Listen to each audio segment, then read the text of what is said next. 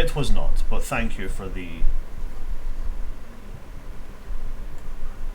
Yeah, let's go with contribution. I figured out what it is. I don't know why it was doing that, but I do believe we fixed it now. Can somebody speak? Give me a sound register. Testing, testing, testing. Okay, so what we're going to do is give Yep, we've got sound.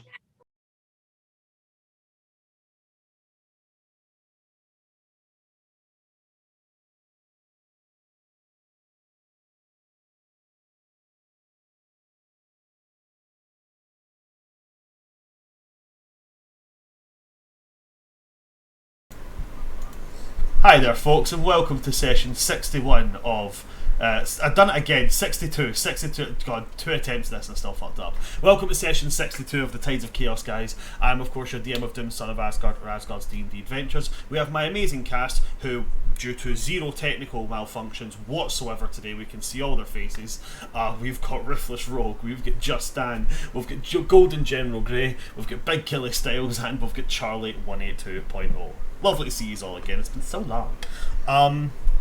There's no updates on the channel as of yet, so we're going to go and get straight into a recap. Now, I do believe it has been quite some time. It has been quite some time since we played, so for the sake of brevity, if the party would like, I can just do the recap so it's done quickly, or if somebody can remember the details, they are more than welcome to take the... What's up, Rana? My gosh, she has notes. I actually wrote it down. Oh, we have... From Mira's perspective. Mother Yes, of from the God. character perspective. Alrighty. Then do you know what, Mira? By all means, take it away. Give us the events of our last session from Mira's point of view. No pressure. Just haven't done anything like this since high school. Luckily, I can hold the script. No pressure, no pressure. This night has been the longest, or has at least felt like it. It's been non-stop since we returned from the locker. One fight after another. And during all this madness, any moment of rest we had were taken, whisked away by necessary decision. A pirate lord out of our small group. After little discussion, the choice was clear. Jasek was to be the captain and our new pirate lord, and he made a choice of his own, me as his first mate. After we reconvened with the pirate council, the pirate lords were needed to vote. A vote for a pirate king, and once again, the obvious option, Blackbeard, who proceeded to declare war against Jones and all who stood with him. Shortly after, a plan was decided upon to rescue the captured pirate lord, Captain Scarlet. After our small crew snuck into the fortress, we found ourselves with a being that referred to themselves as Kesales, or something like that. He and his compatriot, Lucian, made demands we couldn't agree upon and began to leave. He revealed his other associate, the Swan, was to take care of us, and left without the Captain Scarlet, who had seemed to be his captive. When Jasek and I tried to assist her, Leonid came to stop us, but it was too late. Captain Scarlet revealed herself as the Swan, attacking me while Jasek did his best to defend. And as the night continues on, we readied ourselves to fight the one we came to save. And Fucking clap. You know what, like... Yo, Mira, take a D10 inspiration for that shit, man. That was fucking fantastic. Hell yeah. Take Yes. that. Take Amen. that. And do you know what? See, so I've done this little rule a few times where, I kind of like it. One of the players does it from their character's perspective. Nobody's done it, like, full-blown, only their perspective, only their information, and in character. Somebody's done it in character, but a general soak of information, instead of, like, whole ass blowing. So, you know what? I'm also going to give you this one. I'm going to give you your first attack will be made with advantage. Go for it. That was truly tremendous. I've never read anything in that style, but I tried to do my best in a noir style. No, that's what I'm saying. It really suited Perfect. the idea of, like, one of these old school black and white gumshoe style, like, Perfect. detectives. So yeah, No, I loved that. Absolutely fantastic. And yes, Abs- that is exactly where we left off. We left off with Captain Scarlet making her attacks. I do still have the initiative order that we did roll up, so do not worry. We are starting in that initiative order. What's up, Charles? What's up, Silas? It's been 2 weeks. Can you remind me what the initiative order was? I can indeed. So the initiative order goes as follows. With a draw, but with Captain Scarlet's dex and initiative modifier being higher, we start with Captain Scarlet, directly followed by Mira. Then we have Leonid, Talus, Jacek, and Silas. That sounds about right. Okay. Alrighty. So, as we left off, as was described there, Jacek and Mira were over undoing the bonds that Captain Scarlet had. Leonid did try to stop them, but, you know, sometimes you can only do so much. And so as we begin with Scarlet making her first attacks, she's going to start by drawing her her pirate's cutlass, and as it comes out, you see the blade almost a ruby gem-like construction rather than metal. You see it glint wickedly in the torchlight reflecting off of these piles of gold that surround you. And she's going to make 2 quick jabs towards Jacek and then towards Mira. So we're going to roll them attacks Fucker. right now. So first you said me, correct? First one is yourself, Jacek, yes, and that is going to be Alright. that's going to be a 27 to hit. Oh, that definitely hits. Fantastic. So we'll go with the damage on that one first.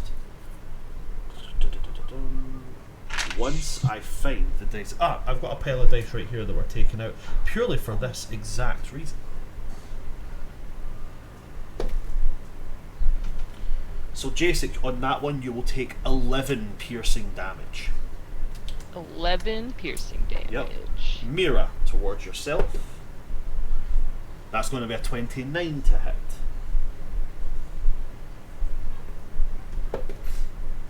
And that will be 12 piercing damage. And as she jabs like this, she's going to take her other hand like this. And as she splays her hand out like this and waves it above her head, 2 very thin needle-like structures float out of her wrist. And she's going to fire 1 towards Silas, 1 towards Talus. Rude. Damn. So Silas, the one coming towards yourself, is going to be a 21 to hit. That'll do it. That'll do it for yourself. I need that. Where are you? There you are. That's going to be 9 piercing damage on that one. And to yourself, Talus, that's a 22 to hit on you. Yeah, that hits. That one will be, again, that will be a 9 on that piercing damage there. I go back to playing because they had really good HP and I have terrible HP again. I don't like it. They're then going to use an ability they have called Quick Step, which means that without using the disengage action, they can use their movement speed without triggering attacks of opportunity. Aw, They're going to quickly sidestep you, Jacek, and they're going to sidestep Mira, and they're going to look towards you, Talus, and they're just going to grin before making it very well known they're beelining towards you. It's fucking going down. Okay, sorry. No, not at all. Please, by all means, please feel free to lean into character reactions for this fight. But that is her turn.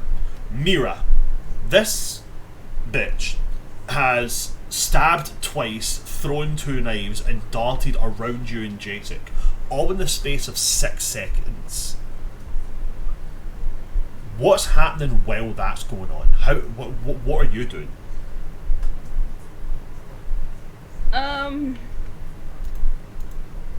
Well, I mean, fuck. I only had my dagger out, but that only does so much for me. So just a reminder, by my rule set, drawing a weapon is only a bonus action, so you can still pull out your gun and make an attack. Well, here's the thing: is that I have a thing about stowed weapons. I think I remember reading that somewhere. Okay. So stowed Is it like weapons. a quick Weapons draw would be thing? like. Yeah. Yeah, it's a quick draw feature.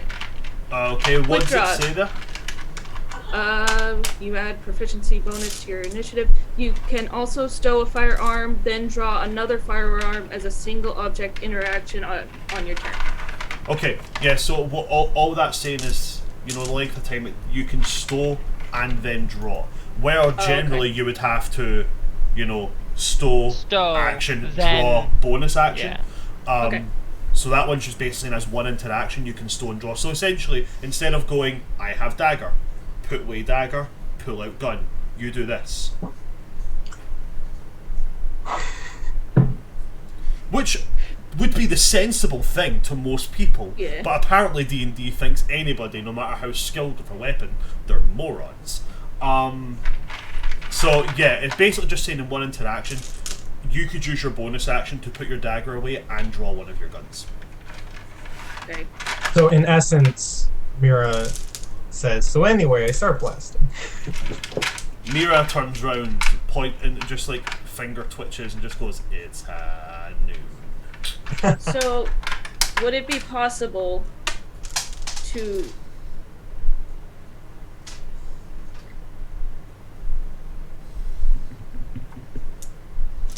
because what I'm thinking about is not stowing the dagger exactly, since I already have it out.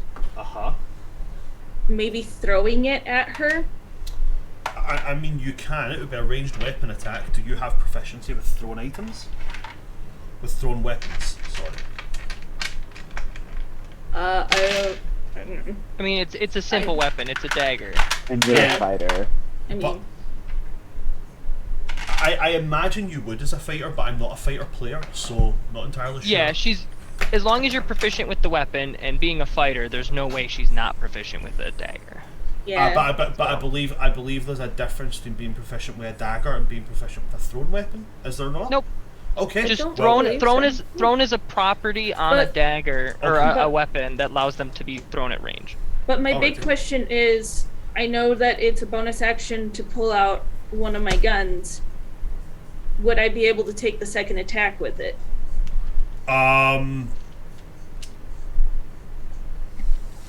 So normally you can split So, up your like, attacks. throw- I mean, and then fire. it just says your extra attack just comes when you make the attack action. So I don't see any reason as to why you can't be drawing like flavor wise, be drawing the gun as you throw it and then just follow up. So Yeah. I'd say I'll allow it, but the bonus action would have to be engaged first. So essentially, you'd have to be going, okay, bonus action, draw my gun, attack, Yeah. throw a knife, bang, bang, bang. So Yeah. yeah, I'll allow it. I'll allow it. Alrighty. So draw the gun. Through the knife. Okay, Dagger. so roll to throw your knife.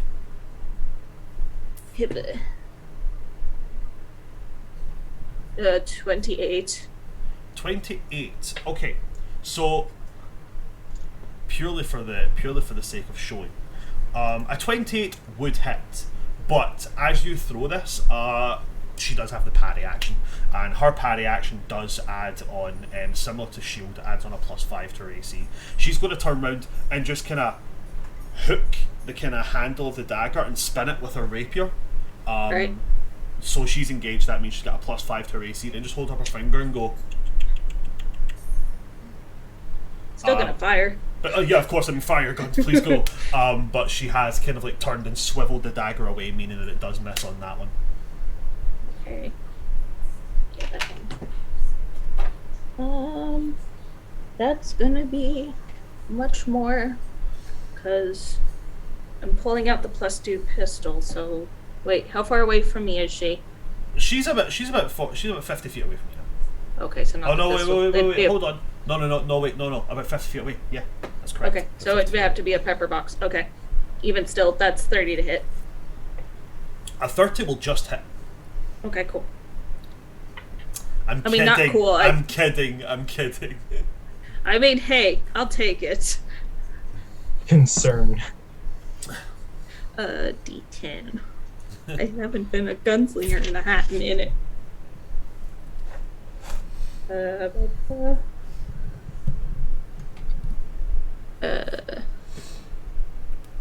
This is always the point in a D&D party where it's great to just get shit done when it's the fighter's turn.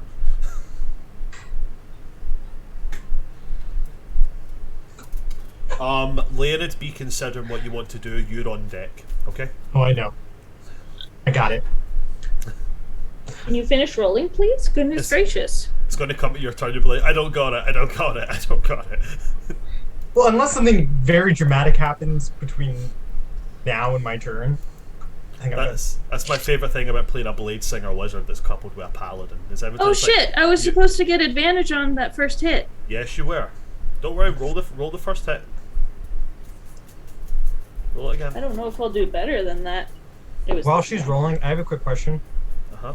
If I have concentration on a spell, Yes. and then I cast another spell, another concentration spell, but it misses, like, let's say it's a save. The spell was still attempted, therefore. So basically it's like, if you're concentrating on a spell, it's the wind up. So picture, like, if you're going Firebolt, you go, whatcha? If you're going, like, something that's concentration, like Moonbeam, you would kind of be boom, and then you focus on it. So if you're doing this and concentrate and then go to cast another one, nah. So if it's even the attempt at casting it, drops the concentration. What can I use that D10 inspiration on? Anything? Any dice roll whatsoever. Oh, cool. I'm gonna use it right now. Okay. Forgot what a D10 looked like, so I rolled a D12, and then I realized, no, wait, there's too many sides. That's wrong. Being a gunslinger is hard. Go back to being a sneaky boy. Oh, that's actually really good.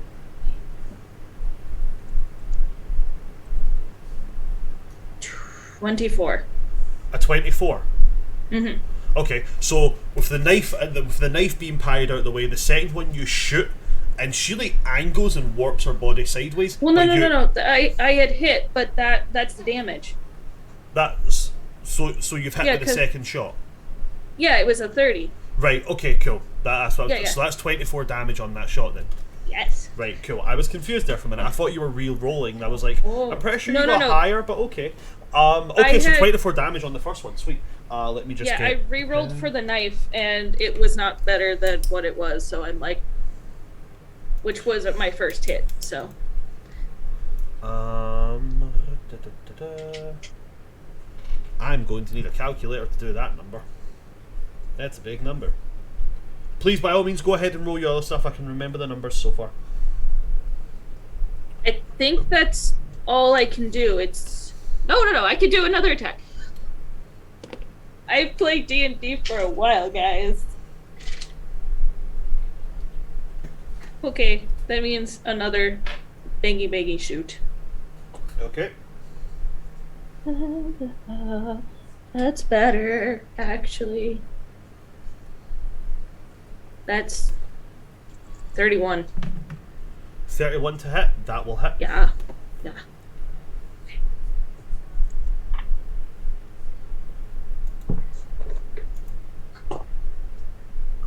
That's not as good with damage.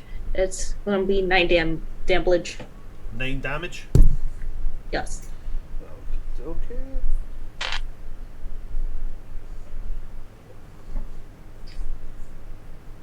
I'm going to stand there menacingly. Standing there menacingly. Is that everything for you? Yeah. Alrighty. Leonid, that is you up next.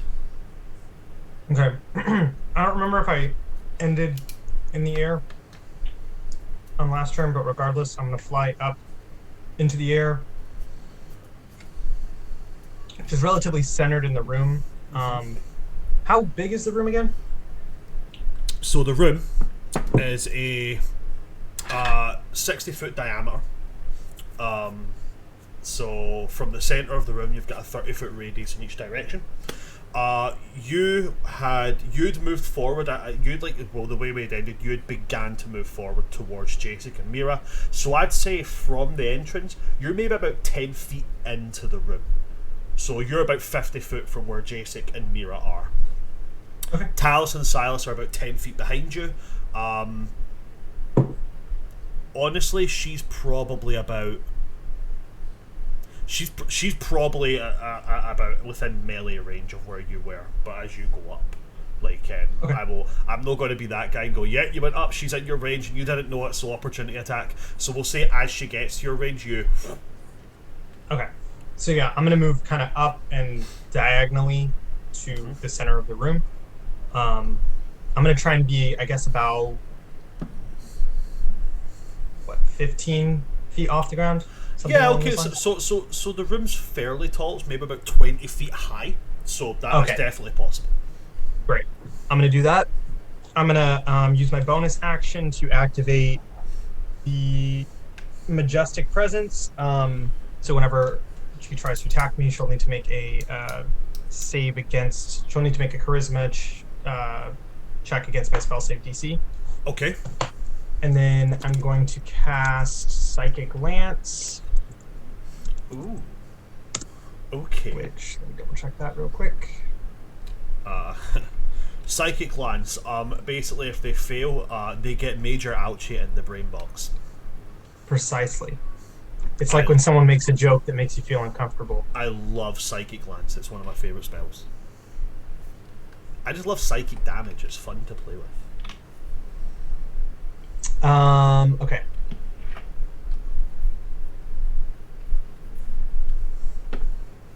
So, intelligence saving throw. Intelligence saving throw. Okie dokie. Alrighty, let's see.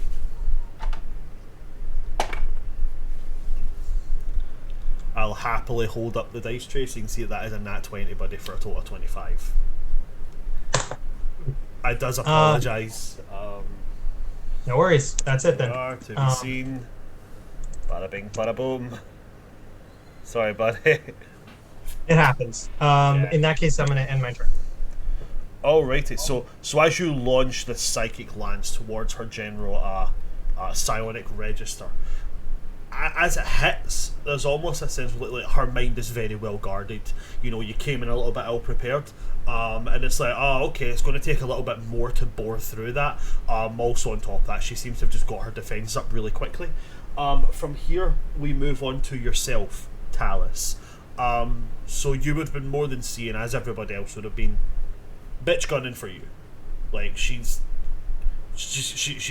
coming for your number, basically. And Talus, with it being your turn, Jacek, you're on deck to get prepared.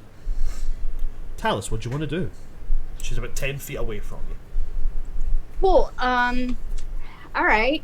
So as she sees that Scarlet is gunning for her, her eyes are gonna flash bright red, and she's like gonna make straight eye contact, kind of like, come on, let's fucking go. And I'm going to use Quicken Spell to cast True Strike.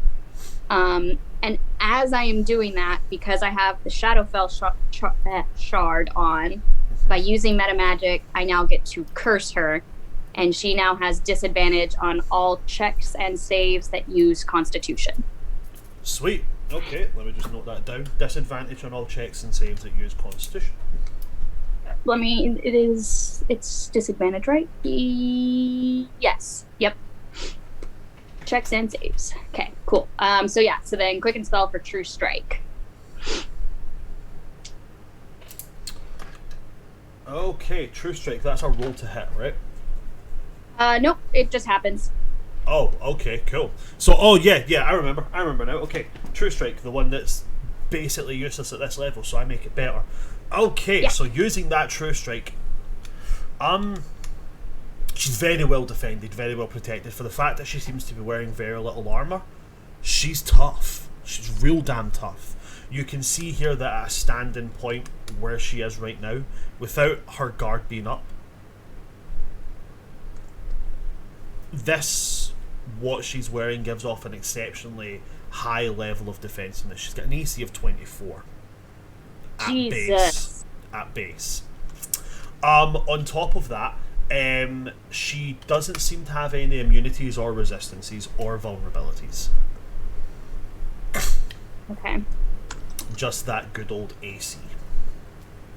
Sweet. Yeah, for everybody back home, True Strike, I am aware that it does tend to just give you, oh yeah, you get advantage on your next attack, but I mean at the high levels we're playing at, it becomes fairly pointless.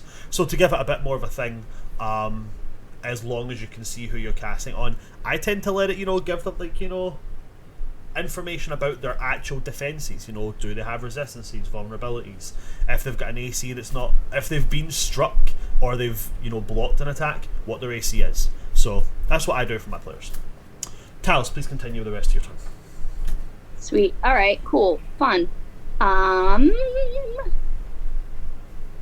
Yeah. So we're gonna go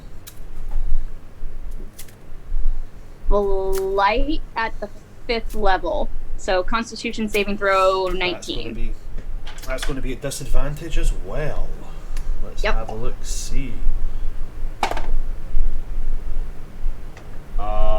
And that's a disadvantage, so I'm not going to roll the second. Oh wait, no, I will roll the second one, so maybe in that one. It is not. The lowest, however, is a 6, so that is a failure. Brilliant. Didn't roll great on damage, but that's okay. 36 necrotic damage. 36 necrotic.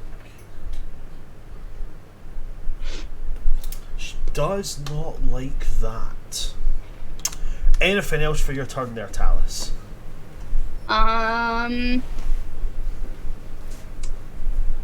No, but just as a flavor thing, after she casts that, she's gonna put her hand to the whip of Mastix and get it ready to pull out.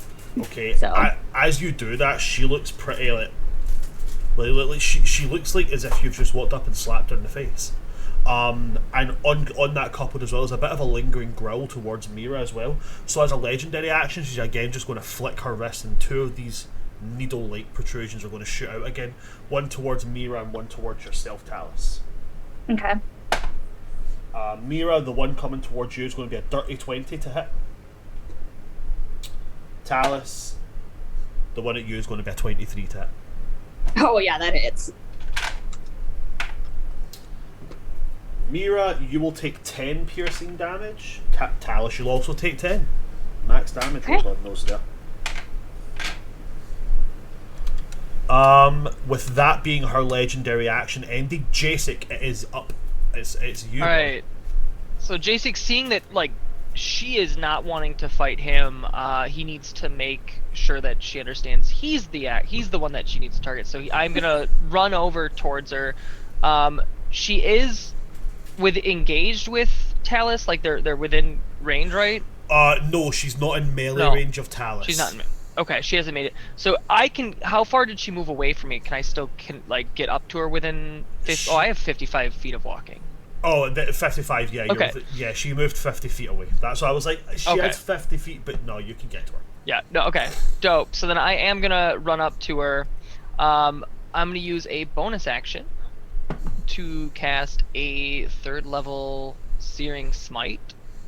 Ooh. We do love a Searing Smite. And that cast? Okay, cool. And then I'm going to Reckless Attack her with Toothy the Glaive.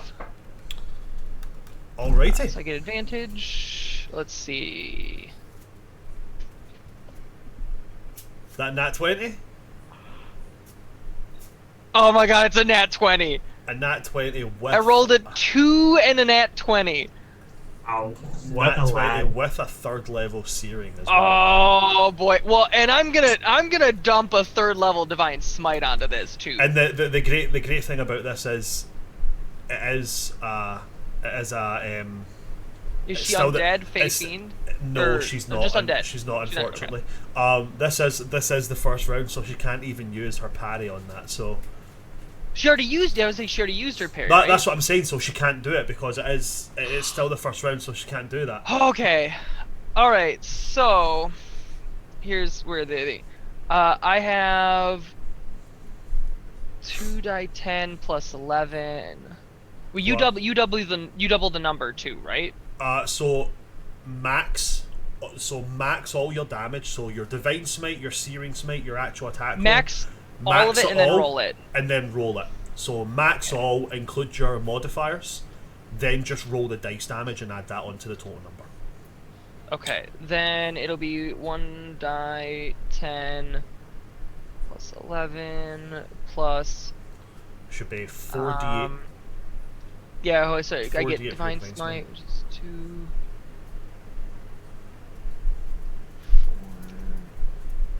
4 8 plus the additional die 8 for just generic improved divine smite. And then my freaking 3 die 6. So we're I saying don't know if it still matters. Oh, sorry.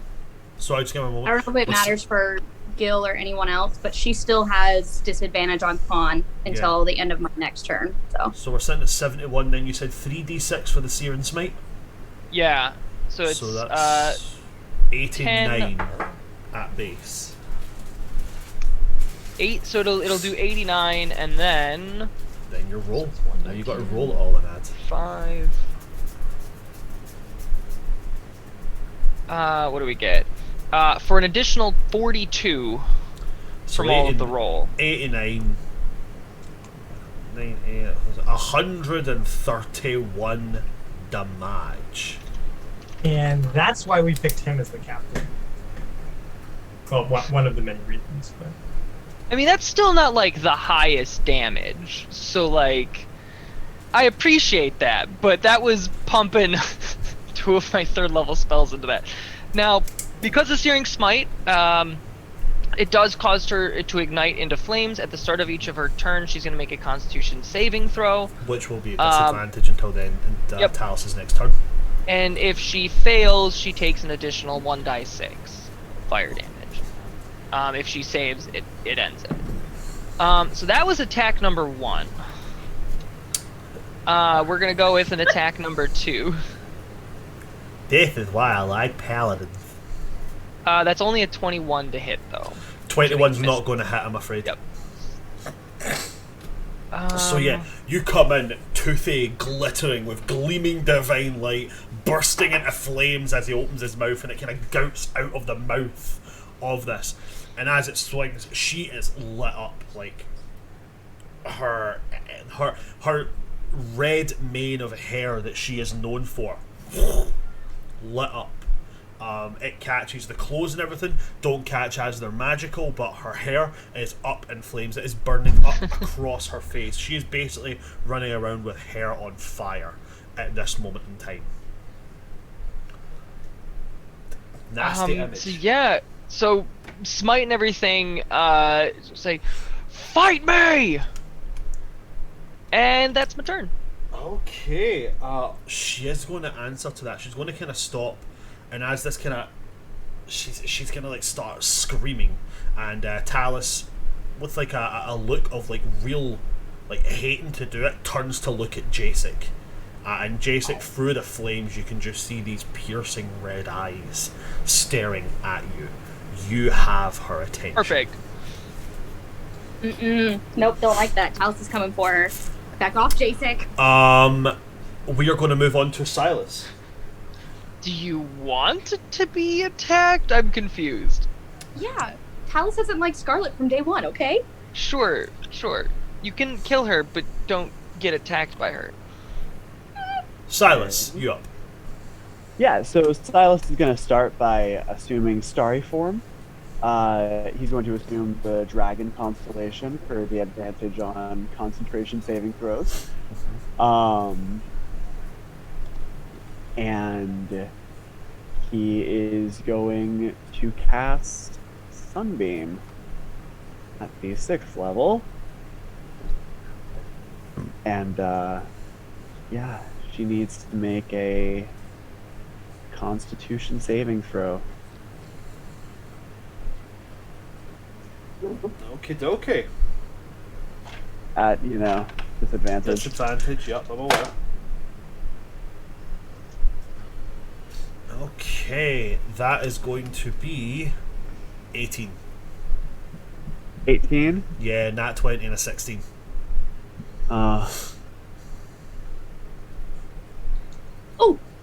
Oh, That's I have depressing. something. So anyway, I'm gonna use my react. Oh, you're gonna use your reaction? I can potentially do something. We both have a reaction here that can help. That's fine. Yes. Okay, I can do it. I can do bend luck 1d4 Okay. off of her roll. Genuinely, if you roll a 1, that's all I need for her to fail the save. So we can go as standard that she's going to fail the save. Yeah. Yeah. Talis, And I rolled simply, one, so simply, yeah. simply you casting Bend Luck has screwed her. Yeah. It's a okay. 17, narrowly avoided. So yeah, that's gonna be 6d8 radiant damage.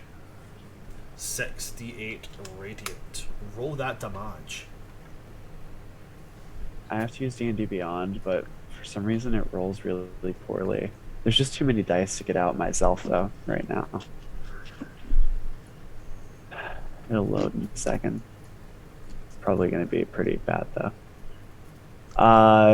32 radiant damage, and he is going to place himself between Talis and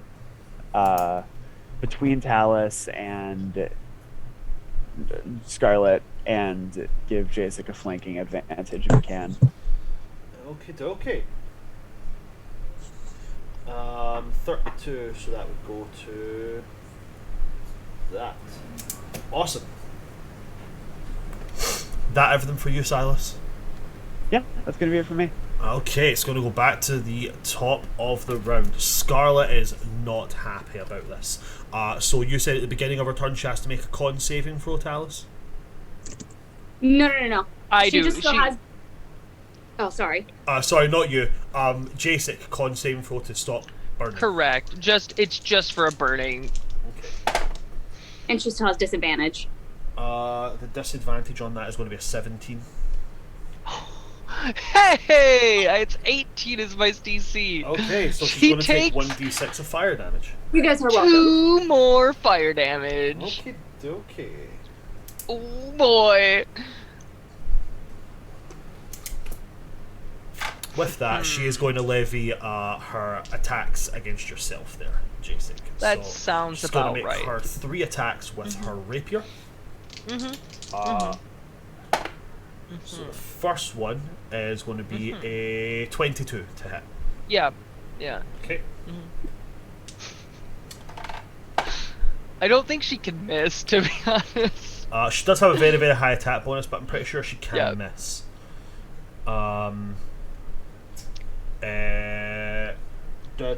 So that's going to be 17 piercing damage on the first. Alright. Her second attack to you. That's one of the higher ones. That's a 31 to hit. Yeah, misses. Ah, man, yeah. She missed the window. She was too high. Too high. You know, She there's actually there's swung such a so thing. critically that I don't even realize. I don't even realize the pivot hit. It's one of those ones she moves so fast that that weird like 1 in 6 million to the power of 12 thing happens, where all the molecules just bypass each other. Yet somehow she moves too fast that she cuts through all of the atoms and misses. Unfortunately, that is going to be 11 piercing damage on that one. And that one This is going magical damage, correct? Yes, it is a magic weapon. Yeah. And that one is going to be 25 to hit. Alright, that hits. Okay, which will then be 12 piercing damage. So that is 41 in total piercing damage. You said 12 on the last one, correct? Yes, 12, 11, and 18. Yeah. So on the last one, when she hits, Jasek is just gonna kind of like shrug into the hit. Right. As suddenly he like lights up and it's going to explode off of him. I'm gonna cast as a reaction Heavenly Rebuke at a Nice. first level spell. So I need a Dexterity saving throw. Dex saving throw. I'm going to say this right now before I roll this. She is going to use her evasion on that as she sees you glow up from that. God damn it. That would be a scary thing to see. That is a pretty low roll for her, but it is a dex save of 18. So she'll save, which she Okay. will take nothing. Sweet. Okay. And then for the final part of her attack, she is going to again flick her wrist, and 2 of these needles are going to. First one is going to come for Silas. The second one is going to come for Talus. I'll just rebuke. She's done this to me too many times. Okay. Silas, I don't know if it'll actually hit you on this. So she rolled a 3, which means it's a 14 to hit. That will miss. That will miss. Talus, Wow, an attack just missed me? Talus, it's a 21 to hit you, unfortunately. Oh yeah, that hits. Okay, Talus, you will take 7 piercing damage from this dagger. Okay. Can she make a dex saving throw, pretty please? She can indeed. I know she'll pass it, but still. Just double checking on something here.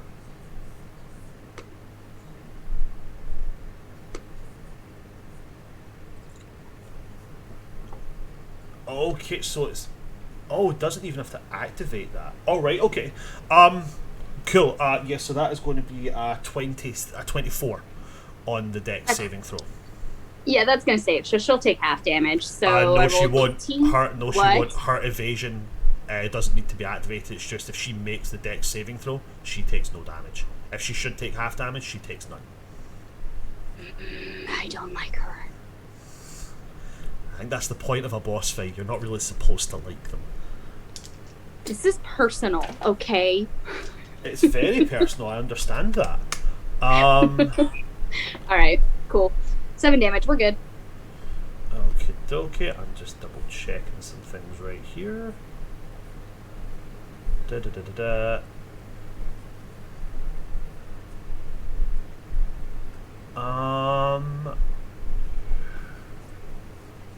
I do believe that is. Yep, that's everything. So, from her, it goes then to yourself, Mira. Okay.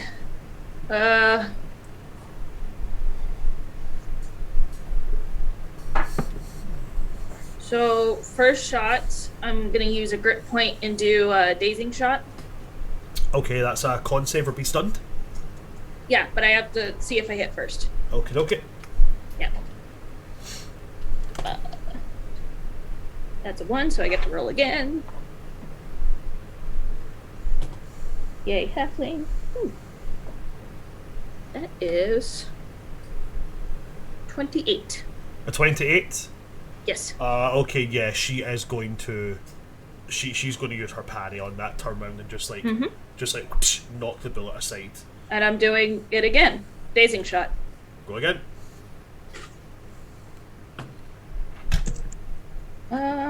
That's gonna be not as good, but still like 27. 27. Okay, that Yeah. one will hit, so she has to make a con save on that. Yeah. And she should have disadvantage on those, right? She still has it until the end of Talus's turn. Yeah. I shit you not, I'll happily show you these rolls. That's a 19 and an 18. Okay. So that's a 20, that's a 20 on the con save. That's perfectly fine. I can do it again. I have a reaction that might actually help you. I can take a d6 off of her roll with Cosmic Omen. I mean, how much does it bring it to for the 19? Brand would have to roll the it's d6. it's an 18. Do I roll the d6? I mean, yeah, I believe so. Okay, so that's a 2, which would bring it down to an 18. Yeah, that's just enough. Right. It's okay. I don't want to. You gotta risk it for the biscuit, anyways. I mean, you won't know unless you try it, so you may as well try it. I don't have a lot, but I don't use them anyway. Not really. I guess I'll do another dazing shot.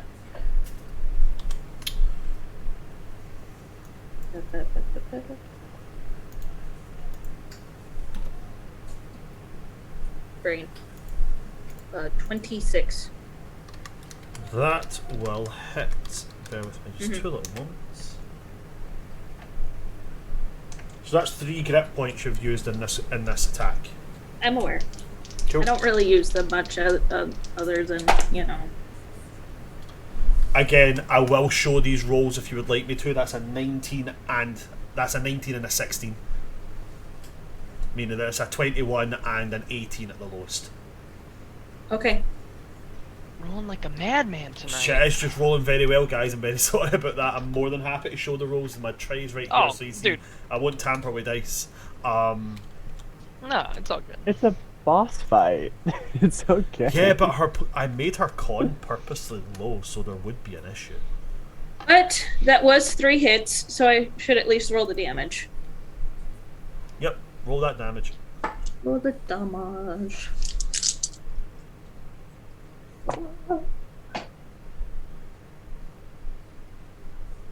Math. Have to do math.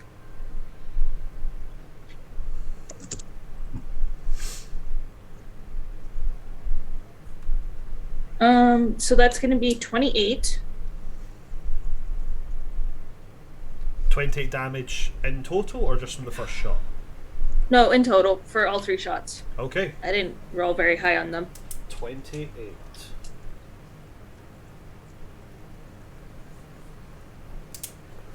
Is that everything for you, Mira?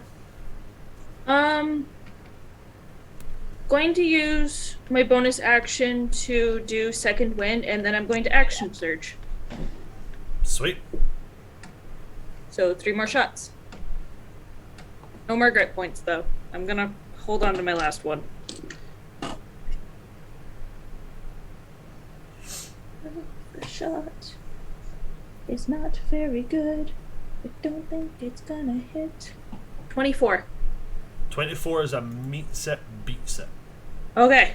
Writing that down. Okay. 24. Use a different day.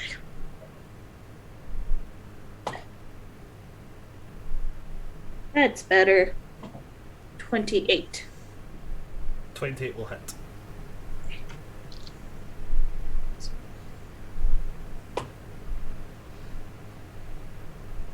That one's not gonna hit. It's an 11 on the die plus 12, so it's only 23. So 2 hits. Yep, 2 hits.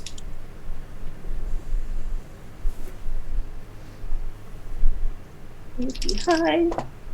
That's better.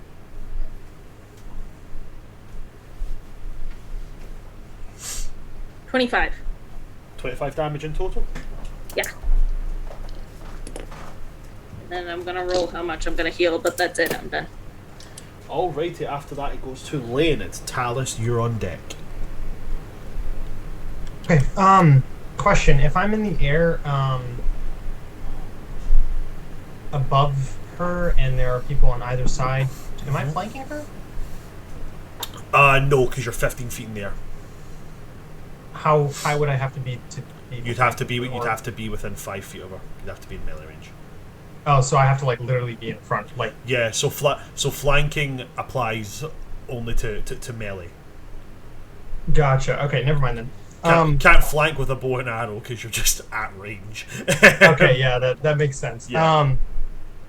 All right. Well, I'm going to use one of my Crown of Stars, which I cast before we. You already had that cast. I do have that noted. So that's just a spell attack. Ah. 1 too low. That's a 23. 23 is not going to be enough, I'm afraid. And then I'm going to cast Irresistible Dance.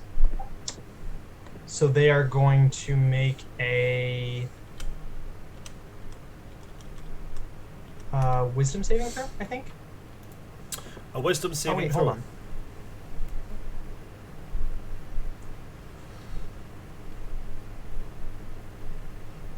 Wait, maybe not. Do they have to make a save for that? For what? For the 6th level Irresistible Dance. Bear with me and I I'll don't know. certainly check it for you.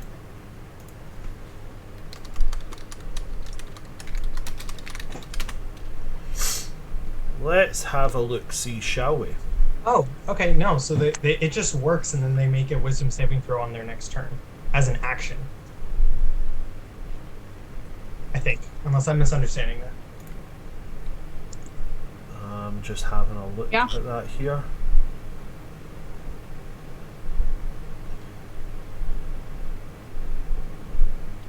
Ah, right. Hold on.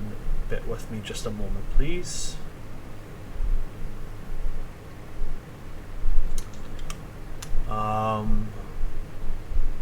Creatures that can't be charmed.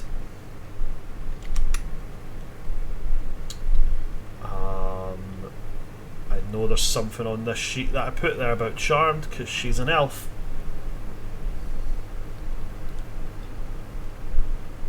It doesn't make you make a save, but from what I'm reading here.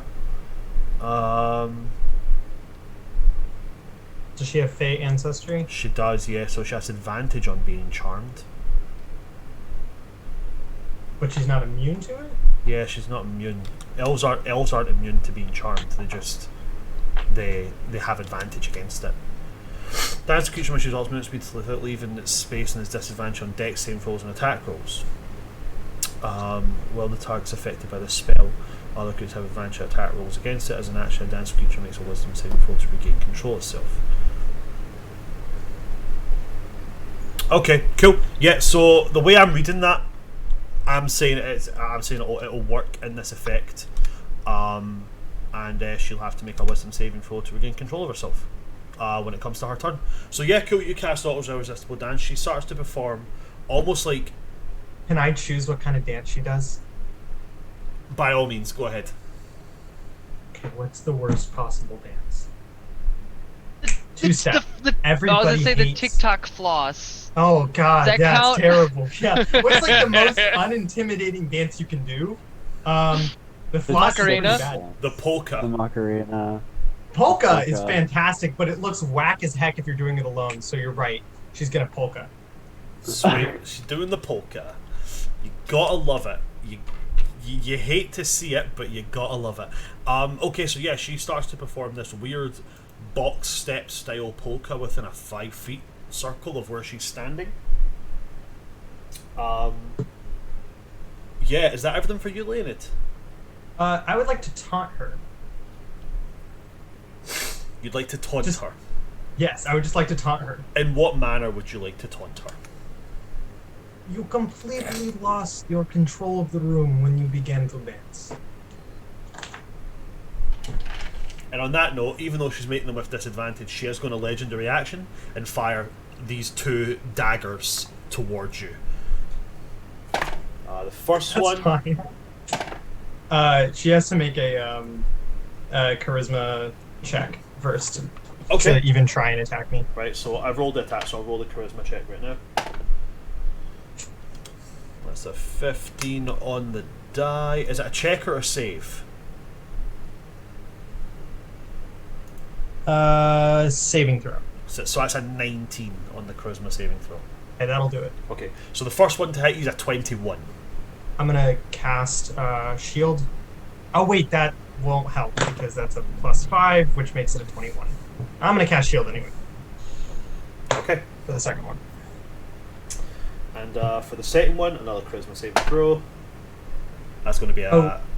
She only has to do it once. She'll have to do it once. Okay, cool. No worries. So the second one, first roll's a 13. Second roll is second roll's an 18, so it's a 13.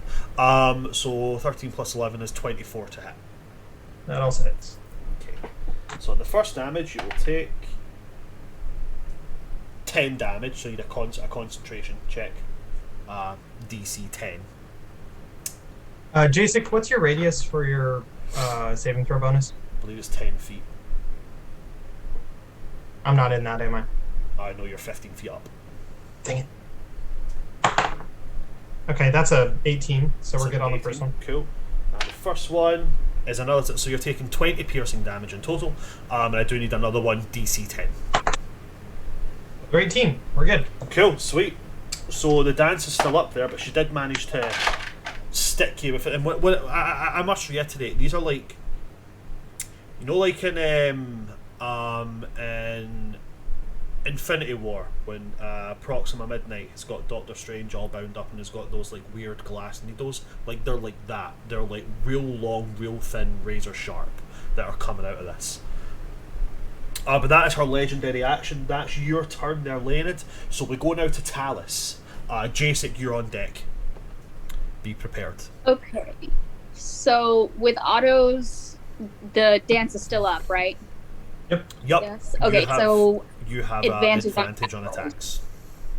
Cool. Great. Can you describe to me real quick, like the layout distance between us, all of us, and her? Of course I can. So she's so Talus, you haven't moved, okay? Yeah. So you and Silas are oh no, Silas moved in front of you. So Silas is about 5 feet in front of you. You're still basically at the door, at this trap door that brings you up into this room. About 5 feet in front of you, you've got Silas. About 5 feet in front of him, you have Jacek and a currently on fire Captain Scarlet.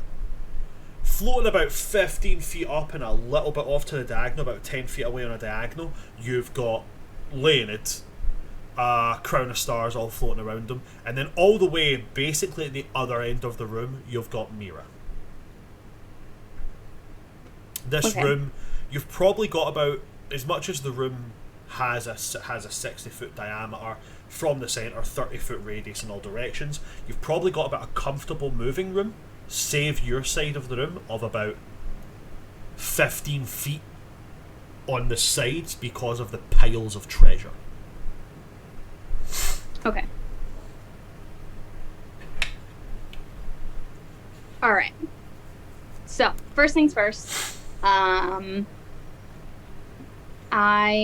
am going to, as she has her hand on the whip, she's gonna take it out and she's gonna essentially try and wrap it around Scarlet's wrist. Okay. So, I do need to ask this. Which wrist? Okay. The one that she's got the sword in, or the empty one? The one with the sword. Okay, cool. So yeah, your whip has reach, meaning that you're within 10 feet, meaning that yeah, you can get her with that. So as you whip the whip towards her, first off, roll to hit. Yeah. Let's see if this works. I don't think it's not going to get hit her. 22. 22 is not going to hit, I'm afraid. Cool thing about the reaction is it's wheel or woe, and I can actually give you a d6 to add to that. Never know. If you get a 2, it'll be enough. So roll a d6, Talus. Okay. Hey, that's a 6, so 28. That's going to hit. So Great. now your damage. Okay, so that's 8 slashing and then 2d8 of necrotic. So I rolled an 8 and a 1. So 8 slashing, 9 necrotic. 8 slashing, 9 necrotic. That's a total of 17. And then, as she has this whip wrapped around Scarlet's wrist, she's going to essentially kind of do a little. So first off, I'm going to need a grapple check from you to latch it on. The whip goes off your dex, so we'll go an acrobatics for you, and they're going to choose an acrobatics because they're a dex based. Okay, she'll probably beat me. She has. 24? 24, cool. Give me a moment to say goodnight.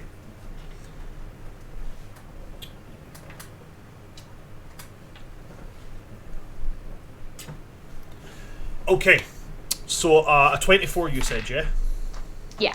Sweet. Right, shit, you know what, I'm going to show you these dice rolls, right? I'm going to show you both of these. Right? That's 2 2s. Right? That's 2 2s. See, the con saves were coming in imbalanced, so the thing that she's good at came back to bite her in the ass. So even with her acrobatics being a +11, that's only a 13. So you do manage to bind up her sword arm. Nice. Okay, Nicely cool. done. Cool. So she's already got disadvantage on attacks, so I'm going to say that she can't attack with her sword until this dance stops. Brilliant. So then, now that she's got her, got her arm grappled, I'm going to quicken spell, and with that, re-up the con disadvantage that she has. Right. And as she's kind of like egging her on to come closer to her, she's using that finger to cast Blight again at the hold on. What do I want to cast it at? I'm going to cast it at the 5th level again. So con 19. Con 19 with disadvantage and only a +2 in con. Wow. Okay. Let's do this. No. Great. No. That is a 5 and a 3, which makes the total there 5. So 37 necrotic damage. 37 necrotic. You've got to love to hear it. And she just makes her eyes go bright red again of like, come on, Scarlet. And as she's doing that, she's going to tell everybody else, back away. Like, get away from her. And that's all. As you're taunting her, she is going to again flick this unarmed hand and throw specifically these 2 needles are going for you. That's fair. So with disadvantage on the attacks, that is going to... Ooh, maybe not. That's an 18 to hit? That does hit. Okay, cool. And the second one... The second one actually might not be. That's a 16 to hit. That doesn't hit. That doesn't hit. Awesome. Okay, so one of them will hit you. That's going to be 9 piercing damage from one of them. But another one kind of shoots wide, and you watch as it moves. It goes to the wall, and where you'd expect it to like shatter or stab in, it just flips through the wall. Just disappears. But okay, yeah, Talus, you've got her hooked up. She can't attack with her sword arm. Everybody's been told to back up. Jacek, we now go to yourself, buddy. With Silas on deck. J6's gonna respond, where the hell do you want me to go? She's gonna like point to the back of the room, be like, get back there. After you attack her, of course. Like, do that and then move. Please. Let's see. I'm just double checking something really quick. No problem. Okay. I'm gonna reckless attack her, I guess. I don't like looking at Talus, hearing that Jacek is very reluctant to leave the threat range, especially with Silas being right there. He's gonna Silas, let's move. And he Don't have to tell me twice.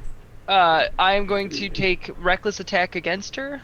Just to quickly ask there, Jacek, reckless attack, is that so you can get advantage on the hit? Because you already have advantage because of the that's dance. right, I am flanking already. Oh, No, and then she's the dance. And she's got the dance. So Okay, yes, I do have the it would have been to get advantage, so I don't need to reckless attack. Okay. yeah, I mean, if it was a character choice, then please by all means feel free to do No, so. no. If it was purely for getting the advantage, I don't want to be putting you in that position when you've already got it. That's gonna be a 23 to hit, which I think misses. A 24, will right? not hit, I'm afraid it's a 24 AC. Yeah. All right, so that was the first attack. Second attack. Hey, that one will hit. 26. 26 is going to hit, and she's unable to use her parry, so please do roll your damage. So it's going to be 13 slashing damage and 7 radiant damage. 13 and 7 makes a grand round 20. Nice dirty 20. Let me see. Yep. And then because I did attack her, I do have mobile, so she cannot make any reactions anyways against me. So Jasek is going to move back. And as he starts like moving back, he's gonna call, "How far back do you want us?" Like, as far back as you can go. Why do I feel a fireball coming in here? Yeah, Jasek's trying to remember like how big the explosions usually are, and is gonna move back about 30 feet. Just see Talis doing the whole dance on the balls of her feet, warming the fingers, just going, "I didn't ask how big the room was, motherfucker." Gonna move back 30 feet. Okay. If I need to, I can get into range. Let me just make sure my bonus action. Yeah, and then I guess that's my turn. Okay. We'll see how After it that, goes. Silas, it is yourself. So, to start as his bonus action, Starlight is going to envelop him as he misty steps away from this situation, on the opposite side of Talis. And where he reappears, he's going to cast Thorn Whip to target Scarlet's other wrist. Okay. Yeah, roll to hit. So let me roll to hit here. You do have that is going advantage. to You have be- advantage on it because it's an attack roll.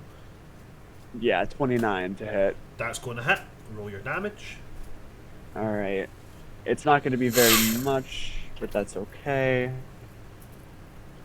So that's 8 piercing damage, but yeah,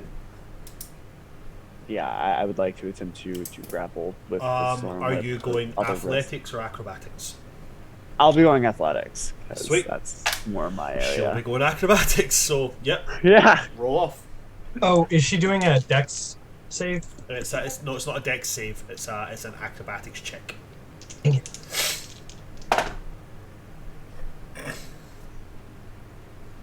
So- 26 for me. 26 on the acrobatics. What's your athletics modifier? Plus 10. She has a plus 11 on her acrobatics. I've already used my reaction. All right. So yeah, as you do that, so it grabs round her wrist, but she's going to like, as it grabs on, she kind of like twists, and the little hidden like slithers of glass seem to cut through the vine. As it's a very, very obvious struggle, like for who's going to get this, but the tiny pipping ace is the slicing nature of that bracer that she's wearing as she flicks and cuts through it. All right. I did what I could. That's gonna be it for me. Okay, it's going to go to the top of the round. She cannot attack with her sword. Also, if I understand the wording correctly, I think she has to take her action to try and break free of the dance.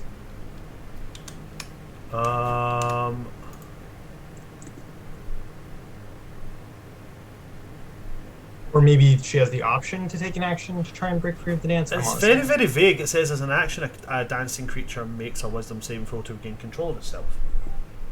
So I guess actually, yeah, that is how it should be working. It doesn't because usually it would say they can make or they may choose to make. So yeah, okay, cool. So she has to make a wisdom saving throw. Doesn't matter what I roll there because she's going to use her legendary. She's going to use her legendary resistance. She only has one of them that has been utilised. She does break free of that dance. I mean, she's then going to bonus action or use her bonus action, which is again she's going to flick this wrist and send out 2 more of these knives or slivers of glass as I'm flavouring them. One of them is she's heard not one of them, sorry, both of them are coming to you, Talus, based on the justification. 1, she hates your guts. 2, she wants to fuck with people. And 3, you have actively told everybody to get away. She's kind of smart. She's gauging that something's coming. So, first one coming to you is, that's going to be a 29 to hit with an 18. Yeah. Why did you even ask? And the second one's a 25, so they are both going to hit you. The damage on those is going to be 4 and a 3 is 7. 7 plus 12 makes 19 piercing damage in total. Okay. She does still have disadvantage on her con saving throws. She's broken free from the dance, so she doesn't have to use her movement speed. She is also grappled by you. So yeah, we're going to then go on to it. Sorry, yeah. What's up, Jacek? Oh, nothing. Sorry. Hey, you're good. Okay. So we're going to go to Mira. Mira, is you up? Leonid, you're on deck. Be Okay. prepared. So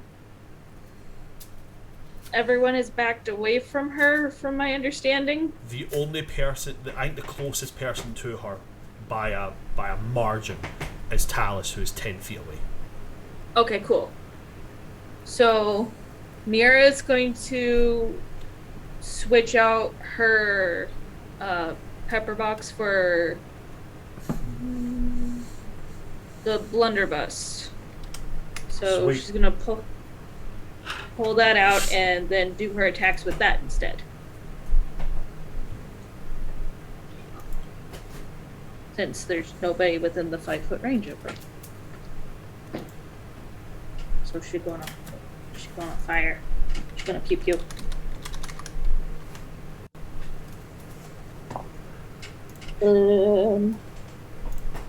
That is going to be 25.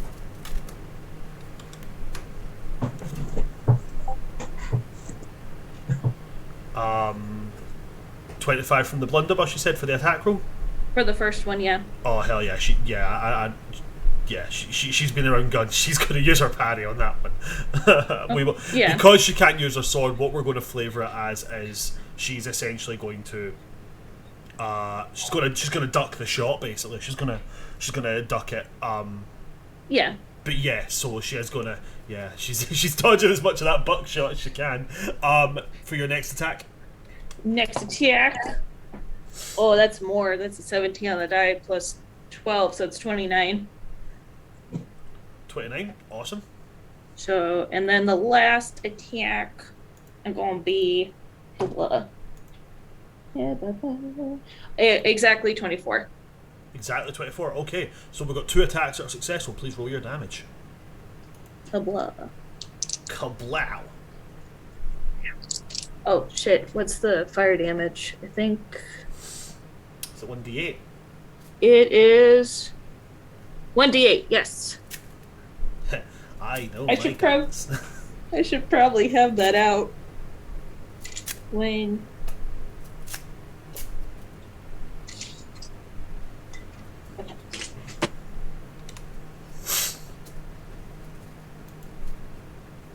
Oh, nice. Oh, no. Oh, no. Okay. Math. Gotta love that math. Okay, I rolled the wrong. As I switched guns, I should be rolling d8s now. Six. I'm good at this. I know how to play this game.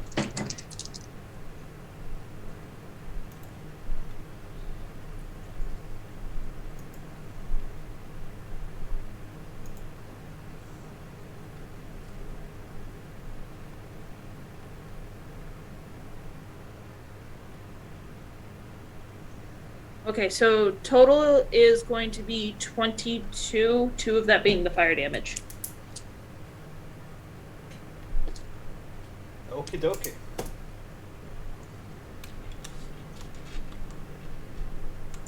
And I guess Mira will back up.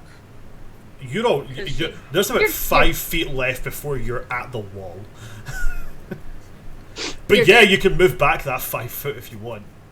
The wall looks nice. The wall looks safe. I love this image of like, everybody get back, Jacek legging it back, Silas teleporting away, and Mira just like... just like stepping backwards, like, yeah. Okay, I'm back. Now what? 5 feet higher. Okay, is that everything for you there, Mira? That's all I can do. So. Okay, as it's back to the top, as it's back to a new round, she does have her legendary actions back. She is desperate. So as you fire that, she's going to throw 2 blades out again. One coming to yourself, Mira. The other one coming at yourself, Talus. That's fair. Mira, the one to hit you is a 29. Talus to hit you is a 23. Yeah.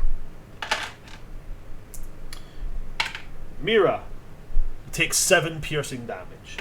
Talus, you take 9 piercing damage.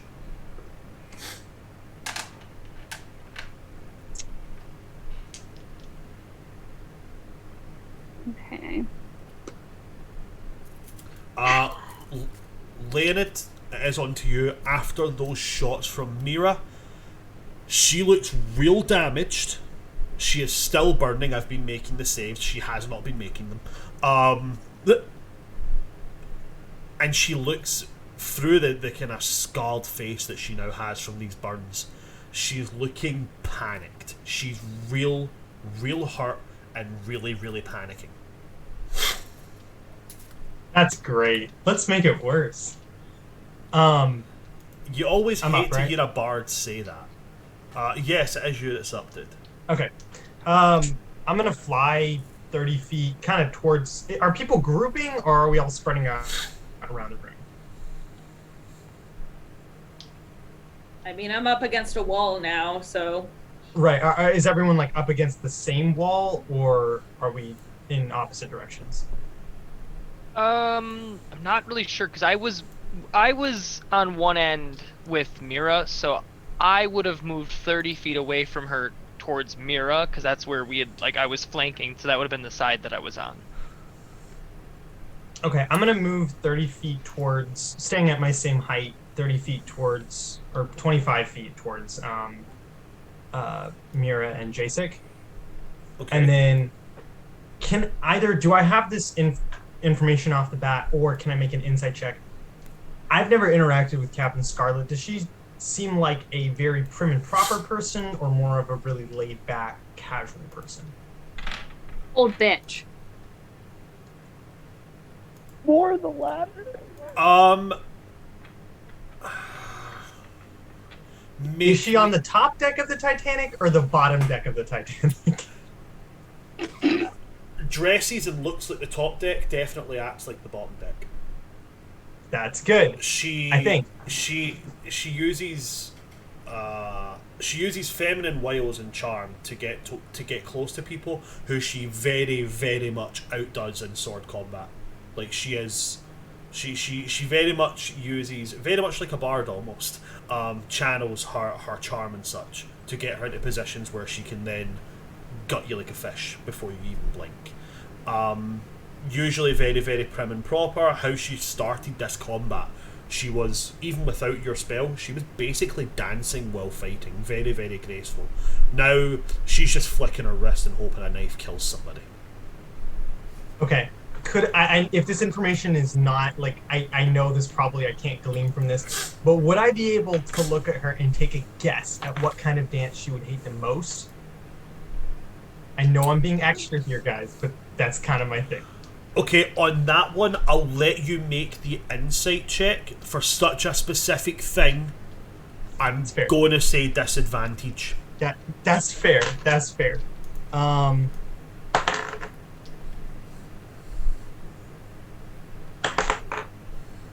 Yeah, that's not great. 10. I mean, okay. Nah, she looks like she definitely has the capability to pull off almost any dance.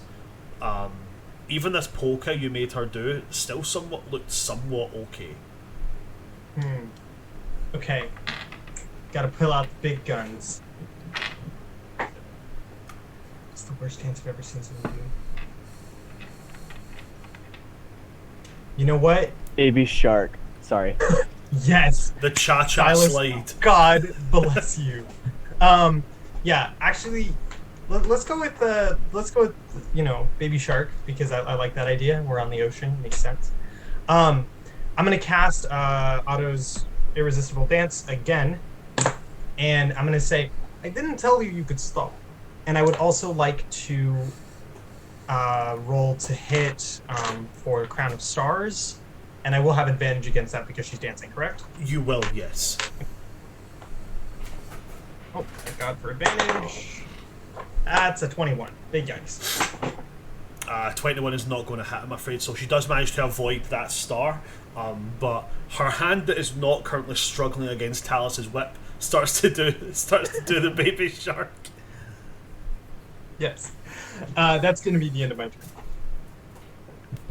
Okay, Leonid gives up his turn. Talus. No, sorry, Leonid doesn't give up his turn. Leonid has used his turn. She has got a legendary action throughout these blades again. One coming to yourself, Leonid, the other one going to Talus. Charisma. Yes, charisma saving throw to hit you. That's going to be 22. Hits. Sweet. So the first one to you, Leonid.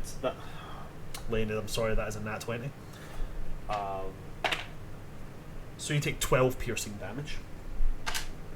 Total? Yeah, total. Okay. It's just a dagger, so it's 1d4 plus 6, which makes it. Ooh. Which makes it 10. Wait. Beats it for charisma or Constitution saving throw? So the concentration. So what you have to do. So with the concentration, it's half the damage taken or 10, whichever is higher. So did you roll a 10 or lower? It's half the damage. That's a 12, so we're good. You're I thought fine. it was.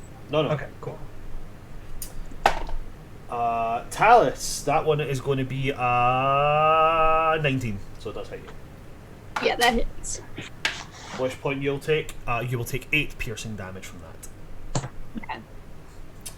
But because Talus has not turned around and said, "Guys, I'm down," we now come to the dangerous part of today's combat. Talus, it's your turn. You've told everybody to back off. You're 10 feet away.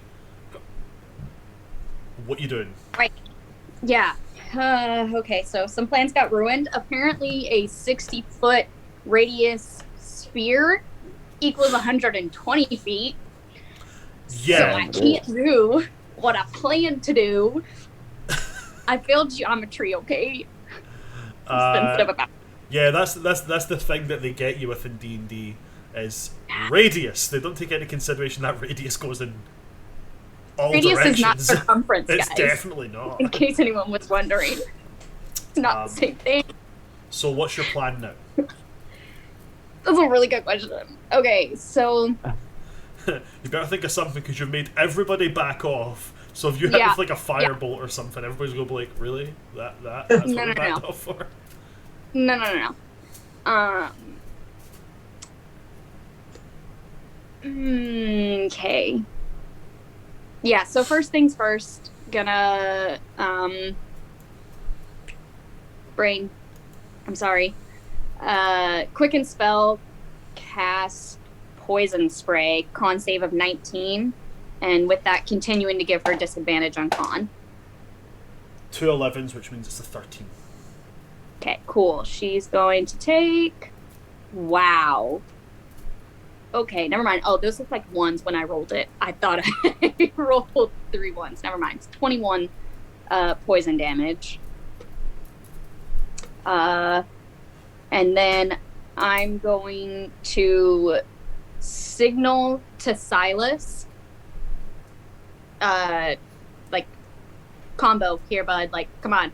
And I'm going to hold my action for him. Like, hold my action until he's there and ready to cast combo with me. Okay. Because we're playing Ruined. Then What is your combo? We're gonna do combos. Oh, wait and see. But I know, because the problem is I was told to run away. Yeah. Well, Okay. Go ahead, keep doing that. That's a good idea. Still play back.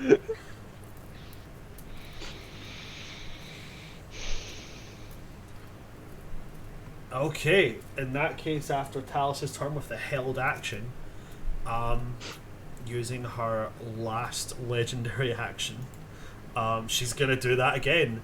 And as she kind of sees you, yo, Silas, help! She's gonna throw both the knives at yourself, Talis. That's fair. Both of them are 13s on the dice, which means that's a 24 on both of them to attack. Yeah, that hits. That hits. That's 2 2s, which means that's 2 lots of 8, which means that's 16 piercing damage. And she's going to scream at you. Specifically, she's going to scream at you in Elvish. Do you understand Elvish? Me? Yes. Yes. Okay. She's going to scream at you very, very gutturally, and very much losing a lot of the grace and poise that she usually has in her voice. It's very raspy from the 3rd degree fucking burns in her general face hole area. And she's going to scream at you, I will not stop until I pierce your fucking eyes, bitch.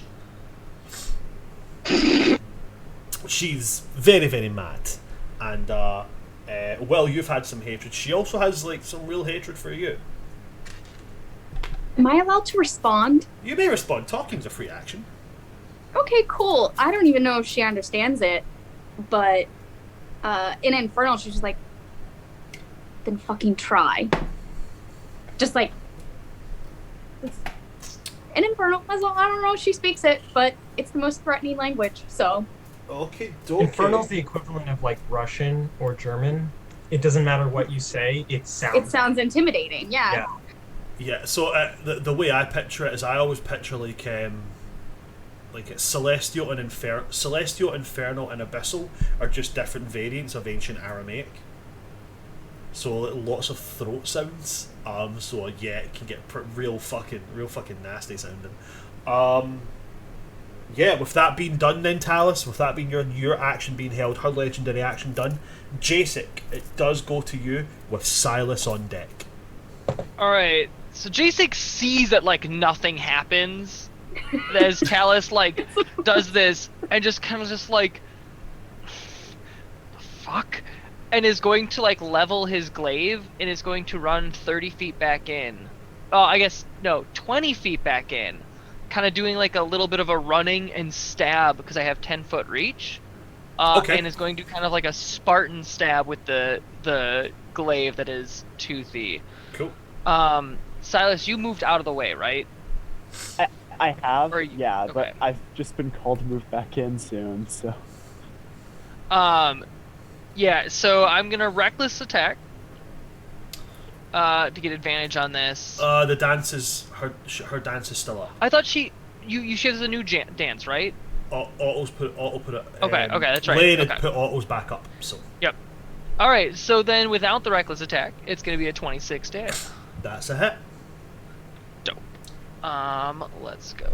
Sweet. So it'll be 20. What's it called? 20. Piercing damage, 8 radiant damage for the first attack. Uh-huh. So come landing, kind of stabbing in, and then he's gonna just like fling it around, kind of like more like a quarterstaff, but to slash him. Oops, Okay. I didn't roll with advantage on the second attack. Oh no, it doesn't matter. 16 on the second attack to hit, which will miss. At one hit, I'm afraid. But I am outside of 10 feet, and I did move. I did attack her, so I can still move away from her without provoking an attack of opportunity. Uh-huh. At and you this still point, have 30 feet of movement speed. Yes. Yes. So at this point, can I get to where Silas is now?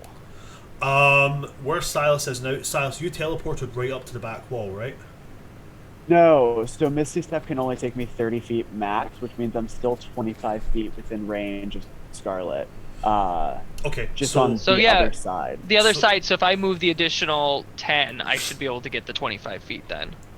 So Jason, you've only moved 20 feet in from where you were. So Correct. If from where you were you've only moved 20 feet in, that means that moving 35 feet back, moving the rest of your movement speed, which you said was 55 movement speed. Yep. So if you were to move that 35, it would bring you just level with Silas where his missed step ended up, and would put both of you 20 feet away from the back wall with Mira. Perfect. That's where I'm gonna run to so that I'm next to Silas. Okay. And that is an action, isn't it? Damn, that's an action. Okay. That is my turn. Okay, it goes now to Silas. Let's go, buddy. Yeah. Silas, still in his dragon starry form, is like just gonna look at Talus like, what? And like fly over to her, round to stand next to her, and he's going to cast another sunbeam along with whatever Talus casts here. Talus is going to be, as soon as she sees Silas moving towards her, she is preparing Thunder Wave at the 8th level. Radiant Thunder Wave? Hmm? Okay, so that's going to be, by my understanding, a con save at disadvantage and then a dex save? Which will also be Thunder Wave is also con, isn't it? Yeah, Thunder Wave so is that's con. 2 con saves at disadvantage. Okay. Yep. So, con save for the Sunbeam is going to be a 9. It'll fail. Con save for the Thunder Wave. I thought that was 2 nat 1s there. It's a 7 and a nat 1. So the Thunder Wave's going to be a critical failure. Which means that, so at 8th level, what's the damage you're doing on that Thunder Wave? How many dice are you rolling for that? 98, so 80, and then whatever I roll. 98 is 72, and then whatever you roll. I can't do that. So 98 is 72 plus whatever you roll. Silas, roll your sunbeam damage, as she's going to take all of it. Guys, I promise I'm not a terrible nurse.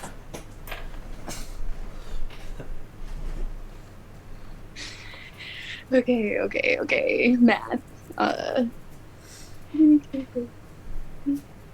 Cool. That's 120 thunder damage. Is that rolled or no? Of course. It No, can't be rolled, total. right? So You're 72 right, yeah. plus 48. Yeah. So what was your total there? 120. You said? 120. Add on an extra 42. So 162 damage, combination of thunder and radiant, right? Yeah. Okay. As this happens, just remembering, with Thunder Wave, everything in the room shakes. She's shoved back 10 feet from us. I already have Okay. this. I already had mechanics in place for this. So Silas, you reel back and you send forth this beam. Do you send it from your hands, from your mouth? Do you? I don't know. It would forehead, actually or from your come staff? from the end of the staff. Yeah, he'd swing it in an arcing motion. All right, yeah, you swing this arc out, and as this arc, it like traces a line of sunlight, and then from the center of this kind of crescent of sunlight, just this piercing beam. What's the line of that beam? At 60 feet. 60 feet. Okay, so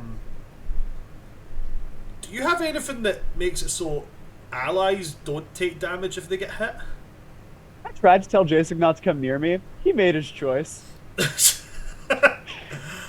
that case, Jacek and Mira, because he said he was coming and standing directly next to Talus, I am going to need con saving throws from you guys. Can I use my own meta magic for Silas's spells? No, you cannot. That's dumb. It's a magical effect, so I have advantage. Yeah, you have advantage. Sunbeam's an all or nothing, isn't it? Or is it a half? No, it's a half. It's a half, okay. And in fact, on a fail, she's blinded. Right, okay. This is why you don't threaten to put out people's eyes. Karma hits you. How close is Jasek to me? Jasek is 20 feet away from 20 feet. Okay. Not in range of the I mean, that's bonus. fine. I got a 25, so. Okay, cool. That's. I don't Yeah, think I I've have ever seen Mira fail a saving throw. I have a +7 to con, so. Yeah. If I have a did fail, I 24. have Indomitable, so. 24, so you're both only taking half damage here. So you'll from both the only take sunbeam. 21 radiant damage. Ow. Apologies, though. My idea was to have him behind, but that's okay. The point is that like we moved away either way. So if I was back by Mira, I would have still been hit. It was. Not by And- Talus. Talus, as this beam comes in, as you drop in this thunder wave, again, how does the thunder wave come from you? Is it like from your hand? It literally comes from me. Like, it waves out of me. I Right. push. Yeah. And yeah, so this thunder wave comes out, and it like crackles right towards her. Like, you see this kind of like, as it hits, you can hear the sound of bones cracking. Okay? She is not down, but she's looking in real messed up condition. Now, here's where the fun part comes into play. Jasek, unfortunately, you are going to get caught in this, so I am going to need a dex saving throw from you, and a dex saving throw from her currently at disadvantage. Is this magical? No, it's not. This is to avoid Okay. mountains of gold, jewels, and treasure chests as they fall. I got a 15. Plus d6. You can add a d6. That's my reaction for this turn. I have a 17. 17. Oh, boy. Okay. Jasek on a meets it, beats it. You Wait, are hold on. I can see this. It's Yes, you can see it. I mean, like, it's... Okay, as so soon I as have the thunder wave advantage on comes, it's like, dex. okay. yeah. I have advantage on dex effects that I can see will not blind, deafen, or incapacitate. So I'm gonna roll again. Okay. So a 28. Yeah, you see it coming and you're able to kind of leap back. With Scarlet being grappled, the DC on this was a 17. I had already written this up beforehand. She rolled a 6 and a 4. With her dex saving throw being a +11, she makes a 15, which means she does not avoid it. So she's going to take 6d10 bludgeoning damage as this cascades on top of her. 1d10 for each pile I had set up. Okay, so Is this because my thunder wave? Yeah. so Thunderwave shakes the piles of stuff. It's also cool because she's like on fire, which means all the gold that falls against her is just gonna start heating up and burning her. Or it'll Terrifying. just snuff it, Thank you. snuff it out. Or it's just very nicely lit. It's like very aesthetically pleasing. Heat metal right now. Melt her in. Well, I mean, we need to commemorate her, so gold statue. Okay, so that's a 1 and a 1, which is 2, plus 6 is 8, plus 10 is 18, plus 3 is 21, and is that a 9 or a 6? That's a 6. So that's 27 bludgeoning damage, and she had a grand spanking total of 23 HP left. As this absolute bullshittery. So by the way, that was 23 hit points left when the spells were cast. Okay? So as the sunbeam hits, the thunder wave comes down on top, the room just starts to shake.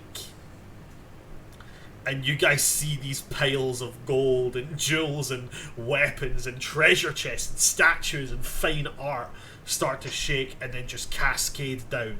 Jasek, you see this coming and you're just like, okay, fuck this. You leap out of the way. Your satyr's nimble grace coming into play here as you're able to leap expertly out. And you guys just watch Scarlet burned, scarred, pierced, weak, disappear under this mountain of gold. You guys are now out of combat. So we do that thing where we see her disappear under the mountain gold, and we're all kind of like ready, and then we wait. Waiting. Do you think she's coming out? Pretty Don't sure maybe. Silas and I just wrecked her shit, so With it by an arc of sunlight dispersed by thunder.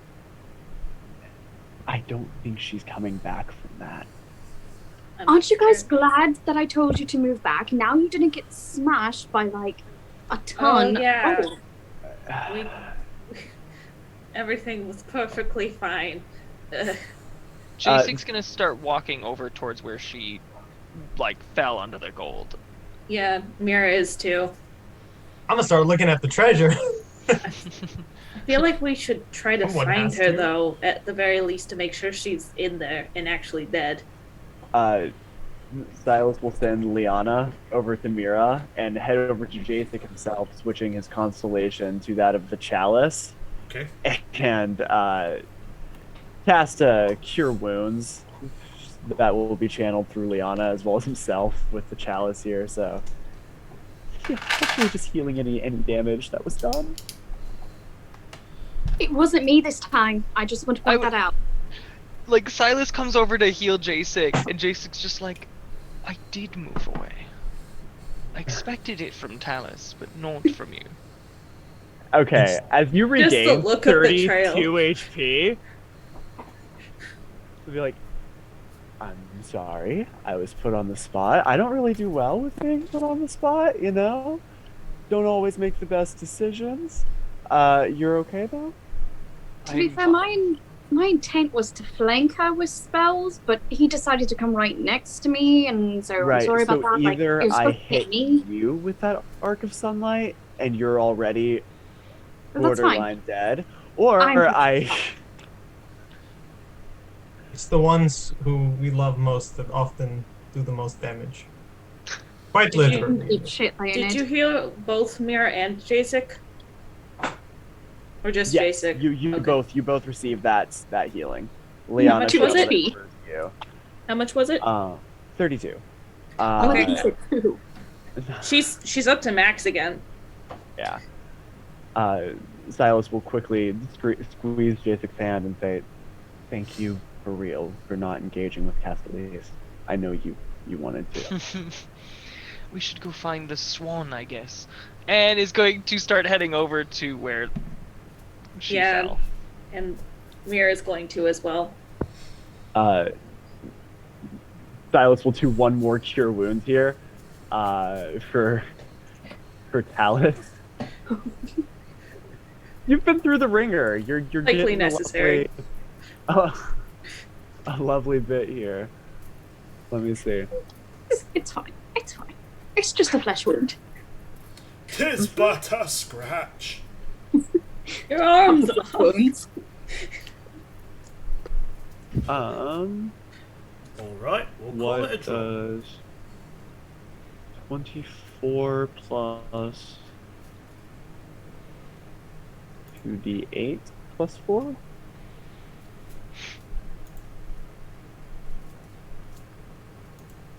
Uh, 35 HP back for you, Alice. Okay. That's all the magic that I'm gonna do now. To She's let all of gonna- it drop. Nod at you, and she's gonna kind of like brush her shoulder off and cast Cure Wounds on herself at the 3rd level. To get back. Hey, can you fucking chill? Another 15 HP. Sweet. Alright, good. Mira. Is Talus's whip sticking, like the length of it sticking out of the... Because it was wrapped around. It probably is still on her wrist. She hasn't tasted so yet. Her Yeah. wrist is still attached to her body after that. Yeah. Oh, wait. Yeah, you were within 10 feet, weren't you, Tal? Oh, no, wait. No. Because she was... Yeah, so She was would've- pushed back 10 Yeah. feet from me. Yeah. From where you... Yeah, so yeah, you would have been fine. I had to be like, oh my god, and then I realised no, she wasn't in the centre of the room. She was at the tail end and got pushed 10 feet in. I was like, oh my god, Talus might be buried. Yeah, so it's up to you, Talus. But if she was pushed 10 feet back from you, this is where it's up to you. If she was pushed 10 feet back from you, the whip would have came away. Or you could have moved that 10 feet, but then I need you to make a dex saving throw. I'm gonna say that because the whip only has a 10-foot reach, so she probably, like, as she's being pushed back, she probably would have, like, yanked the whip back. Okay. So no whip attached. I guess The whip begin can't reach that far. the investigation through the gold for the body of the swan. I'd like to look for anything bardy in the treasure. Anything that just screams like extras frick. Don't forget, we do also get extra loot because of last stream. Yeah, because somebody did did that's drop a right. shiny gold. Yeah. So you guys do Yeah. get extra loot. But one thing I will say is, Leonid, if you roll me an investigation check, and Jacek and Mira were both digging Scarlet out. Anybody Yes. else helping with that? I'll help. Yeah, I'll help. Okay, Leonid, 15. 15. There's a particularly fine hat with a lovely feather in it. The feather is very, very strange in coloration, almost mother of pearl opalescent. I would like to examine said hat and see if it matches my current attire. Do you know, Leonid, I'm it's just gonna funny. put on a random hat. I gotta make sure it It's funny, matches. Leonid, I'm not cannibal. as you pick the hat up, the fabric changes colour to match your current attire. The feather, however, stays the exact same. Fancy. Well, this is lovely. She might have been a vengeful female dog, but she had a lovely sense of style. I mean, like, this is probably a bad idea, but I'm definitely going to put the hat on. Okay, you put the hat on. It matches your outfit. And when I say it's like a feathered hat, I'm talking like Captain Hook in Hook feathered hat. Like it's very barred. The rest of you who are digging out Scarlet, I'm not going to make you roll because there's 4 of you, and it is just like, you know, treasure chests and coins, so you guys can hunt that out. And that's kind of my thing, so. Eventually, you guys do find what is very evidently a now beaten, bloodied, very dead corpse of Captain Scarlet. Her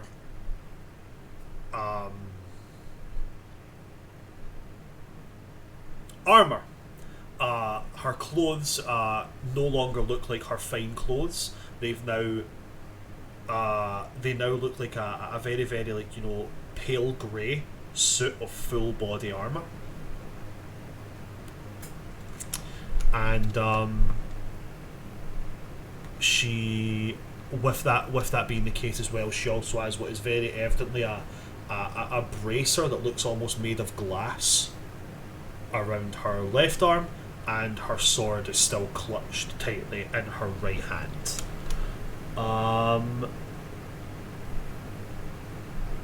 Yeah, that's all that is visible at this point. Yes, Silas. I'd like to call out for Leonid to come over quickly if you can. Leonid, do you go? I would like to kind of, you know, in a way that one might flip their hair, kind of flip the feather a little bit just to draw attention to the hat. Really? So just so I can ask this, Leonid, is Leonid intending on, oh, I don't have long hair, so I'll swish the feather? Yes, that's exactly what I'm doing. As you do that, you don't feel the feather swish, but you do feel as if hair swishes, and you would actually catch from the corner of your eye, like Fabio style mane of locks have now descended down. So you now have, like, you know, like maybe, I have, you know, Thoriel hair. Oh, dude, you got Thoriel hair. You're not worth it. God. You're worthy. Like. Oh my fucking god. How Well, the this- fuck? Oh wait, hold on. Earphone cable came out. Go ahead. Okay, I was not expecting that, but I think I can make this work.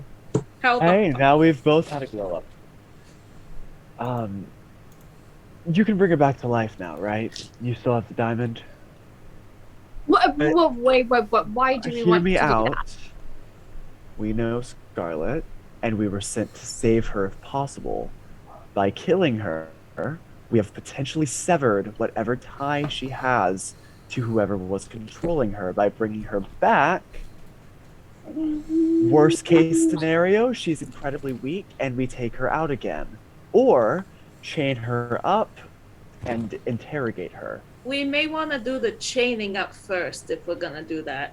Sure, whatever makes everyone more comfortable, but if we can save her like we were sent to do, we should try. And he'll indicate to the treasure, it's not like we can't get more diamonds. That is fair.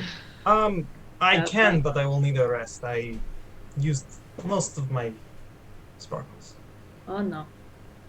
So then maybe we should just take her back and let the pirate convention, whatever the fuck they call themselves, Sounds make cool. the decision. Let Do we the wanna pirate let convention. Ow. Fire conviction. It's called Archon. Do we want to let somebody know about this before we get back, so at least they're prepared to know that we had to, like, take immediate action upon? Man, I mean, I'll Lace. gladly tell everybody that I killed Scarlet. It's fine, but you know. To be fair, she did say she wanted to pierce out my eyes. I mean, Granted, if we hold on to her body and give you the chance to rest, will that... There's a time constraint on reuniting a soul with its body that usually isn't there. Yes. 1 second. Let me remember. Sorry, my own beauty sometimes clouds my memory. No, for sure. He's Well, just, you have your hair he's just here. realised he now has very long and beautiful hair. So. I do. Okay. Yes. No. I can take care of it.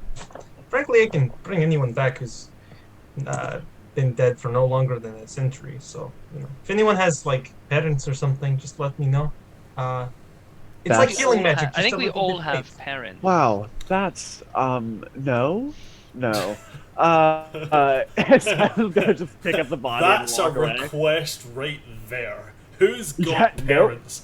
Somewhere in an Yeah, nope. alternate timeline, Leonard's now being hunted down by Batman.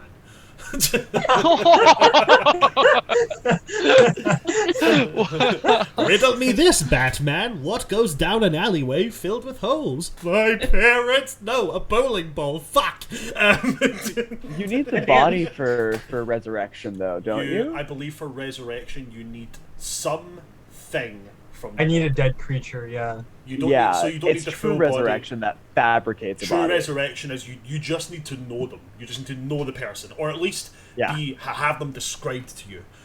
Resurrection, I do believe you need something. You need like a hair, a fingernail, something like that. Something that was once part of their body. I believe you can also do it with items that were attuned to them. I think so. I'm not. Don't quote me on that one, but you can do. I know for a fact you can do it from anything that was once part of them. I'll leave her here, though. what's our plan after this? I think Mira has something to say. What's up, Mira? Just gonna do a general search of the room. General search of the room. That's absolutely fine. That would be a perception check. Why is it never? Because Never my investigation? investigation is you're looking for a particular thing. Perception is a general look around. Yeah, because there's nothing in particular I would want. Perception would be, I want to look at the living room. Investigation would be, this living Wanna room look looks for something sketchy. in- I want to look at the couch. Yeah. That's the way I would describe it. Not terrible. 19. 19. Yeah, it is a room now covered in absolutely every way, shape, and form, in treasure in some way. There was once a desk here. The desk is gone. There is no desk. I know for a fact there was a desk here. I don't know why I know this, but there was a desk There was here. also at one point a person. That person is now gone. They're just underneath all this shit. To use the old idiom of tomatoes, if any of you guys have ever had the tomato explanation for D&D, perception is making sure something is a tomato. Investigation is making sure that tomato is not, like, rotted. I guess Mimic. I just want to look for something that might be useful or important to any of us. Diamonds. I mean, I wouldn't say that would come in. I wouldn't even make you roll for that. You've got plenty of time. There's not like you're restricted to it. I mean, Yeah. so you know, by And my passive investigation is 21. So by sheer process of elimination, by sheer process, not process of elimination, by sheer common sense, Scarlet was a moment ago wearing completely red clothing. Now she's wearing not that clothing. It's probably safe to assume that the armor she's wearing is in some way magical. Second, there's plenty of jewels around. Diamonds, you don't see any, but you are currently standing on a 5 foot. You're 5 foot off the ground. That's how much treasure's in this room. I'm There could taller. be diamonds buried in here, but yeah. So items wise, probably like Scarlet's the only one that's really going to have any items that could be helpful. Does that glass thing on her arm look fashionable? It looks. I mean, it looks like a bracer, made of like an almost like rose gold metal, but the top of it is like very, very smooth glass. is it a good idea to just start taking the stuff off of her immediately? The gifts from Kesales, which may or may not be cursed, may or may not have been the things binding her to him. Yeah. We may want to put it in the But bag. it's pretty. Leonid. Leonid, I once knew someone who had that similar mindset. They went, ooh, shiny, and went for it. They got us in terrible, awful situations every time. We had to fight 2 liches and 2 death knights simultaneously because of them. Pretty is no excuse to give up your common sense. Okay. You know what? Only because I have a hat which also gives me beautiful hair. Question: can I control this? Can I like try and make my hair change like distance, length? That's what I'm trying to say. Length. You certainly And can. How long would you like your hair to be? Oh my god, no! I'm just gonna make it like go up to like my normal haircut. Okay. It Does doesn't it even do just that? go back to the length. It like styles itself. Goodness, this is going to cut down on literally 2 hours of my prep time. Like, this is benefiting you guys. You always tell me I take too long to get ready. This cuts out about half. Talus, Who said that? Talus, somewhere in that alternate timeline where Finney is currently living, they're going about their day before they just go, ah! Why, what's up? I don't know, something just came from my kneecaps. Ah! Alright, I'm deserve occupied. I'm like a cat They with a deserve ball it. of string. I'm good for the rest of the time. I'm messing around with different hairstyles. I'm being fabulous, okay? Okay, so you're just doing, so you're just messing about with hairstyles? Yeah. Okay, cool. Talus, you have your hand up. What's up? I want to investigate her armor. Okay, you can investigate that armor. I'm actually going to do identify on it. Oh, you're going to cast Identify? Yeah. Okay. Bear with me uno momento, por favor. I want to know if she has better glamour armor than I do.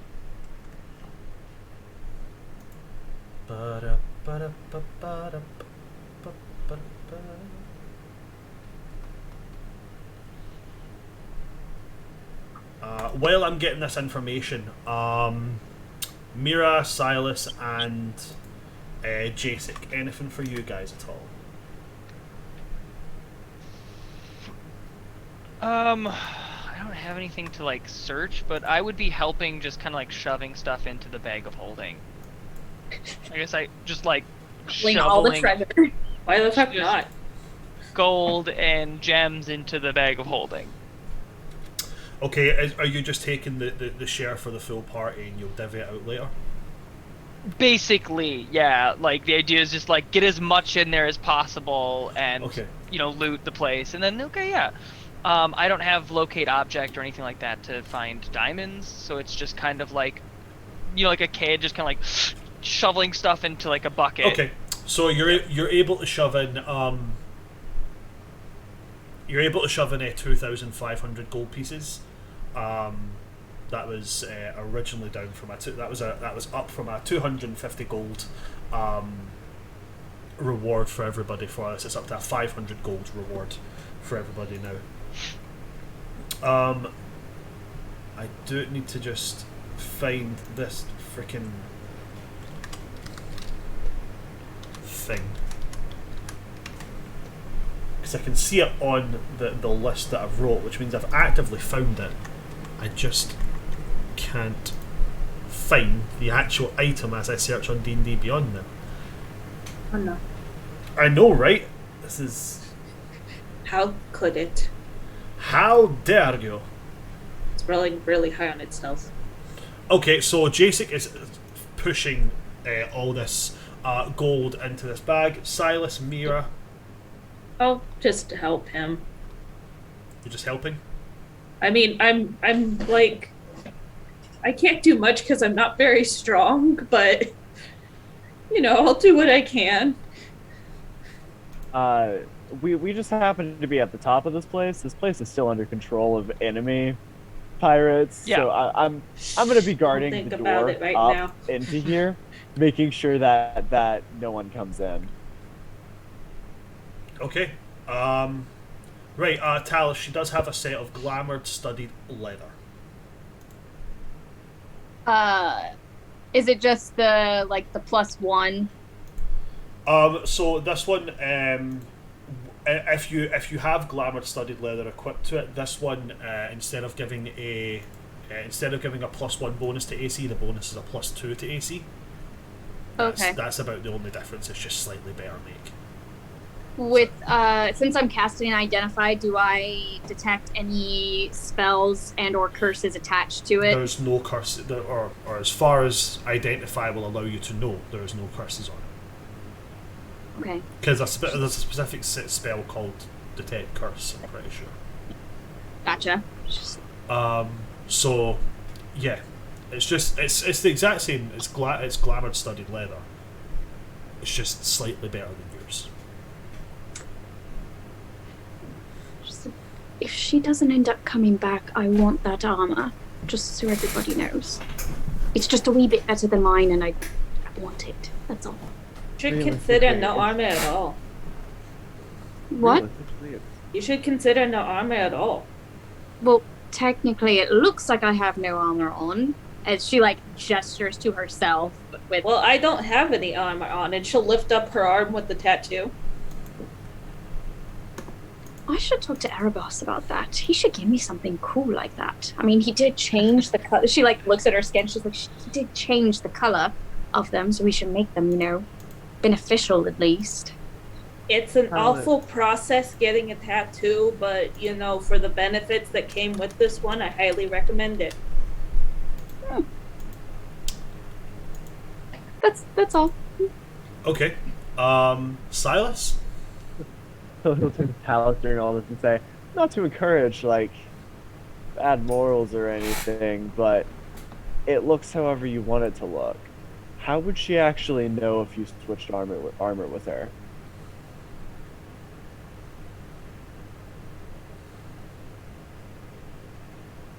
Talis leans Anyway. down and starts taking off Scarlet's armor to trade with hers. Starts just talking to Liana. Okay, so as you're taking off her armor, Talis, you're also going to stumble upon a couple of other things. Okay. She also has tucked away in a little pouch. There's an eye patch. There's a ring, and there's what looks like a piece of fine black cloth. After she gets the armor switch, she's gonna should I ritual cast? I'm gonna ritual cast Identify on all 3 objects. Okay, so that's another half hour of stuff there. Unless if we're rushing, then she'll wait and she'll put them in her pocket. We should probably just put it in the bag and do it later. I would remind that the three of us had potions. That means that the next time we go to take a long rest, we crash for days. So we should probably try to fit as much as possible in the time we have. Right. Okay. But we are in the middle of something.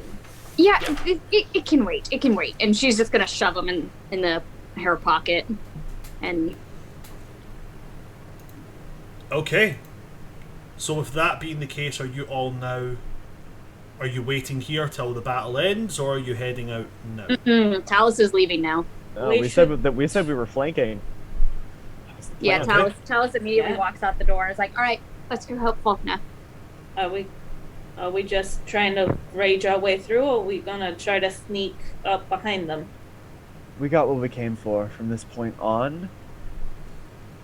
It's just about making them lose their ground. Yeah, time to flank. Those big spells that we like to cast, we get to use them now. Who's gonna carry the dead person? Can we just leave her here until the battle's over? Can you put her in a bag of holding? Don't answer that. Oh my, no. You can, but she will die. Well, she's already dead. That's fair. We'd have to cut her up to get her through the opening of the bag. Yeah, no. Well, I mean, I'm going to cast resurrection anyway, so we it doesn't are really not matter. doing that. Okay, so we took Scarlet captive. Hold on a minute. Slowly puts down the knife. Just comes out as like a perfectly formed cylinder, like Spam. Oh god. Because there's no air inside a bag of holding, so it's a vacuum, so it would just come out as like a cylindrical block of Scarlet Spam. Gross. Well, I guess when we said be there or be square, she took that too literally. Is there... Having been here before, is there a room that we feel that we could put her body in that would not be disturbed? I mean, you do know that this place does have dungeons. Is the plan to retake this place or to destroy this place? I think it's to retake this place. Yeah, this is our base of operations, yeah? I don't know how comfortable I feel about just leaving her. Oh, so we chain her up first. I'm not worried about her coming back. I think leaving her allows Kesales or Lycan? What's his name? Lucian? Yeah. Yes. Lucian? Allowing them to do whatever it is that they left with to come back and take her. I think we need to have her. So I'm gonna literally just pick up Scarlet. If you like, I mean, we can just tie her up like, I don't know, chicken or something that you're gonna roast. Silas, could you not just fly out to the ship and then come back? Are you actually making me think right now? We're gonna go. We're all gonna go together. We're gonna leave together. Toothy. Let's go. And I'm gonna have Toothy once again turn into Chain. Right. But because Toothy also has the ability to restrain things, I'm gonna have him restrain Scarlet and Banjo-Kazooie her on my back. So just to remind you guys that you do still have Windwalk active as well? Yes. But I can't, like, in order to extend that spell onto something, I would have to recast. Okay. Yeah, we don't need it on her. Yeah. Yeah, she is now something that is currently being worn. So I mean, all I'm saying is right now she's no longer, but by mechanics, she's no longer a creature. She's no longer a creature. She is. She's an outfit. Leave it to the barbarian. She's currently a resource. Are you? So we can just all turn into Gassie's Barbier? Alright, basically we drop in behind them, and it's an assault on two fronts, and they will fall apart underneath the chaos. Yeah? I'm going to encourage everyone when we get out there, stay far away from me. My original plan that I was going to do in there, I'm going to carry it out and just stay away. That's all. Likewise, actually, I have some things I'd like to try out here. Okay, is everybody popping into gaseous clouds? Yeah, I'll Yep. open the trap door so that we can Yep. fly through the castle area, or like the castle, the spire, and yeah. Okay, then in that case, a little bit late, close to about 12 minutes later than we usually do, we're going to take our little break there. And we'll come back with the next half of this where you'll be able to see this party ripping into a potential still active military force. Don't go anywhere, folks. We will be back in about 15 minutes. We'll be back about 25 for the next half of this session. Don't go anywhere, and we'll see you after the break.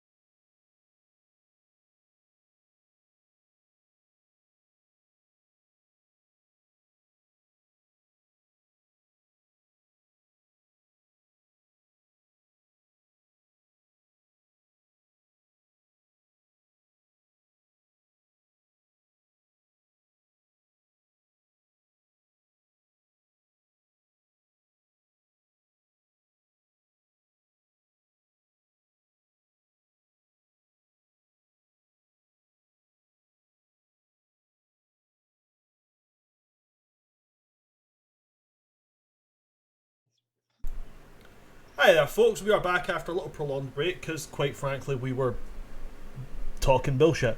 We're going to get back into this. The party had turned into their gaseous forms, and we're zooming out through the corridors and tunnels of Bladespire Citadel.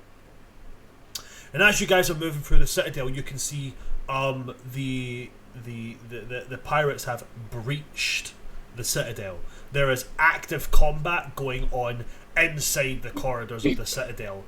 Everywhere you go, you can see pirates, and these pirates that have been corrupted by this darkness, with these black kind of like scars and veins around their eyes and mouth. You can see like both sides are losing numbers quite drastically.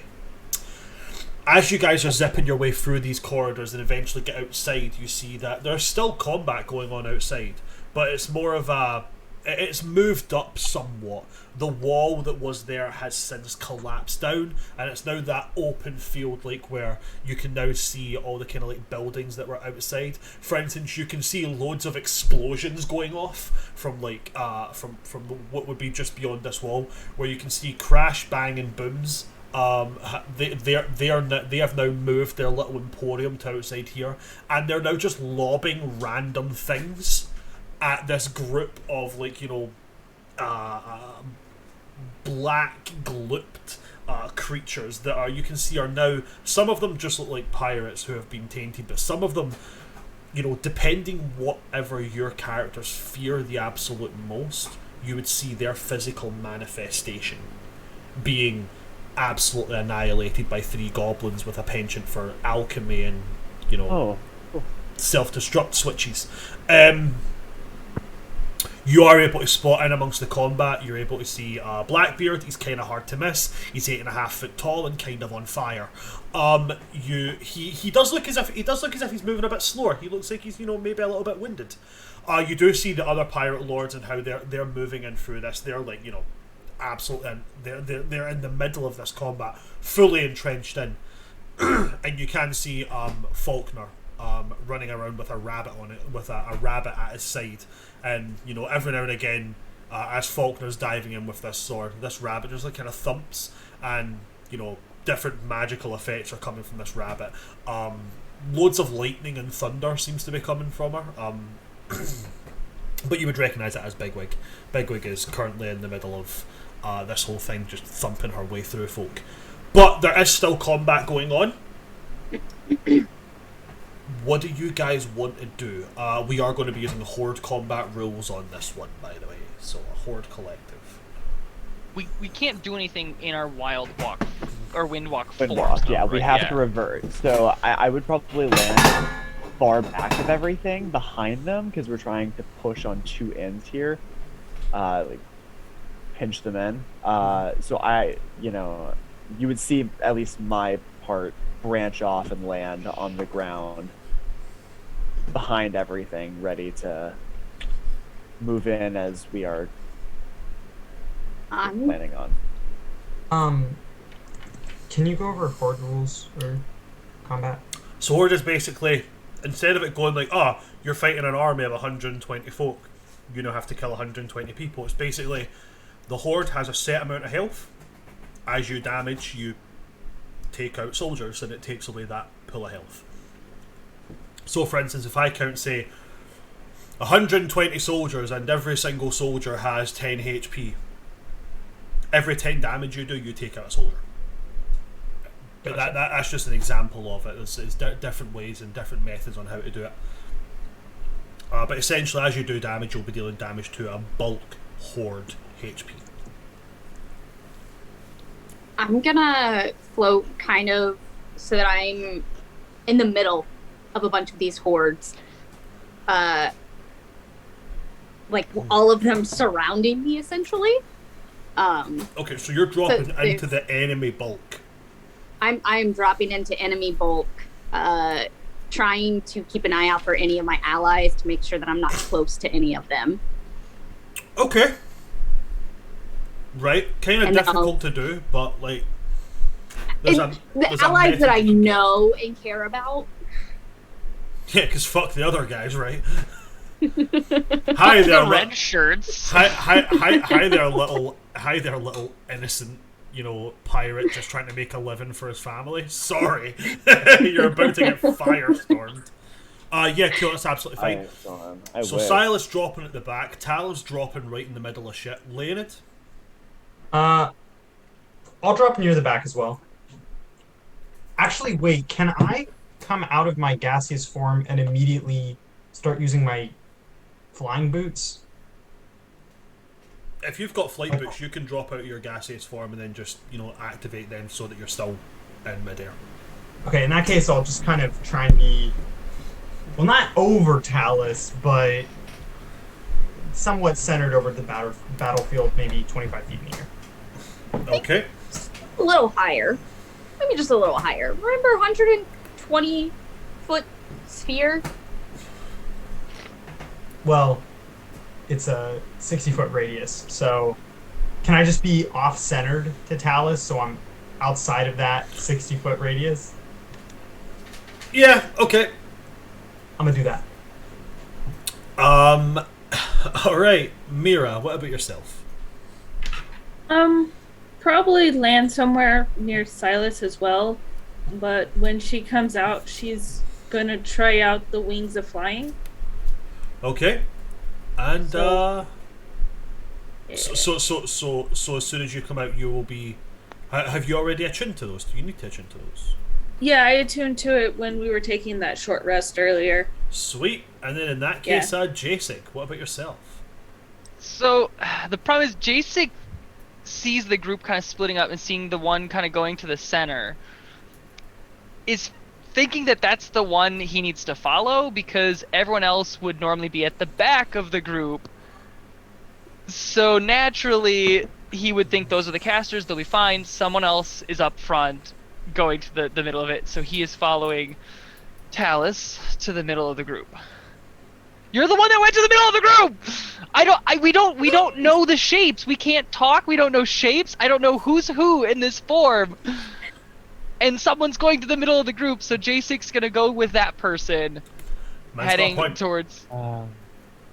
Yeah. Man's got How a point. far apart are we? Those of us who took back and those of us who landed mid. Those of you who went back, so if Talus is landing in the middle of this enemy to get them all in this 60-foot radius, she can definitely cover all of them. You guys will be about... Yeah, if you're landing back just outside of melee range, you would be 65 feet away. However, if you're landing a good bit back, you could be anywhere up to 150 feet away. Like 150. But okay, because me and Talus both have big boom boom spells that we were gonna use, but our barbarian just decided to drop. You're in the more middle than of welcome. I'm still using You're it. more than welcome to keep doing what you gotta do. No one's stopping you from doing anything. Nope.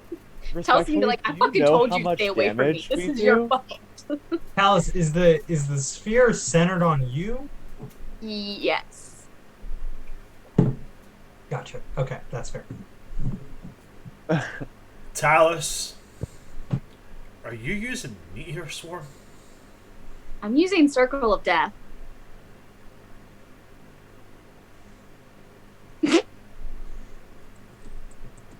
I haven't been able to use it yet. I want to use it. I love me some tasty necromancy. Love it. Just casual necromancy. Fucking great. Awesome. There's nothing casual about this at all, Brad. There is everything casual about necromancy. Tell me one necromancer you've ever met who gave a fuck. Tell me one, okay? Because I can guarantee you none of them fucking did. So there's everything about necromancy is casual. Circle of Death has a casting range of 150 feet. You do not need to be in the middle of all that to cast it. Yeah, you can just kind of point and be like, I want it there. Yeah. Too bad. Kobe. No, cool. It's too For late. flavor purposes. Yeah, woo. for flavor purposes, this just coming out of me, and I'm just. Oh, 8d6? Okay. Okay. as I don't we care. I want to use it. as everybody It doesn't take up a spell slot. Oh, As, okay, yeah. everybody, Then I as go. everybody's coming out, what we'll do is we'll just use the previous initiative rolls. Oh, cool. Okay, so how this is going to work? How far back are all of you dropping? Everybody that's dropping back, Jacek and Talus are gonna get slapped. Silas, Leonid, Mira, how far back are you guys dropping? Thinking like 30 feet away from the fighting. Okay. I'm in the air, off center from Talus and Okay. Jacek. And Mira. I guess I've very, apprehensively gone into the air since I've used the wings of flying. So she just very awkwardly is lifted off into the air and has her gun, and So I land at the back. Okay. Gotcha. yeah, it's somewhere So near then- the back near Silas, being like, okay, here I go. So then, as you guys rematerialize, Silas, Leonid, and Mira, flintlocks are going to be drawn and pointed towards you and fired. So Silas, it is. I don't think it's going to hit you. That's a 13. Yeah, no. Leonid, that's a 7. Oh, I have new glamour armor now. I forgot about that. I need to put that on. Oh, so Talus, what you do is see on your character sheet. In fact, can I go on and do it? Can I do it? Is it a thing that is possible for me to do? I might be able to. Who knows? Maybe. You should be able to edit. I should be any able to of go your on and edit it players. because it can be Yeah, quite and- finicky. And if your thing's up to date, I can just go on and boop, fix right up for you. There we are. Let's go. And I should be able to just go to your armor and jerry rig it so it gives you a +1. Cool. On that inventory. Glamour, leather, armor. Let's have a look. Customize. Customize.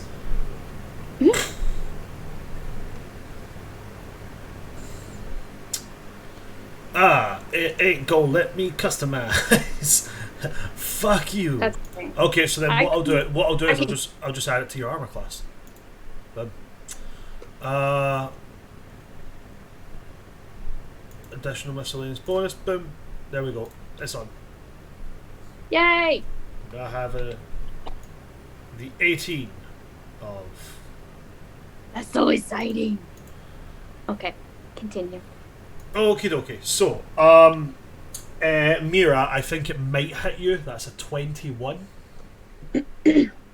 Oh yeah. Okie dokie. So, as this kind of like, you hear kind of this voice kind of yelling out like, at the ready, aim, fire, and you hear like, Talus, Leonid, they miss you. Mira, you're gonna take, you'll take 9 piercing damage as 3 shots hit into you. Okay. Sorry, not Talus. Silas is what I meant by that one. Talus and Jacek, as you guys materialize in the middle of this, you guys are going to have to, you guys are going to get swung at as these piratey folk come at you with these cutlasses. Jacek, the one to hit you goes with it again. It's a 21 to hit. That hits. Okay. And Talus, the one for you, yeah. Okay, they're going to deal damage to themselves. They rolled on that one. Okay. Jacek, you... Fuck off. Jacek, I rolled 2 ones. You take 2 slashing damage. Ouch. Talus, the one that comes to swing you, swings way too wide and ends up cutting into one of his allies and deals 5 damage to the horde.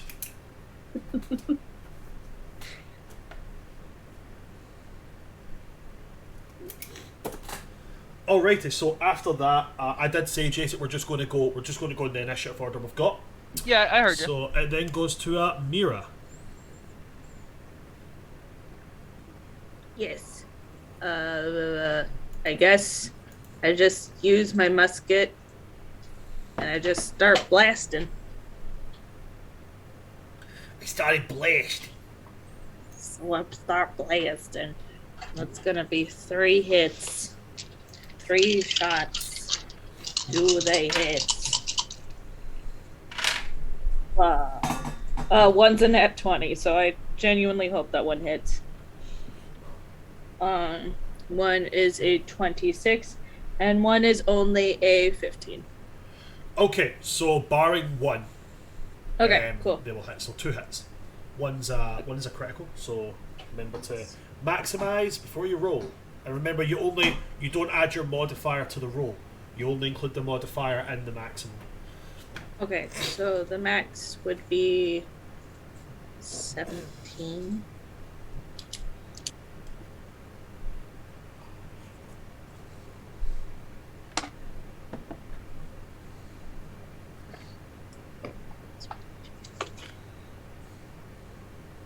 D12. I need different dice. Ooh, my dice.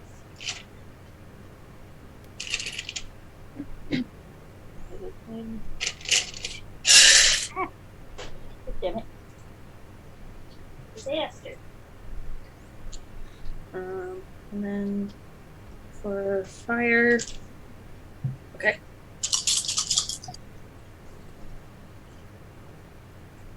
Then more math.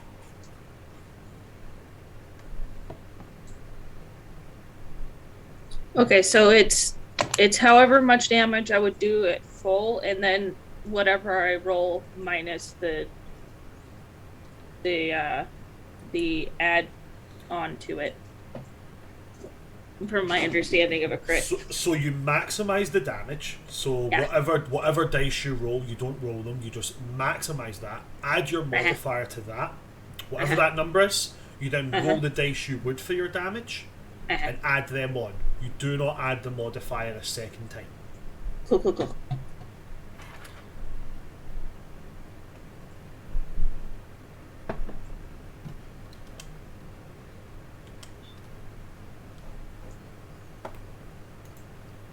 That's going to be...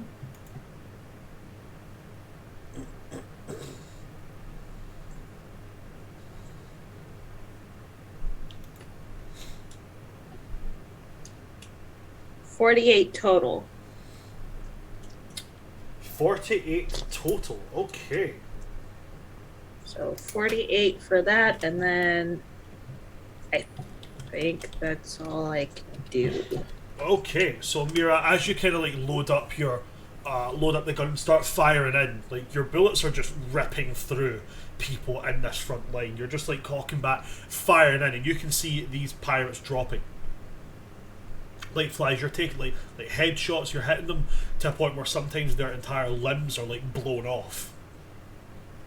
How would the explosive damage work? Because it's supposed to also affect anyone within 5 feet. Is that the whole just ripping through them thing? Yeah, that would just be the point of as it explodes and affects multiple people within this horde. Okay, cool. I think that's it. Sweet. Yeah. After Mira, it goes to Leonid. So how would a spell like Hypnotic Pattern work against a horde? Hypnotic Pattern, the horde would roll for itself, and it would go for that depending on the size of the area. It would be if you're within that area of the horde, they'll be affected. If you're not within that area of the horde, that area won't be affected. Okay, so like a 30-foot, that wouldn't encompass all of them, right? 30-foot radius. Hold on 1 second. I think it's a cube for that one. Yeah, I thought so too. 30-foot cube within range. Okay, so a Hypnotic Pattern could certainly really mess up a portion of the horde.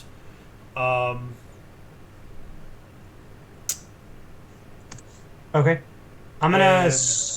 Oh, go ahead. Yeah, it would mess up a portion of the horde. Okay.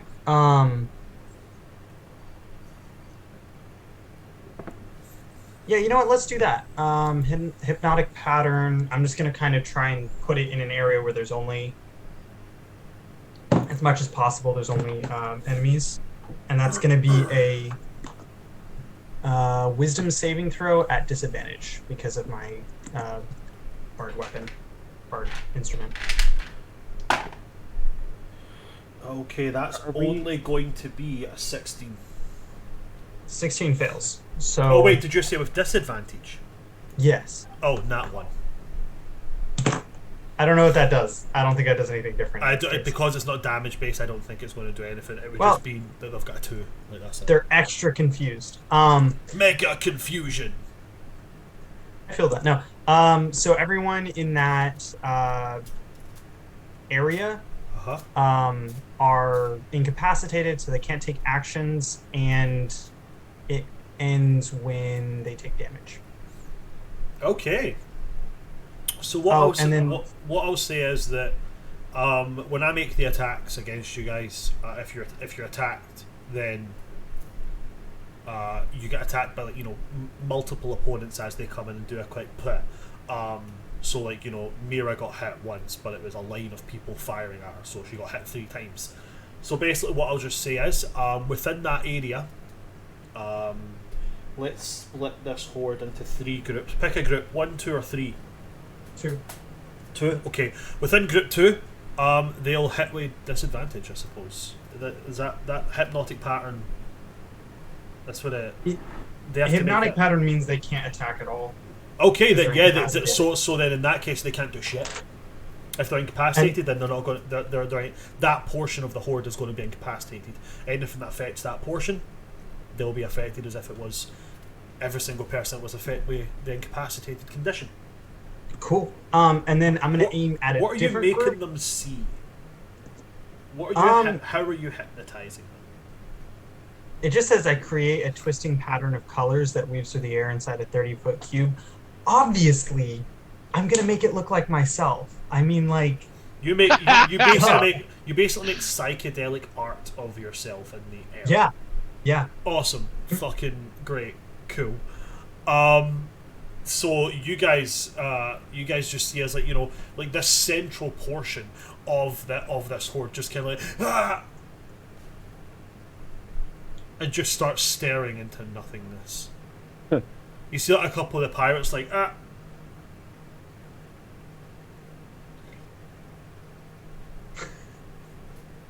and just walking out and just start stabbing at them now.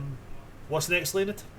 I would like to aim at another group, not the group that I hypnotized, and just shoot off one of my Crown of Stars things. Cool. Roll to hit.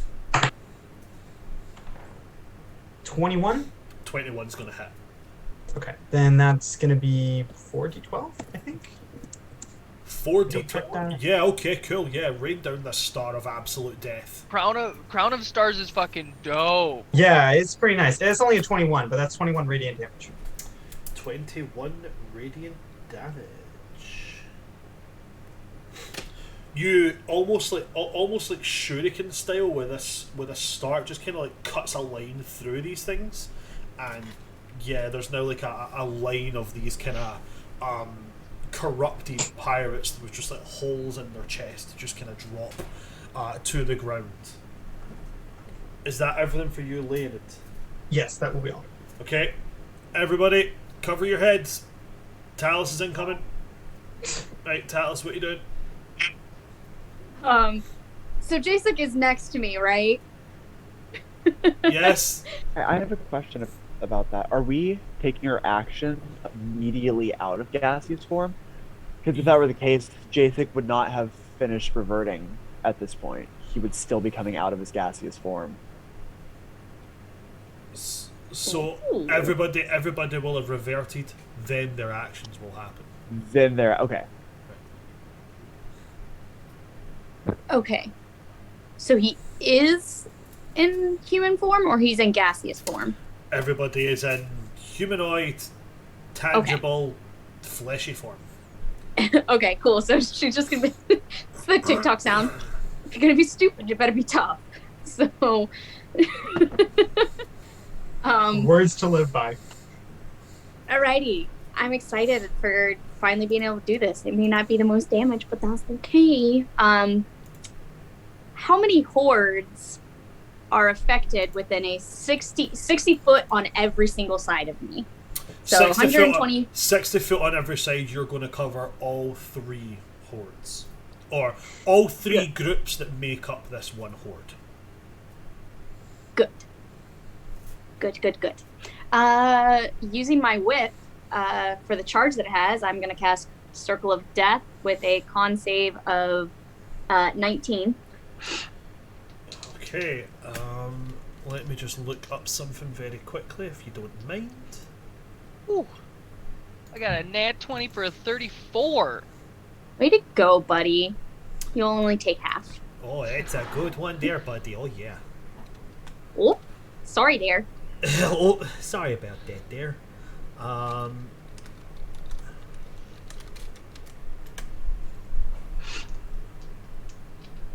Just looking he's at fine. something quickly. He already saved, so I can't really help him beyond that.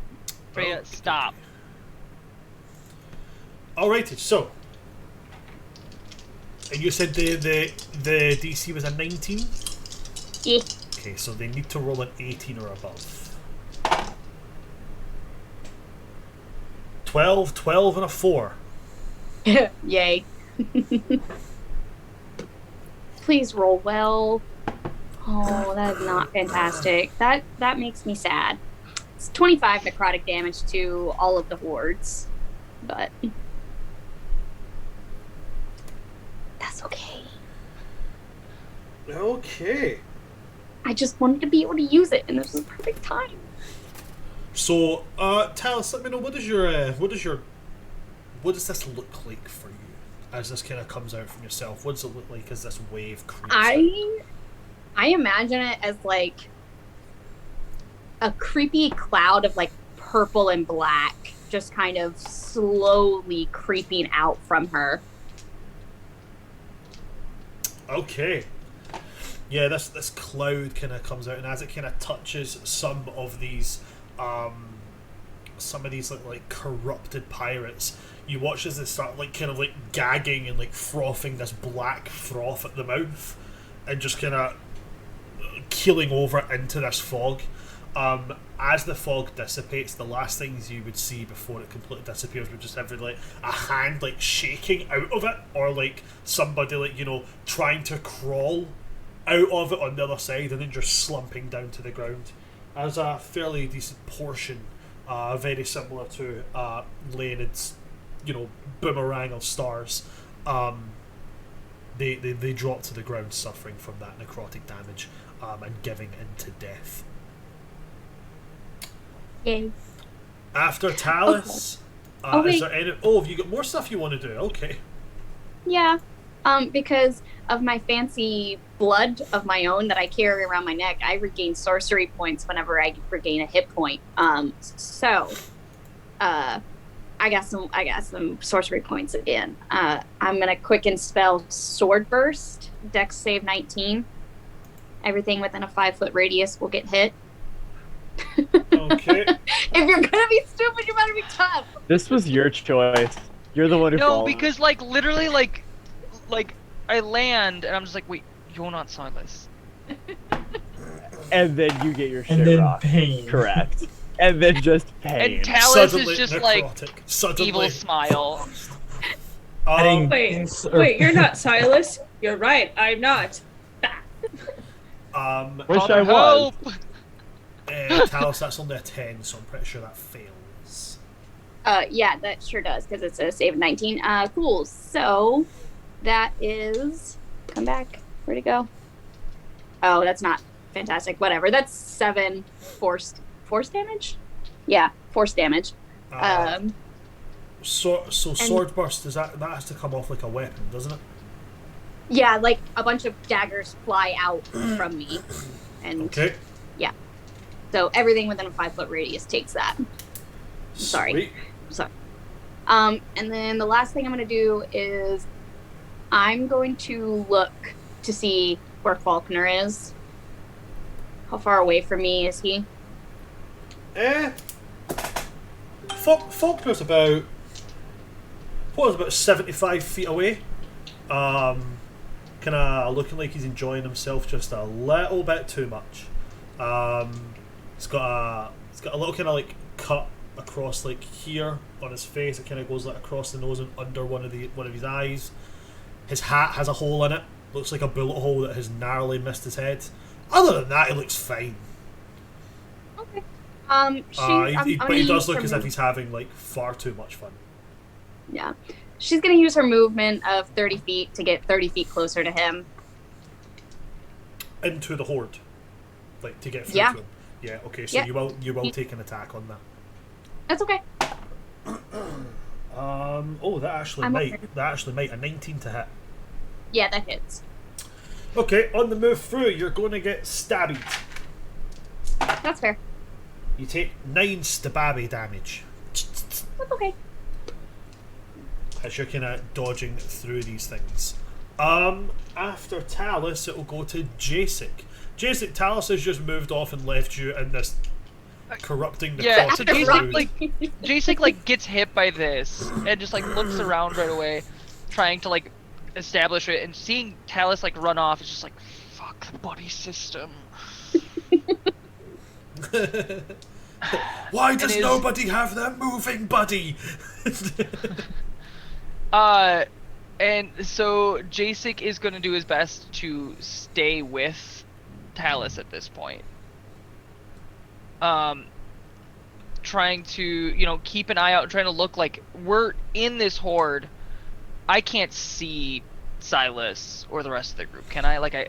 I saw like the group kind of like split. I know the direction that they're in. Is that the direction that Talus is going? Or is she moving Talus away? is moving the opposite direction. Of course she is. Part of me is just like, not my job, not my problem. Not my circus, not my monkeys, not my circus, not my Yeah, monkeys. not my circus. No, it's that. It's not my circus, not my monkeys, monkeys, not my circus. And then Jacek remembers, fuck, I'm captain. My circus, my monkeys, my circus, my monkeys. So, with that said, he is going to follow Talus to try and make sure she doesn't get hurt. Along the way, I'm gonna use my fucking cutlass. Because I have Toothy tied up with Scarlet on my back. Yeah. So I'm gonna start swinging at people. Swinging at people. Cool. So first attack is a 15 hit the horde, hit somebody? 15 will hit the horde. 15 will do a meat. Okay, and then the cutlass is just a basic sword, long sword, correct? There's nothing else to it?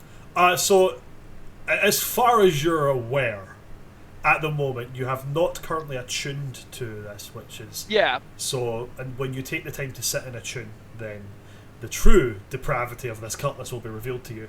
But at the moment, it's just a cutlass to you. I believe it should be a... It's a long sword, you said, right? Yeah, they count as long swords. It should be... Oh no, because you haven't attuned to it. So, yeah, it's just a long sword. I do a whopping 7 damage to the horde. 7 damage done to the horde. That's minimum damage. As you're running, you're just like cleaving through it, and it's, for the fact that none of its properties have activated, it's working. Sure. I roll, so like I swing, cut down like somebody. I swing again and stab into him because I got a 17 on the second attack with my extra attack for a whopping 8 damage. 8 damage on the second attack. Oh, I forgot both divine smites, to be honest. So, is it safe to say 7... you're adding a divine smite onto one of those attacks? No, I automatically get improved divine smite whenever I make an attack. So I get a die 8, so I do an additional 14 radiant damage. So 7 and 8, I do 15 slashing, 14 radiant. Okay. Well then, Jacek, as you're charging through and you're adding your radiant damage onto this cutlass, as you break the front line, carve through one of these pirates, sending him sprawling with this massive gash down to the ground, you see around you pirates dropping weapons, hands up, as the horde's HP has been depleted. Oh. The horde now goes into... They now go into surrender. As they go into surrender, you start to hear cheers, and you hear the sounds of anybody that can cast spells, they're firing like magic missile into the air as like, yeah, we fucking won. They're basically fireworks and like signals to bring the ships in and stuff. The battle for Bladespire Citadel, Bladespire Cove, has been won. Fucking dope. The majority of their morale was broken when Captain Scarlet was defeated, so they only had minimal HP left. If you had vacated the combat with Scarlet and went back there, the horde would have been much larger. But the combat is over.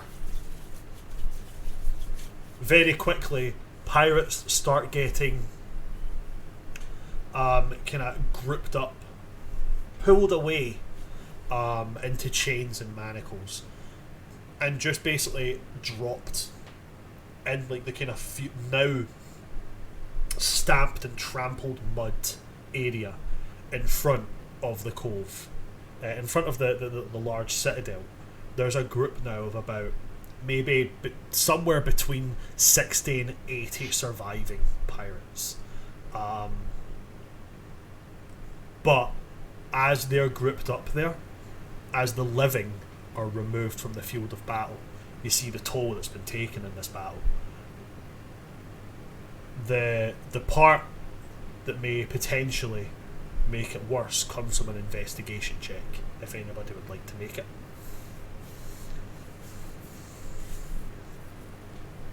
Can I make a perception check to find? You can do a perception. You can do a perception. I'm not going to make you roll for that. It's very easy to spot the crew. Okay. You guys can see each other.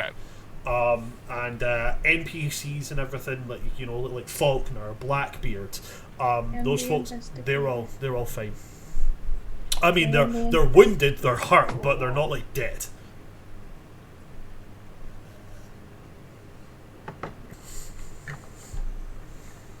I'm gonna investigate, and I'm not gonna like the answer. I don't think. That's 21. 21 from yourself, Mira. Yeah. 23. 23 from Talus. Anybody else doing it, or is it just those two? No. Talus and Mira. Peter had a stroke. You guys would see that as people are leaving the battlefield, these black like veins and scars on the eyes and mouth and such, they're gone. So it's almost impossible to tell which side any of these dead were on. All you see, you don't see allies and enemies, you just see dead pirates everywhere. As far as you can tell, without going up and having a full-on look and asking who is this person, who did they sail with, there was no enemy deaths.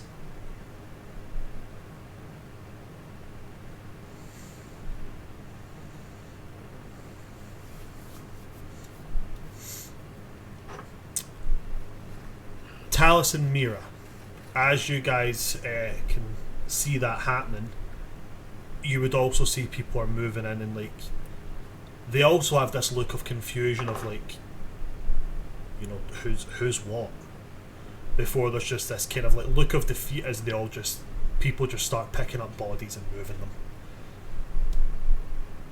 Is there anything you guys would like to do based on those investigation checks?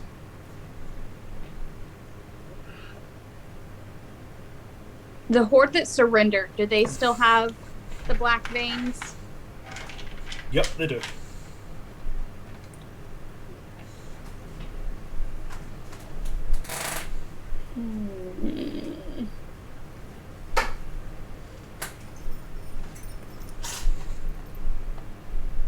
I mean, I guess try to find anybody that we know and hope that, they're not among the dead.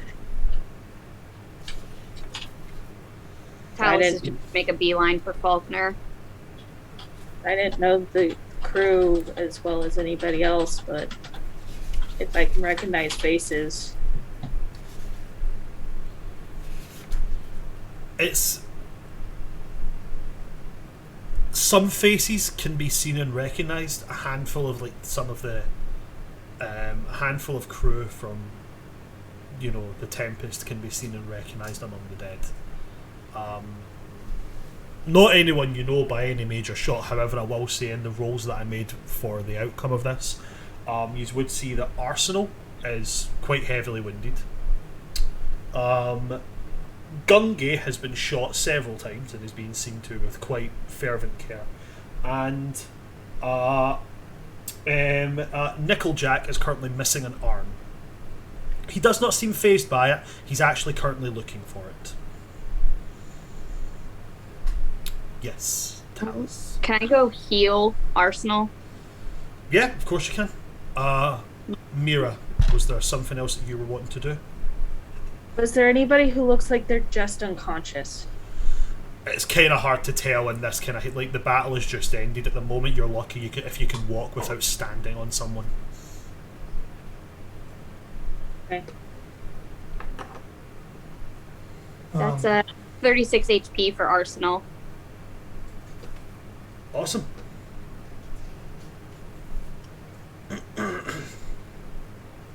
He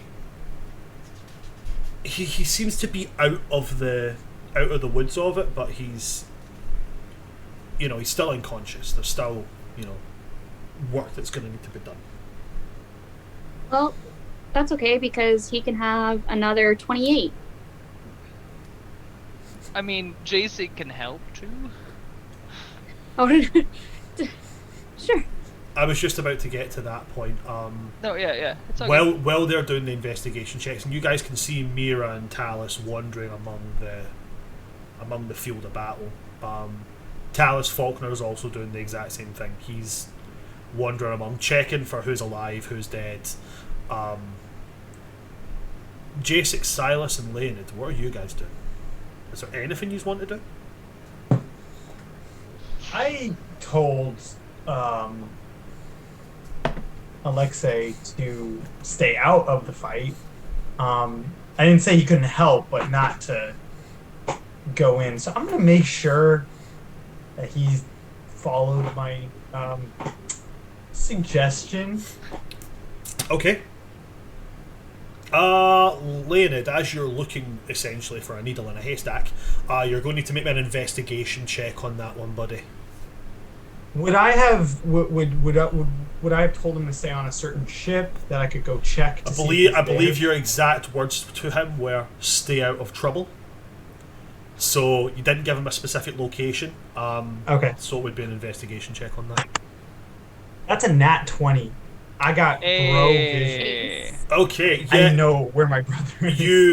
You've kind of got a bit of a vantage point given the fact that you can fly. So as you're looking around, you do spot somebody that looks quite the part of Alexei. He has his shoulder and upper torso bandaged up. There's a wee bit of blood showing through on the shoulder. But he is being seen to by somebody you would vaguely recognise from Captain Blackbeard's ship. From but when you guys got sent into the locker, when you got into the island that Captain Blackbeard owns, his crew that were there, you would recognise them from there. I'm gonna make a beeline towards him. He's got this big dumb grin on his face. He's a little bit pale, and the grin may be slightly from disorientation from blood loss. But I mean, other than being a little bit pale and having what is now, as you get closer, very obviously a gunshot wound in his shoulder, he looks all right. So please, I'm excited to hear how you think getting shot counts as staying out of trouble. Leonid, to whichever one of you three is the real one, I was out of trouble. But here's the thing. Bullets can leave trouble. I want to make a investigation check to see if he was fighting. I mean, I think it's pretty obvious that he was. I'm not even going to make him make that investigation check. He doesn't have any scratches on him. He doesn't have any wounds from swords or anything. He doesn't have any bruises. It looks like he has been doing what you said. He was carting around what was essentially a small handheld cannon. well, I guess a cannon's the wrong word. It's like a oh fuck, what's those things? They were on ships and you aimed them in the air and fired them, but you could a mortar. He was essentially carrying around like a small mortar. The only thing that seems to have really been damaged on him is this gunshot wound. Does seem to be telling the truth. He wasn't involved in the trouble. He was just mortaring from the side and a bullet caught him. Okay, well, I guess I'll have to be more precise in the future. Stay out of combat, then. I'm gonna... I'm not gonna hit him, but I'm gonna kind of give him a little push and cast Cure Wounds to restore 20, at a 3rd level, restore 20 HP. This person that's seen to him, this changeling, is going to turn and look at you and go, you might want to be a little bit more easy on him. Personally, I have to be reporting this, but Blackbeard kind of owes him a favour now. Blackbeard owes him a favour? Yeah, Captain didn't see it too much. He gets a little bit of this kind of bloodlust when he gets in the middle of combat. This weird sneaky fella, right, with what looked like... Honestly, it looked like a little black tentacle thing that went all pointy and shit in his hand. He was coming right up behind Captain Blackbeard, and this little fucker went and blew him up sky high. Hey, there's a raid! Oh, sweet! Hey, folks! Hey, Vampiric Touch Touch 10? Vampiric, hi! Thanks for coming in and seeing us, guys. That's great, thank you very much. So yeah, he does have, apparently by pirate code, Blackbeard now owes this kid. Okay, well, I'm not justifying... I guess I can't exactly be mad at that if the Pirate King now owes you a favor, but please be more careful in the future. Does he look better? Like, how much? He still looks a little better? bit dizzy, but it could be from shock as well as first battlefield. So he's just like, yes, Lenny, I will 100%. Why is there a duck on your head? Question. Do I take psychic damage? No. Psychological, yeah. Okay, well, in that case, take good care of him. I will continue to provide care for the wounded. And as you continue on from that, Jacek and Silas, anything that you guys want to be looking for within the aftermath of the Battle of Bladespire Cove? So Jacek has healing hands left, so he is going to be trying to do what he can to like help those that are kind of on that like cusp of like, oh fuck. But otherwise, oh no, I have to go. No, I have to find Blackbeard because I got a fucking Scarlet strapped to my back. So I have to find Blackbeard wherever that is. So I'm gonna ask around, where is he? What's going on? Like, how do I need to get in touch with him? Blackbeard can very easily be seen as one points him out to you. He's kind of over, standing very stoically, staring at this ever-increasing group of surrendered pirates and just glaring at them all. You've seen this look on his face once. And it was before he went whole scale on using the front elemental cannons of the Queen Anne's Revenge to just set fire to everything that was in its path. He doesn't look angry. He doesn't look... He's beyond that. He is murderous. Okay. To the point where, like, his beard and his hair, they don't look like that kind of like smog with like embers inside them. They look like they're kindling. They look like they're about, 5 clicks away from just going into flame. Yeah. Oh god, this is... J6 just kind of like, shit. He's not gonna be... And he's like, look, is Silas with J6?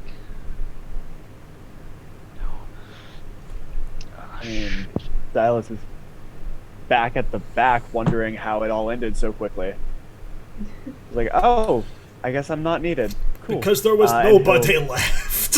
he'll walk around and just he's gonna manifest his starry form with the chalice and Okay. be doing healing word, cure wounds, like draining the rest of his spell slots here into getting as many people up as possible. Okay. With your help, the majority of the He will find Jasek first, just in the interest of them being together here. Okay. So Jasek, Silas does find you. Oh, I wasn't stalling for not wanting to talk to Blackbeard. He looks pissed, and I don't know if telling him that she didn't make it is probably the best plan right now.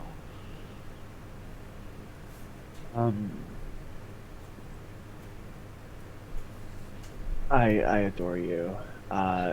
Let's go tell him what happened. The goal was to save her if we could, and we have not yet failed. We have a Fair. plan. Let's just talk to him, okay? Gonna walk up to Blackbeard. Does he look hurt? Not massively hurt. I mean, he's got a couple of wounds here and there, but nothing. Nothing that's going to stop him. Sure. All right. As long as he is not like one of the people in immediate need of medical attention here. Oh no.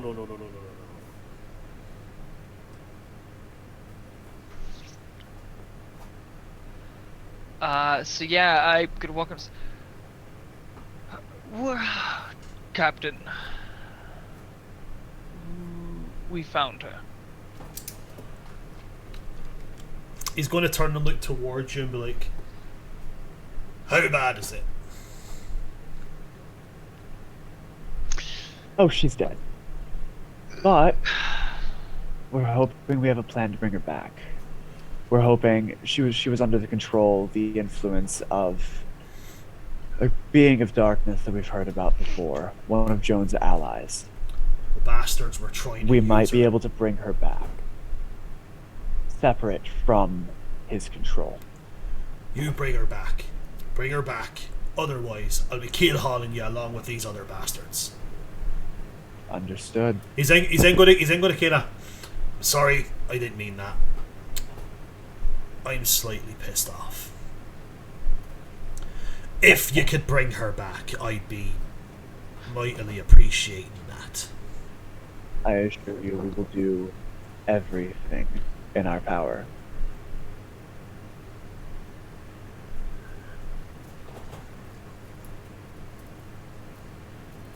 Where do you want her for now? And like, I'm gonna like whisper over my shoulder as I'm like reaching for her. I'm like, Toothy, you can let go. To like stop like sticking, so I can like gently bring her down and like set her down in front of them. So how Blackbeard became what he is, the fear that's around him is because of these very large elemental cannons he's got on the front of his ship. He knows what burns look like, and as he sees her, you see that kind of like, for a man who loves using fire, you see him kind of like wince at the very obvious third degree burns all over her, and it's like, Sorry. well, he doesn't know it was you, Talis, so he's gonna be like, he doesn't know it was you, Jason, he doesn't know it was you, so he's gonna be like, I was like, oh shit. when I find whoever it was that tormented and twisted her mind like that, I'm gonna strap them to the front of my cannon and let it run for a full night. Take her inside to... And he's going to give you the directions to what he explains as like a trial room. And it's like every single one of these bastards is getting put on trial right away. And we're going to need her to stand and give word on what happened to her. If you will, give me just the tiniest amount of time to try to assess what this dark control was. Because it could be that they acted entirely not of their own accord. Do what you have to do. But you get me an answer. Okay. I will take her where he wanted her. Okay, so you guys are heading to the trial room. Silas, are you heading there with Jacek, or are you staying behind to do healing and stuff? Oh, yeah, no. I'll tell J6 to go on. I'm going to stay behind, and I'm going to use all but my 7th level spell slot. That I'm going to use to cast, not Legend Lore, Divination, just so I can get a 3-question thing. Okay. Leonid, Talus, and Mira, with Jacek heading to the trial room. What are you guys doing? I healed Arsenal. Uh-huh. You said Gungi was already being taken care of? Yeah. Okay. Was there anybody else that Talus, recognizes from the Tempest that... Not that is in need of, immediate care. Everybody else is kind of, little cuts and bruises here and there. Okay. So then she's gonna find Falkner. Okay. And I'm guessing, is Bigwig still with him? Yeah, Bigwig's there. Bigwig is with Falkner. When she sees him, she's gonna kind of pick up the pace and run to him to hug him. And as she does, she doesn't know how hurt he is or if he's hurt at all, but she's gonna cast Cure Wounds while she's hugging him. Literally the same kind of mindset. As he hugs you, you can feel the lay on hands going. That kind of soft warmness of a warm ocean current, the smell of sea salt air. As soon as he hugs you, that just that he drops 30 points on that. Okay, well, he gets 35 from me, so. Okay. Wow, he took me to exactly full health. Thank you. So after, she's gonna kind of push him away and be like, "Are you all right?" It's I'm fine. I don't know. Bigwig kind of saved my arse a bunch of times. But yeah, I'm fine. Are you? Did you get Scarlet? Is everything okay? About that. Oh, they didn't fucking kill her, did they? Oh my god, we're gonna go to war. Oh my god, we're gonna kill so many people. See, we had to kill her.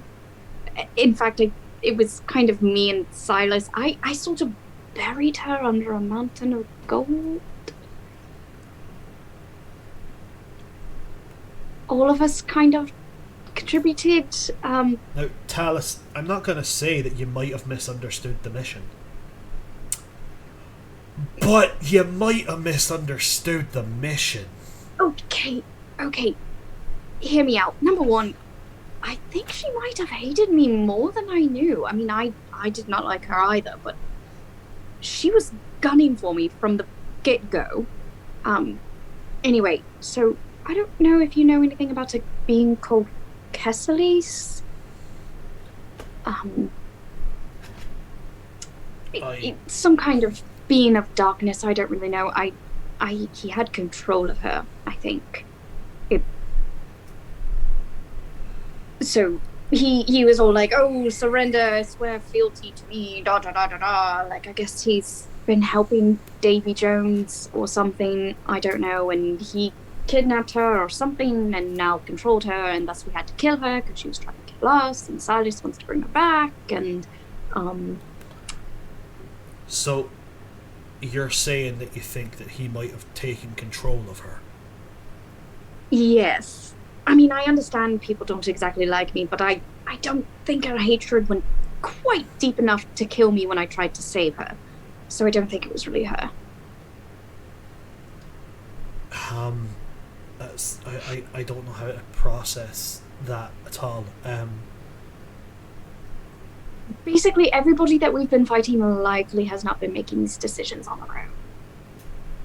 They've had no choice. At least that's our theory. Right. Okay. What do we do now? What do we do? Do I look like a fucking captain? Oh shit! Yeah, that's me. I'm that thing. Well, if I know Blackbeard, which I'm assuming I do, he'll be making a call for a trial within the hour. Everybody will be put on trial before anybody's allowed to rest, so we'd probably best be heading to the trial chambers.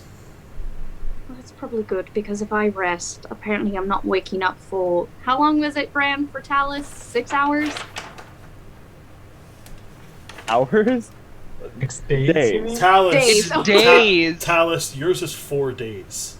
Okay. J6 Silas. is a fucking week. J6 is a full week. Silas, That's right. I have a you're, It's like lovely in 2 2 days. Silas, you're 2 days out cold. Yeah, I am 2 days. Yeah, I won't be waking up for 4 days once I decide to go to sleep, so we might as well get going. Right. Okay. Yeah. Let's go then. And he's just going to, like, you know, very, very instinctively just kind of take your hand as he's walking, and you know, the crew of the Tempest kind of fall in line behind as he's walking back. Leonid, Mira, what about you guys?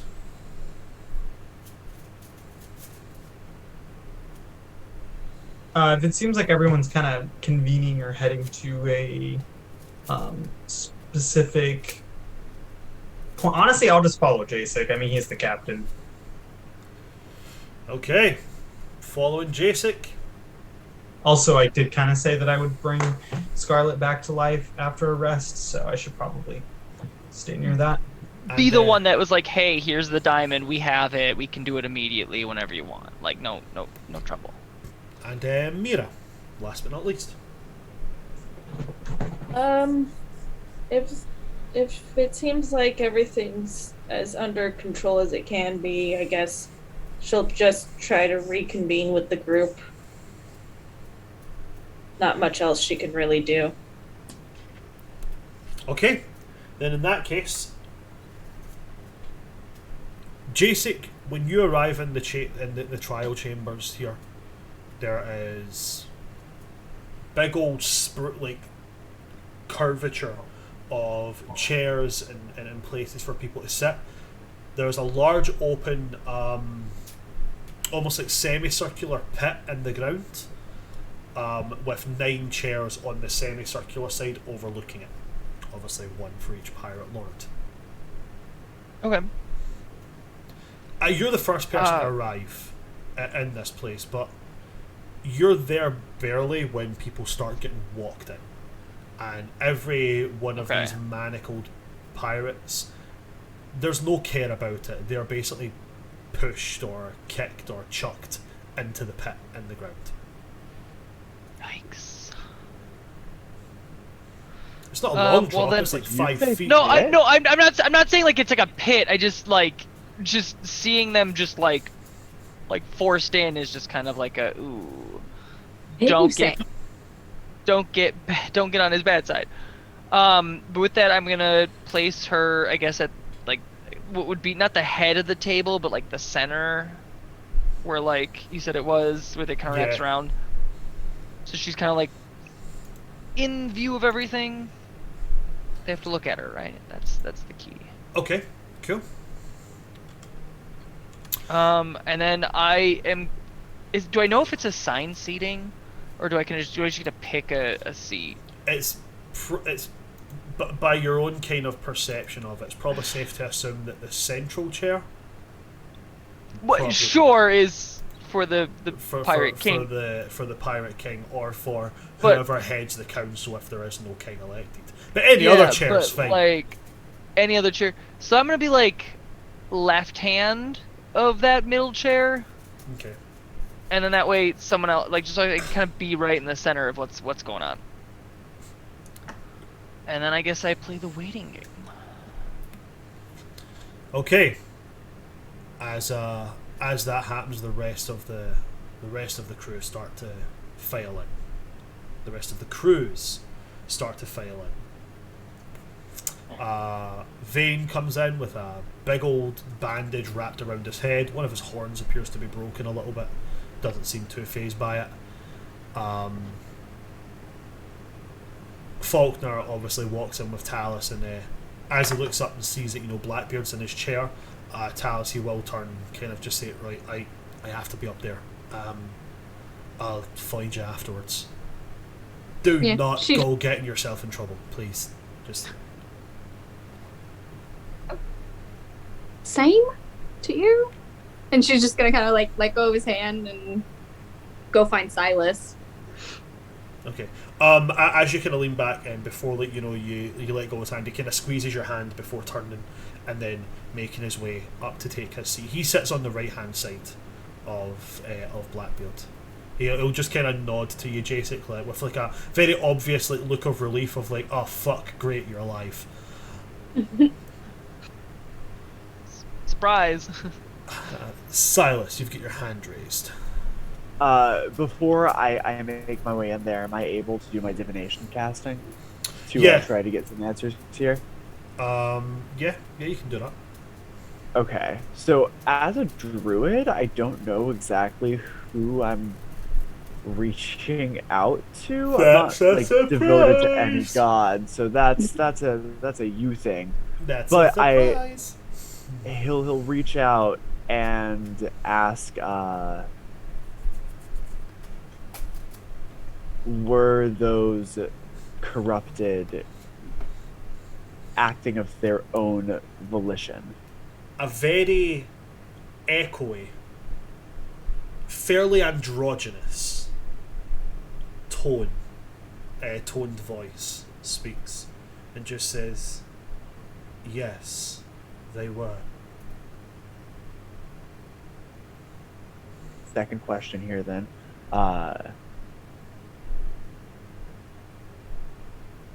So they betrayed their allies intentionally, not under any kind of influence.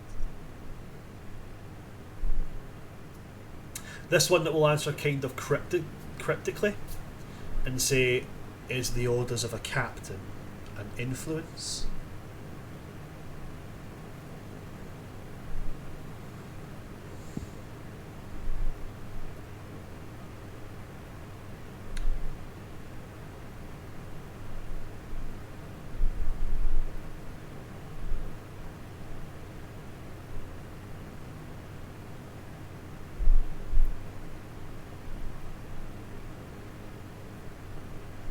Were the captains in their right mind giving these orders? Yes, they were.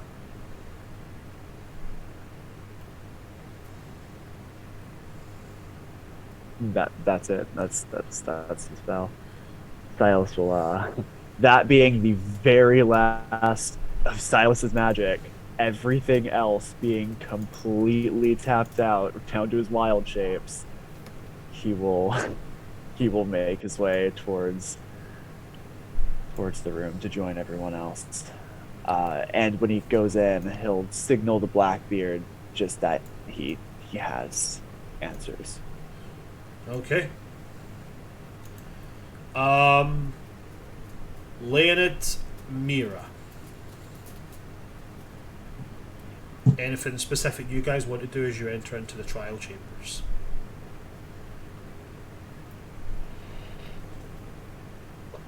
If Silas didn't make that information known to us, no. I don't know if it seems like a silly question. Are the first mates sitting around with the other people, or are they like standing next to? So generally in other places, like, you know, if you were having like a meeting of the Pirate Council, first mates would stand to the back of like the chair that their captain is sitting at. Here, it does not seem to be the case. Bigwig is not with Falkner. Blackbeard doesn't have anyone with him, neither does Vane, neither do the rest of the pirate lords. I guess Mira will just sit near Bigwig, then.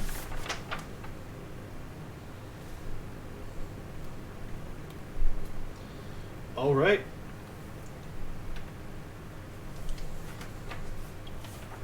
And if that is everybody with nothing else to do, okay. Blackbeard starts very, very maliciously. He openly calls out every single one of the people that stands in front of him. He talks for maybe about 15 minutes in very, very harsh but very quiet tones. Like, he speaks quietly, but his intent is very, very clear. He passes the judgment that,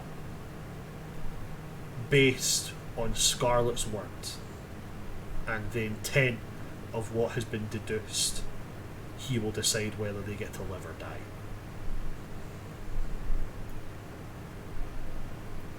He's then going to look to you, Jacek, and be like, two of yours were hunting down extra information on this. Do they have that?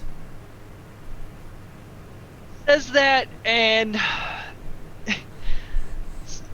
Jacek immediately just thinks, okay, who? And then was like, no, who is he kidding? It's it's Silas. He's gonna turn to look back.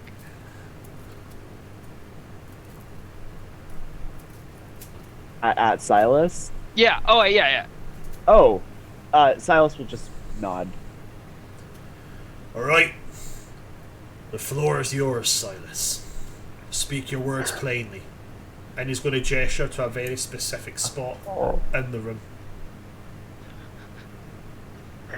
Silas, who once again has no fey blood, therefore no fey charisma, stares quite intimidated at the fact that he now has to address everybody in this room before stepping forward and saying, I have communed with beings greater than myself, who can only respond to me honestly.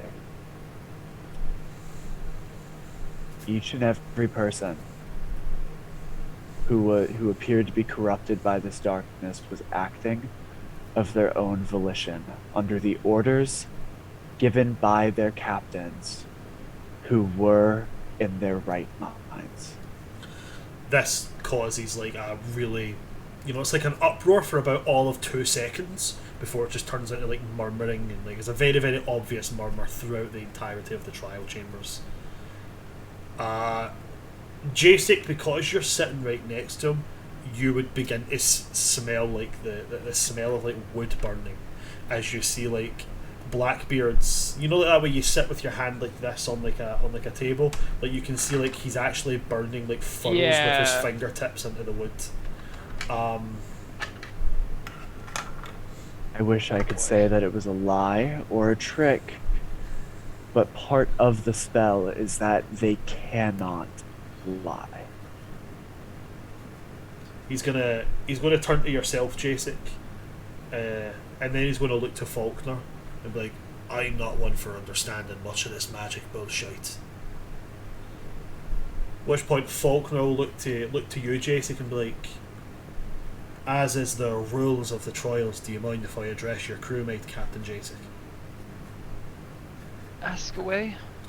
Silas, would you be willing to swear this on the code, knowing for a fact that if you're found out to be a liar, execution is the only call? Yeah. He's gonna look back at Blackbeard, and there's like a kind of silence before Falkner just goes, the bastard's never fucking lied to me before in his life, so I have no reason to doubt him. For a long time I wasn't capable of lying. Trust me, it's more of a curse than you fucking know. That Silas is kind of like... He's going to look at Blackbeard and go, it's an uncomfortable realization to come to, but I have no reason to doubt what he's saying to be true.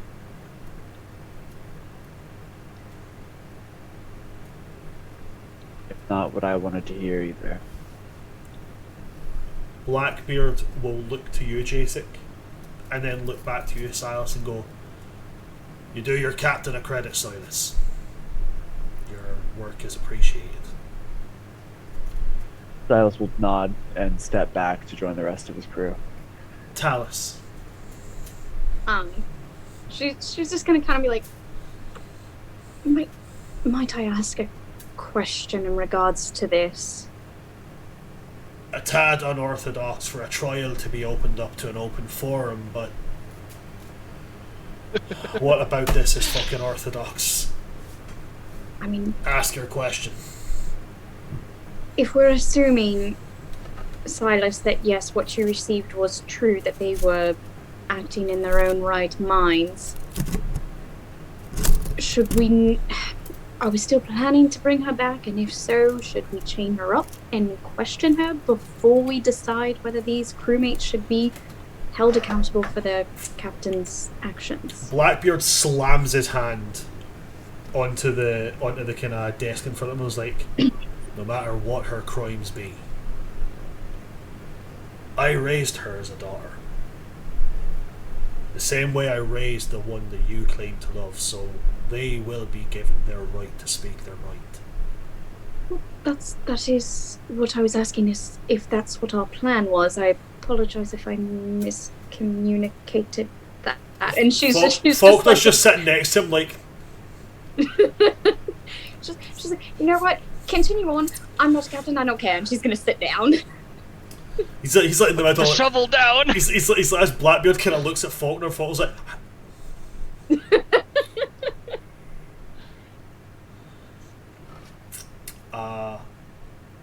but Blackbeard will turn to you again there, Jacek, and be like, I know you're new to this, and then looks to the other two that are recently been put into this position, be like, when a captain is to stand trial, their entire crew is also called into question. You'll be allowed to ask any questions you want, and if they answer untruthfully, it's within your right to challenge them to a duel over that.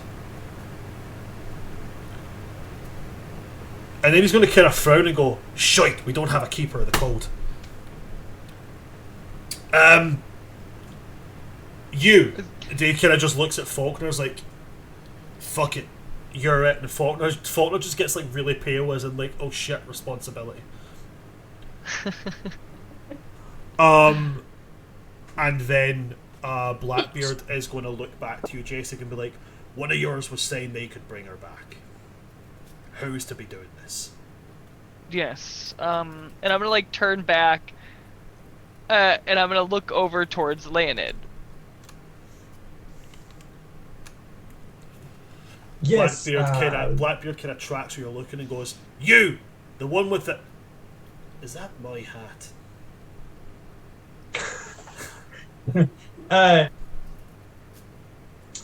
Well, ownership. You're fucking dead. As you say that, you know, Falkner kind of leans over and kind of says a quick word in Blackbeard's ear, and you see Blackbeard kind of... It does, in fact, suit you. What? Well, are you able to bring her back? Theoretically, yes. I've never actually performed it before, but I do have the knowledge required. So if I understand correctly, as long as her soul is willing to enter her body, I should be able to do that. I just love how, like, every single sentence out of every single crew member's mouth, all I can do is picture Jacek and Falkner just going... just, theoretically, yes, I've never tried it before, and Faulkner's just like, I fucking give up. I'm done. I'm fucking... I quit. I'm gonna go be a farmer or some shite like that. But okay, Blackbeard points to the body and is like, do your work. So I'll need some rest before I'm able to do that. Took quite a lot just to get her.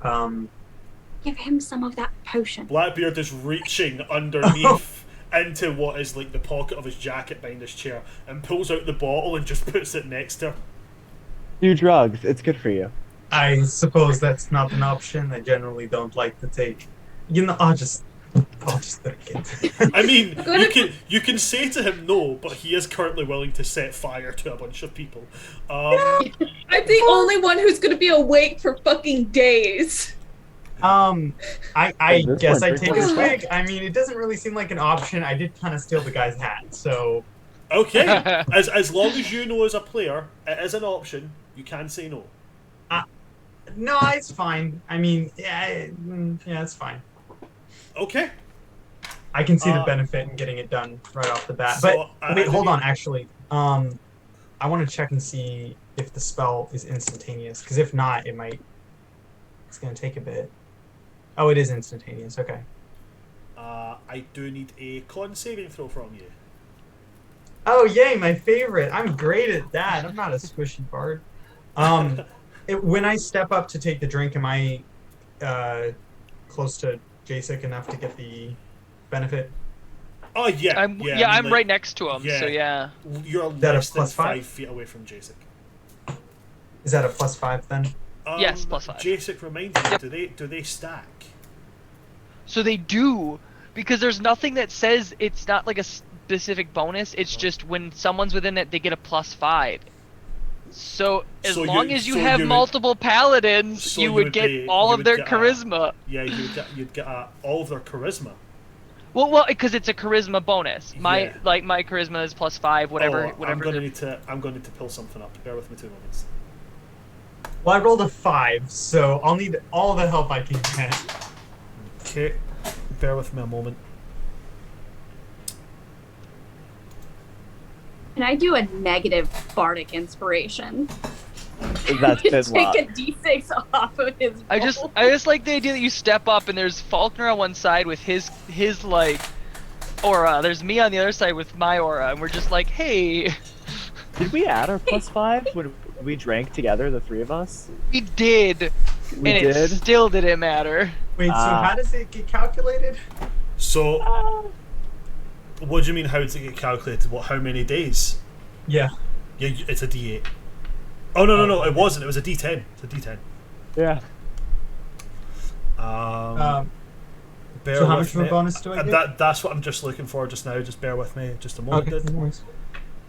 I haven't looked at this I haven't looked at this monster sheet in so long.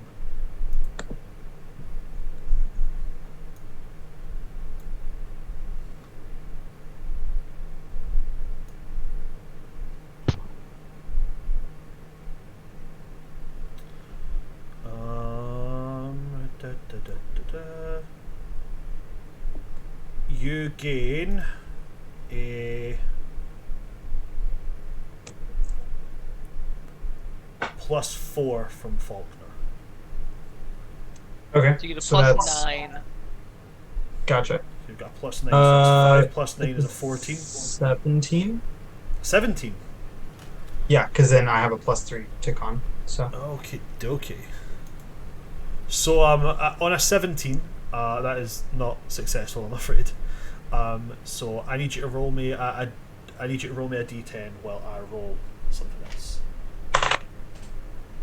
That's 10.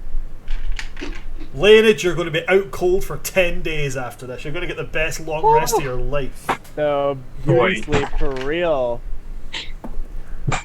I'll do your You'll hair also- for you while you're passed out. You will It's okay, my hat will do my hair for me while I'm You passed will out. also take 16 points of fire damage. That's not pleasant. But you now gain all the benefits of a long rest. Okay. Until such a point that, you go to sleep, at which point you crash out for 10 days.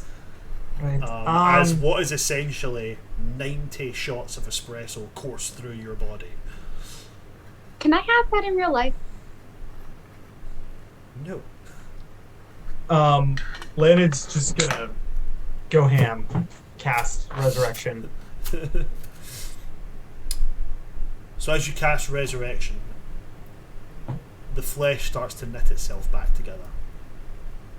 The red, crimson hair starts to flow out again.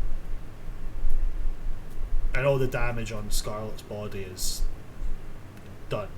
Solved, fixed, whatever you want to put it as. And she's going to sit bolt upright. looking around with a look of panic on her face, and these black like veins and scars under her eyes are still very much evident.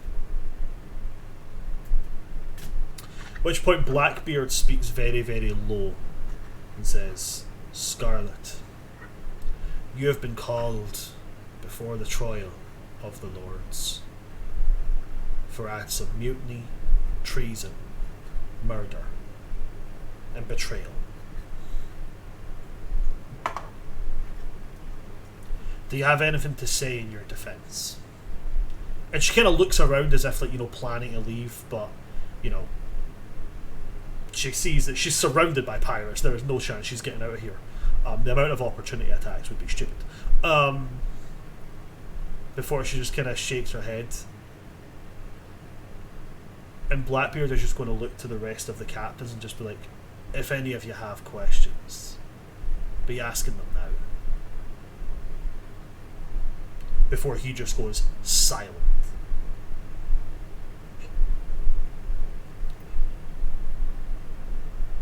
There is a steady and uncomfortable silence in the chambers as every captain looks like they want to ask a question, but nobody wants to be the first to break that silence.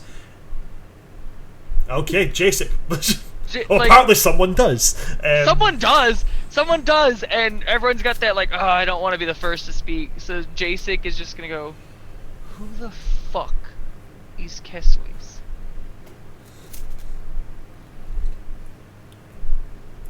She is she looks at you with a look of like a sneer. Before there's just a very, very audible click of a hammer being pulled back, and you can see Falkner has drawn his pistol, and he is very much evident. There's a look between him. You guys know that him and Scarlet have a history of like competitiveness. They were raised almost as siblings by Blackbeard in this kind of life, and you can see that there's a kind of unspoken look between them. You guys are all kind of comfortable enough now with Falkner to know that look is a look of pick your words, because you guys do know Falkner is quite whimsical, he's quite funny, but when it comes down to serious shit, he is deadly and he will kill. And he's not aiming it at her, but he's like, you know, he's got it like on the table and he's just kind of thumbed back the hammer on it and is just looking her dead in the eyes. She's going to turn back to you, Jacek, before saying, "Kesales is what's going to break this world if he doesn't get his way. He is a temper tantrum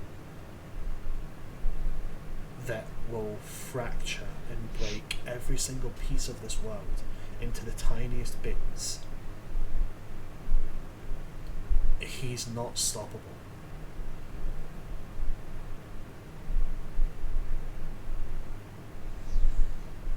So she's weak.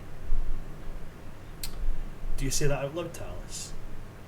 I mean, she's not Under her being, breath. Like, yeah, it is under her breath because she doesn't want to break protocol because she's like, the captains are supposed to be asking questions, but she kind of like, it's like she leans over to the side. She's like, "So she's a weak bitch."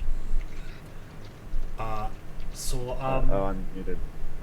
I hate to say it, but you're probably right. She gave in to fear. So because you guys are, so I just need to make you aware, like, her passive perception is a 23. That's fine, she can hear me. Based on that being her passive perception, I'm not going to say she can hear you. I'm going to roll on it. Based on that being her passive, I'm going to roll on that to see if she would hear you. Okay, that is a 19 on the die, plus a 14. So I'm gonna say with a 33, yeah, she is going to hear that, and she'll kind of turn back to you, to the entirety of the room, and she's gonna say, "He's not just fear. It's not just fear that I see. He when you stand near him, it's terror. It's dread. It's that creeping up your spine that's there when you can't tell that something's watching you. It's that lingering dread that haunts the back of your mind when you wake up from a nightmare. It's the cold sweat that covers your brow when you picture anyone you care about suddenly not existing. It's looking into the eyes of someone as they die, knowing that they are dying. That last moment of fear they feel in their mortal life. It's that. It's not simply that I was scared, it's that I was terrified. So you join it rather than fight it. And then she realizes that she's like she's like, oh shit, like, and she like looks at Jason. Like, Jason immediately says, so you join it instead of fighting it. She's going to look back to you, Jason, with that, and Blackbeard seems to be a bit too preoccupied to realise somebody's spoken out. She's going to turn back to you and be like, yes, I joined it. What, either that or suddenly stop existing? Like, no, I need to confirm this. He's not just killing people. He's erasing them. What do you mean? He's going to every single version of this world that has ever existed. Versions where I'm a dainty princess and Falkner has a brain. Versions where Blackbeard is nothing but a farmer. He's going to every single offshoot that has been made through time and through whatever other forms of magic, and he's rewinding them.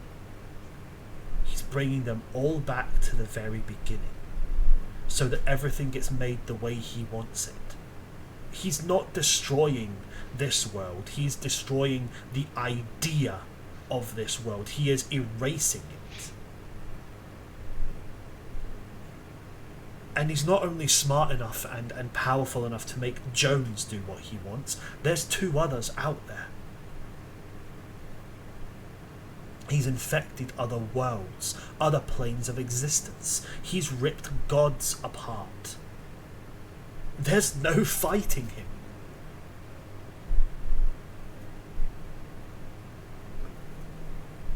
What has he promised you for joining him?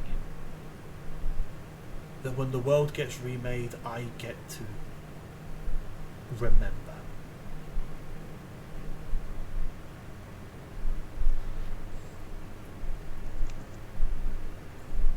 So you willingly joined him?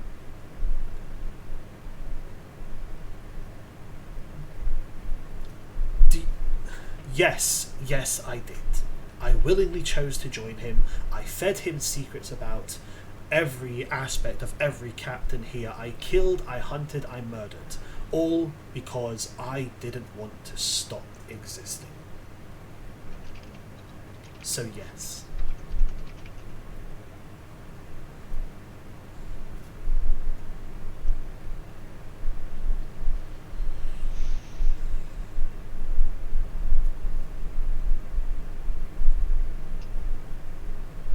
Any other questions that you have, Jasek?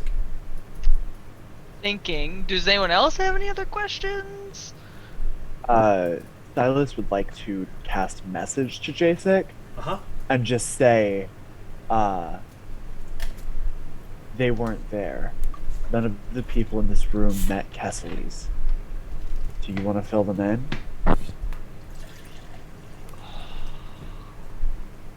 No. Do you want to call I on me no, I do. to fill them in? Ugh.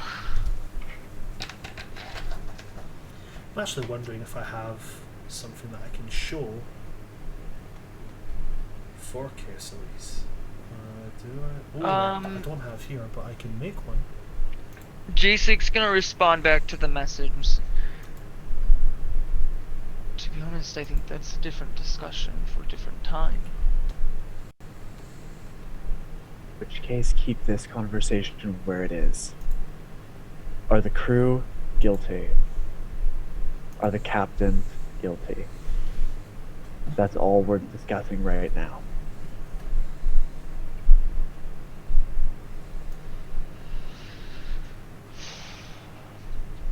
Did you order your crew to attack?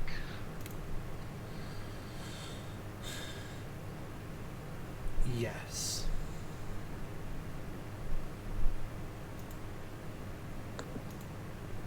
Sorry, we couldn't hear you, Bran.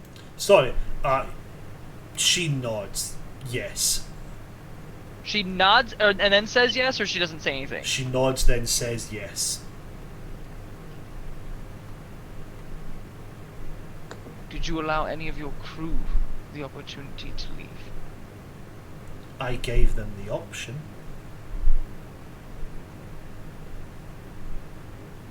How many of them left?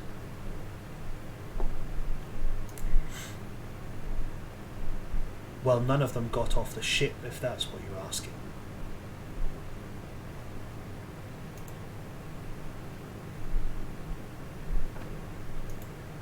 So, the message to J6, so it was join me or die.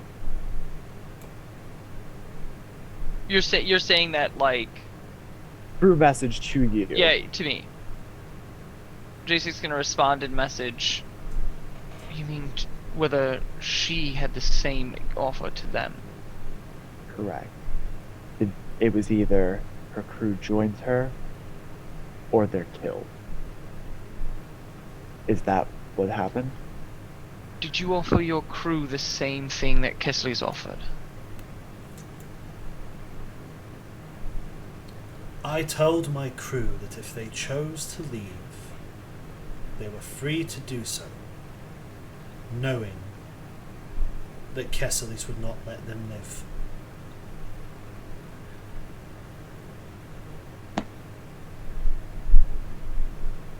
I didn't say that Kesales would be the one to kill them.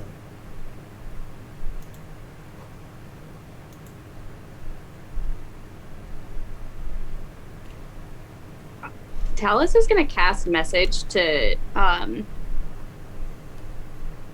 first yeah, she's gonna do it to J6. Like, she's gonna want to do Falkner, but then she's like, no, J6 captain. Fuck. Let me delve into her mind.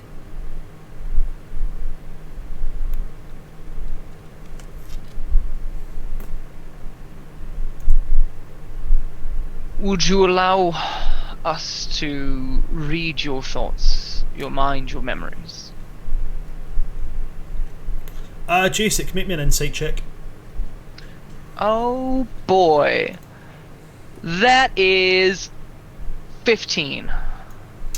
She's going to look at you and then say, yes, okay. Talis will step up and just kind of make eye contact with her and cast Detect Thoughts, delving deep. Okay, detect thoughts. Can they choose to fail that? Yes. Okay. So she chooses to fail, letting you delve completely into her brain. And as you go in, Talis, there's no thoughts for her. But inside her mind, you do hear a voice kind of speak and go, well, this is certainly interesting.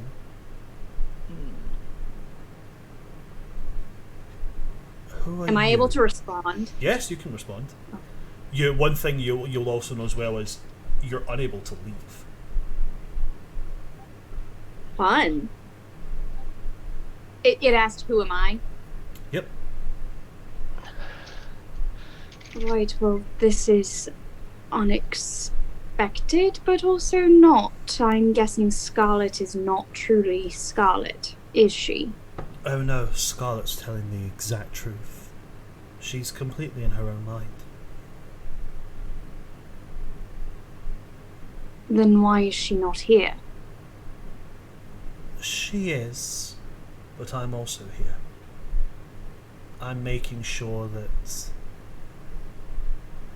she only says what I want her to say.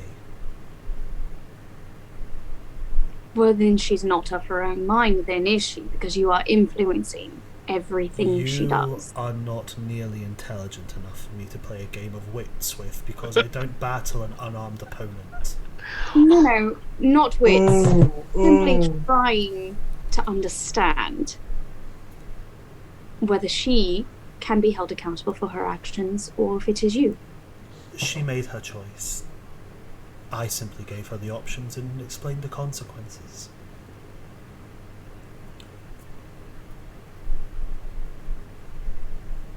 What do you want? I want what is best for everything. For everybody to be united under one single common notion. I want everything to go back to the way it was. All the way back at the beginning. Start again. With everybody under a united goal. That's what I want. What exactly is that united goal?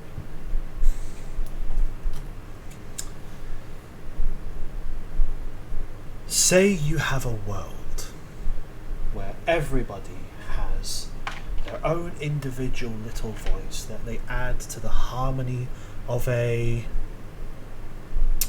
let's say, a choir. Everybody contributes an individual note, a harmony, a melody, and then say one person just can't sing. Well, do you let them keep singing, or do you stop them to save the peace? I'm making sure that everybody with the same mindset, everybody that wants to be united under a world ruled by one singular notion, I'm making sure they continue and everyone else doesn't.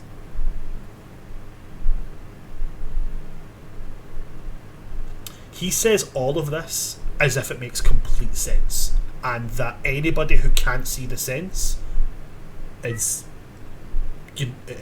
ridiculous. He says it with such 100% surety. And this is Kesales, right? Like, she recognizes that this is the voice of Kesales. Oh yeah, you heard him speaking to Lucian in the treasure room. This is 100% Kesales. Right, so again, you're just confirming to me that you're batshit insane. Well, that's, an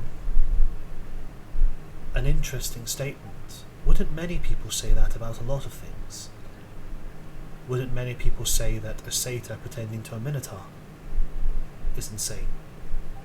Somebody attempting to bring back a long dead family lineage from absolute ruin. Somebody chasing the fame, somebody trying to become something not, somebody trying so desperately to not look back at the village they left burning. They can't make sense of the path laid out in front of them. Wouldn't you say that all of that falls under the branch of insanity as well? See, here's the thing. I think you're mistaking me for somebody who gives a shit about that village. I don't care. You're a good liar, but you're not that good.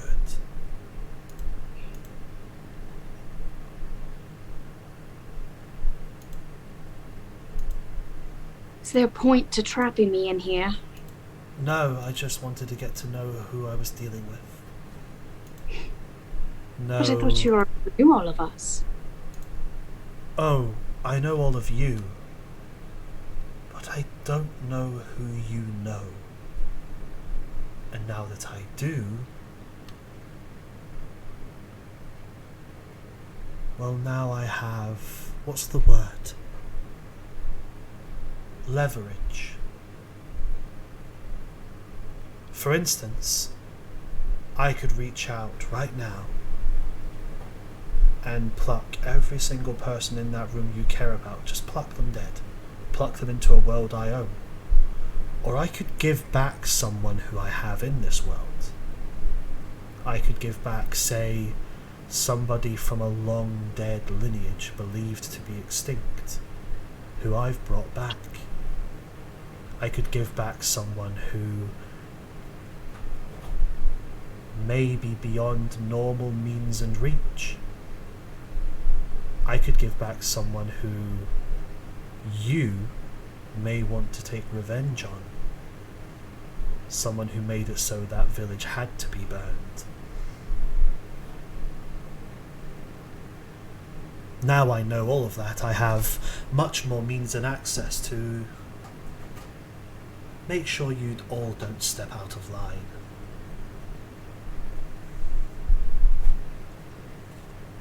And as he's mentioning these, when he references someone wanting, like somebody who made it so that village had to be burned down, you would see two faces that you recognise as he mentions that, and it's the faces of your parents. No. I knew you were gonna throw it in at some point, Fran. Okay.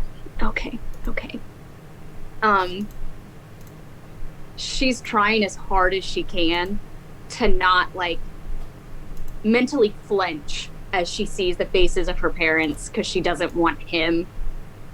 But of course he's going to, because she's just like, right, well, if you're quite done, I'd like to leave now. Oh, of course. And you're suddenly aware of the fact that you can leave if you want to. Before she leaves, she's gonna be like, when we do figure out how to kill you, it's going to be a pleasure. And he's going to manifest out of this leaning right up, like he is like here to you. And he's just going to go, when you get close enough to try, I look forward to it. And then as you leave, you just hear the sound of buildings burning. People screaming. And then when you separate your mind from Scarlet's, you're back in the room. As she, like, ends the spell and is out of Scarlet's head, she, like, Talus is already pale. She goes completely, like, sheet white. Grabs her head and is just like, Scarlet is completely guilty, as are her crew. Kill her if you want, I don't care. And she walks out. You have to be more descriptive than that. Silas will go after her. When J6 says you have to be more descriptive, she'll turn around. Just, what do you want to know? She made the decision herself. She wasn't influenced by Kesales. She knew what she was doing.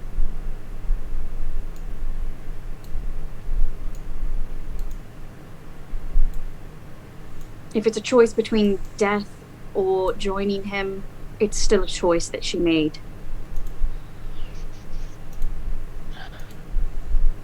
She chose to betray the entirety of the pirate council, whatever the hell you want to call it. Murdered, trapped her own crewmates with the same threat that Kesales gave to her. She's guilty.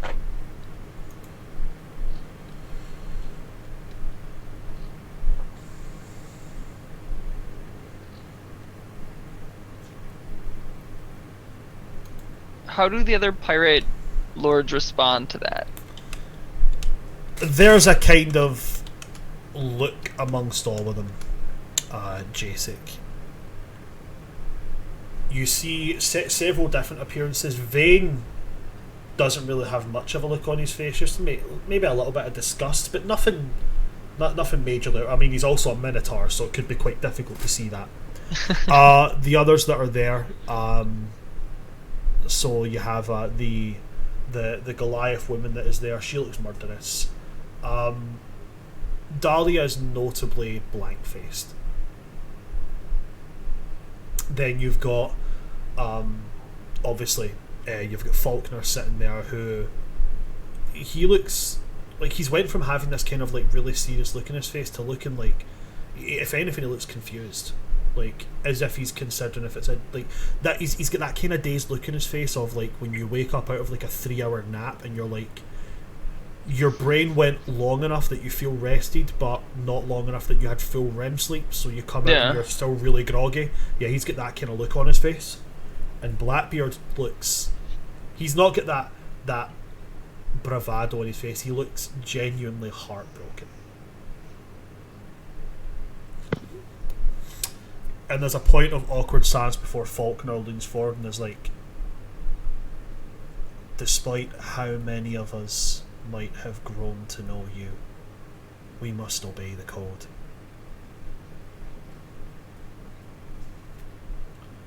He's going to look to Blackbeard, and Blackbeard is shell-shocked. Leonid, yes, you got a question? Does am I reading the room correctly in that they're about to make a verdict? They're about to pass judgment. Okay.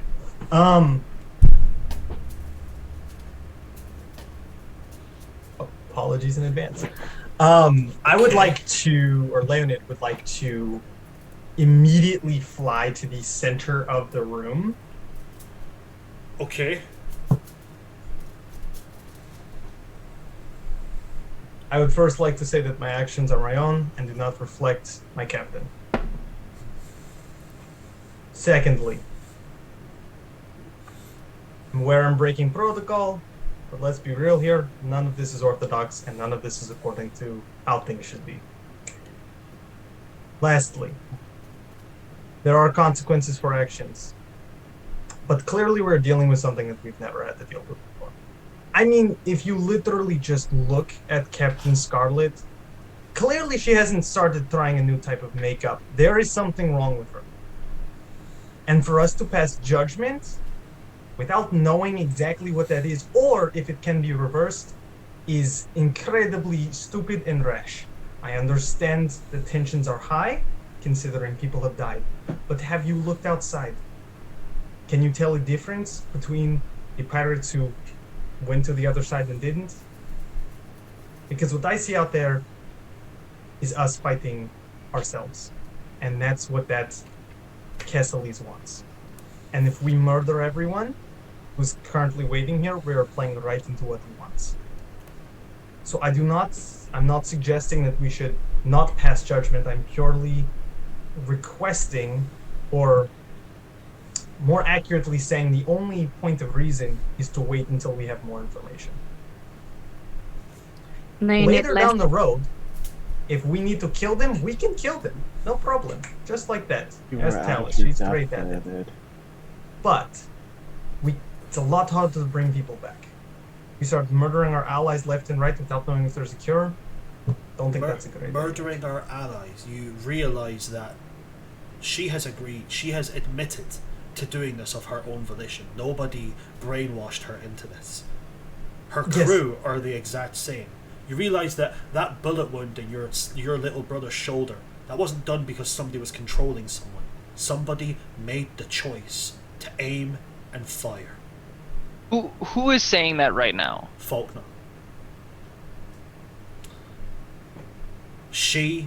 You're saying that you want us to maintain numbers. Do you honestly want to fight side by side, having to trust her to have your back? I'm not saying we should trust her. I'm also not saying we should end her. I grew up with her. She was basically a sister to me. I didn't trust her then. I certainly don't fucking trust her now. She is venom to us, Leonid. I'm aware. But it might not always be that way. This is a very new development, and for us to make a decision based on something we do not know will only hurt us. Talus. Talus is kind of halfway out of the room at this point, but she looks up at Lane and is like, I understand what you're trying to say and where you're coming from. But the reason those bodies out there no longer look corrupt is because they're now useless to Kesales. Dead bodies means less allies for him. She stays alive, she's still a tool for him. She dies, she's useless to him. She's of no use to us, so why should we allow her to be useful to him? Because she's no use to us currently. These are not our decisions. These decisions fall on the pirate captains alone. And that... Okay. I'm aware of said. But I think the captain should make a logical decision, not one made from emotion. I lower myself. The captains are now going to deliberate. And he will turn. So, Jasek, this comes down to yourself and well, really, Falkner. I have all the pirate lords already made. You can either agree or you can try and persuade them to see your way. Is this done? Like, do we go to a jury room to it? Does everyone leave? How is it just done? Everyone just it's done. Raise their hand. It's done. So basically, as the keeper of the code, Falkner says the code is straightforward. For her crimes, she is to die. If the crime is committed. The crime has been committed. She committed mutiny by her own admission. But that's something that is a determination for each person, each pirate lord to determine. Does it need to be unanimous? Does it have to be majority? As with everything in the Pirate Council, it has to be a 2/3 majority. Okay. So there's 9 of them. It has to be at least 6 people on one side for it to pass. Okay. Currently, there's 8. That does not change the fact. There still has to be 6. Okay. So Falkner is going to speak straight away and just say,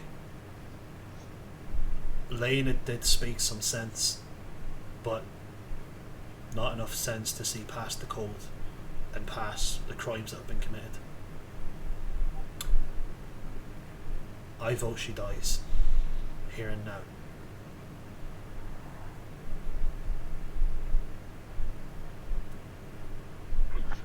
Jasek, as the person who's on the left-hand side. What? Blackbeard. It goes Snake? Who the fuck decides this? Funnily enough, me as the fucking GM. You don't even give me time to think. Hey, hold on a minute. Are you saying that you need prolonged time to think and what you do is a real life job? So here's you have heard thing. the evidence, my friend. Here's the I'm thing. I'm joking. There's a big difference between the pirate code and the law. Wait, you mean that just because somebody lied, they don't get shot in the face? What?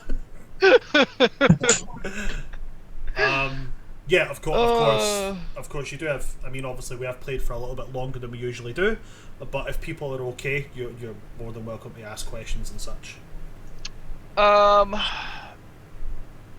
So I don't Jasek doesn't know how the verdicts, how these things go.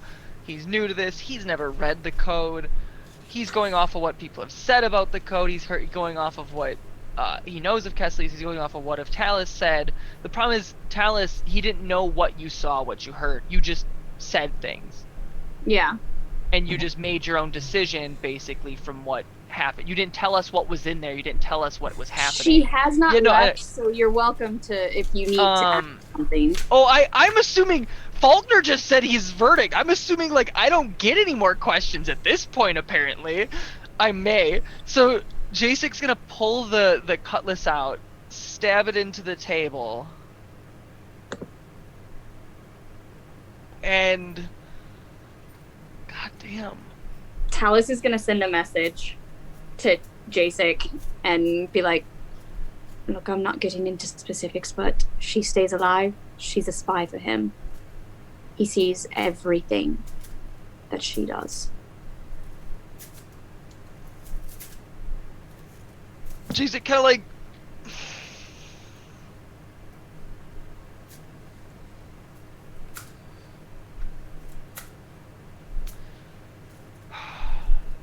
she is guilty.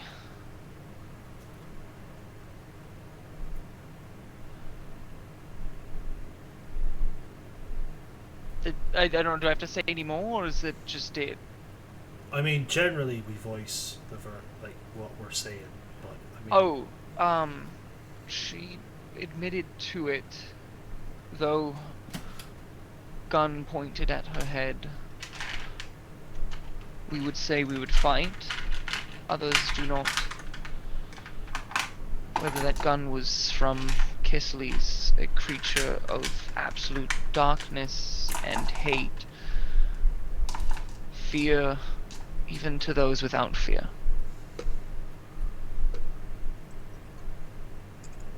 I cannot say that I would not do the same when faced with such insurmountable odds. But I do agree with Leonid that just because the rules say that she must be killed does not mean that we must do so when faced with such different enemies and foes. I do find her guilty and respect the judgment of the rest of the pirate lords. So just to clarify, are you saying that she should be killed or she should be kept alive? If I had my way, I believe we should use her. Okay. And as it goes around, the majority of the pirate lords fall into the same line. One of them does not. One of them agrees that she should have to live with her crimes. When it eventually falls to Blackbeard, Blackbeard is still basically catatonic. And after looking at him, Falkner's like, with the king currently unable to speak, it falls to the keeper of the code to speak as his proxy. And he's going to stand and he's going to look. Two of us have voiced belief that you should be kept alive for now. With our captain obviously heartbroken, our king obviously heartbroken, it falls to me to pass judgment, and I will say that I am not one of those who wants you to live. I want you to die. I want you to die horrifically and painfully on dry land where you will never know the peace, the calm and the freedom of the sea.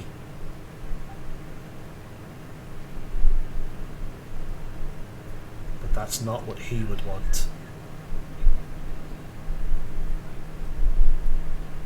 And Falkner looks horrifically angry before he says, Scarlet, you'll be allowed to live until we determine that your use has run its course. Your title of captain is stripped from you, so is everything you have ever earned while behind the helm of any ship. Your crew are forfeit. They will be taken to the mainland and they will be set free there. They will never again know the helm of any ship under any command fleet of us. They are exiled from us.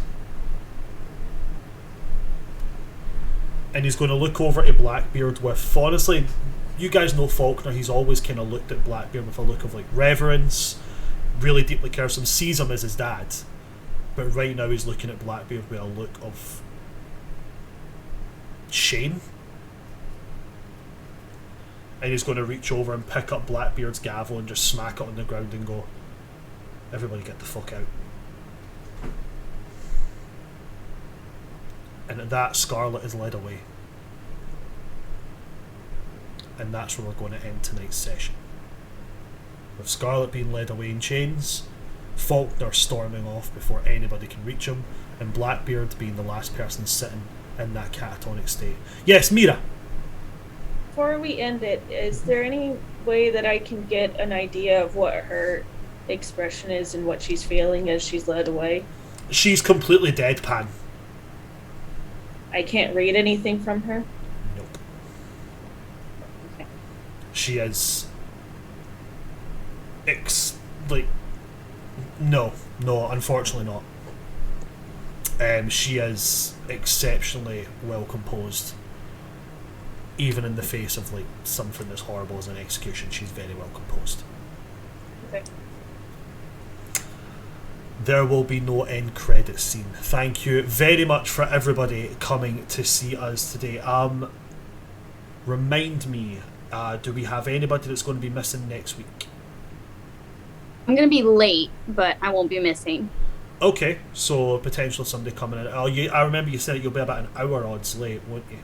Yeah. 45 minutes to an hour. That's absolutely fine. So we'll have somebody joining in just, a little bit late. What about the rest of you folks? Everybody still good for next week? Yep. Then be sure to come and join us and see exactly what happens next. The next step that will be taken by our brave crew here. That is every Friday at 5:30 p.m. CST, or roughly. We aim for that.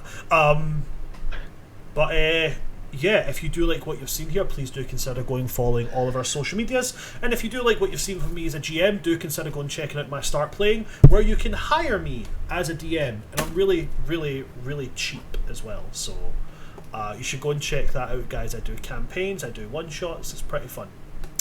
I'm going to pass over to my players right now.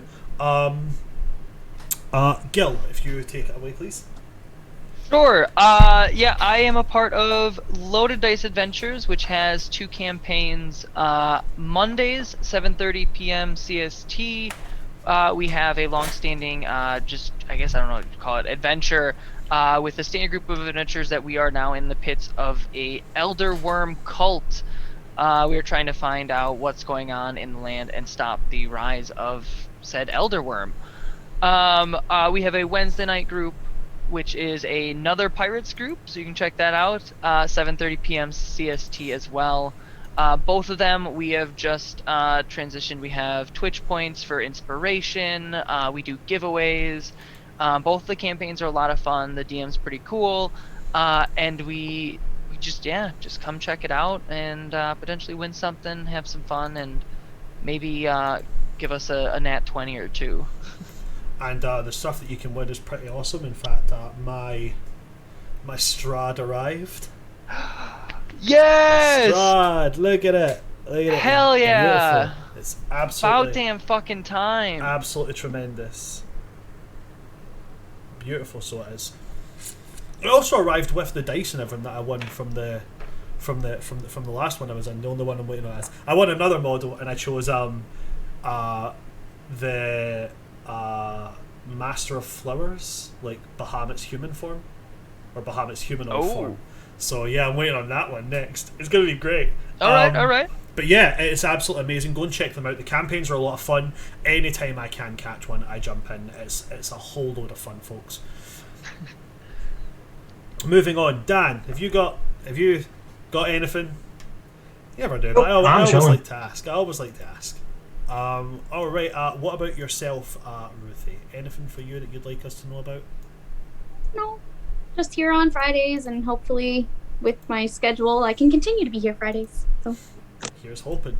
What about yourself, Rana? Anything you've got coming up? Yes and no. I mean, not much in general, but just this mostly, and then trying to get other games going. So that's mostly it. Okie dokie. And at last and most certainly not least, Charlie, what about yourself? Hopefully, like for realsies this time, we'll be back for Into the Abyss on Thursday. Mm-hmm. We've taken, I believe at this point, it's been a 2-week hiatus. Mm-hmm. And I know that like my character has a whole new class that's going to be introduced next time. So lots of interesting things are happening, and I'm very excited. You should come check it out. It feels like we're approaching the end game here. Not like immediately, but soon. So come check it out while you still can next week, or next Thursday at 6 p.m. CST on the same channel. Yep. Thursday, 6 p.m. CST, Into the Abyss. We are ramping up right now to be facing down the Demogorgon. So yeah, that's going to be an interesting one. if that is everything from all my players, then thanks very much for coming to see us. I've been your DM of Doom, Son of Asgard, or Asgard's D&D Adventures here on Twitch. With me today we have had Big Gilly Styles as Jacek, we have had Just Dan as Leonid, we've had Ruthless Rogue as Talus, we have had Golden General Grey as Mira, and we've had Charlie 182.0 as Silas. From all of us here at Asgard's D&D Adventures, good night, stay safe, try not to drop a big pile of coins on yourself, and also do not pull a finny. Good night, folks.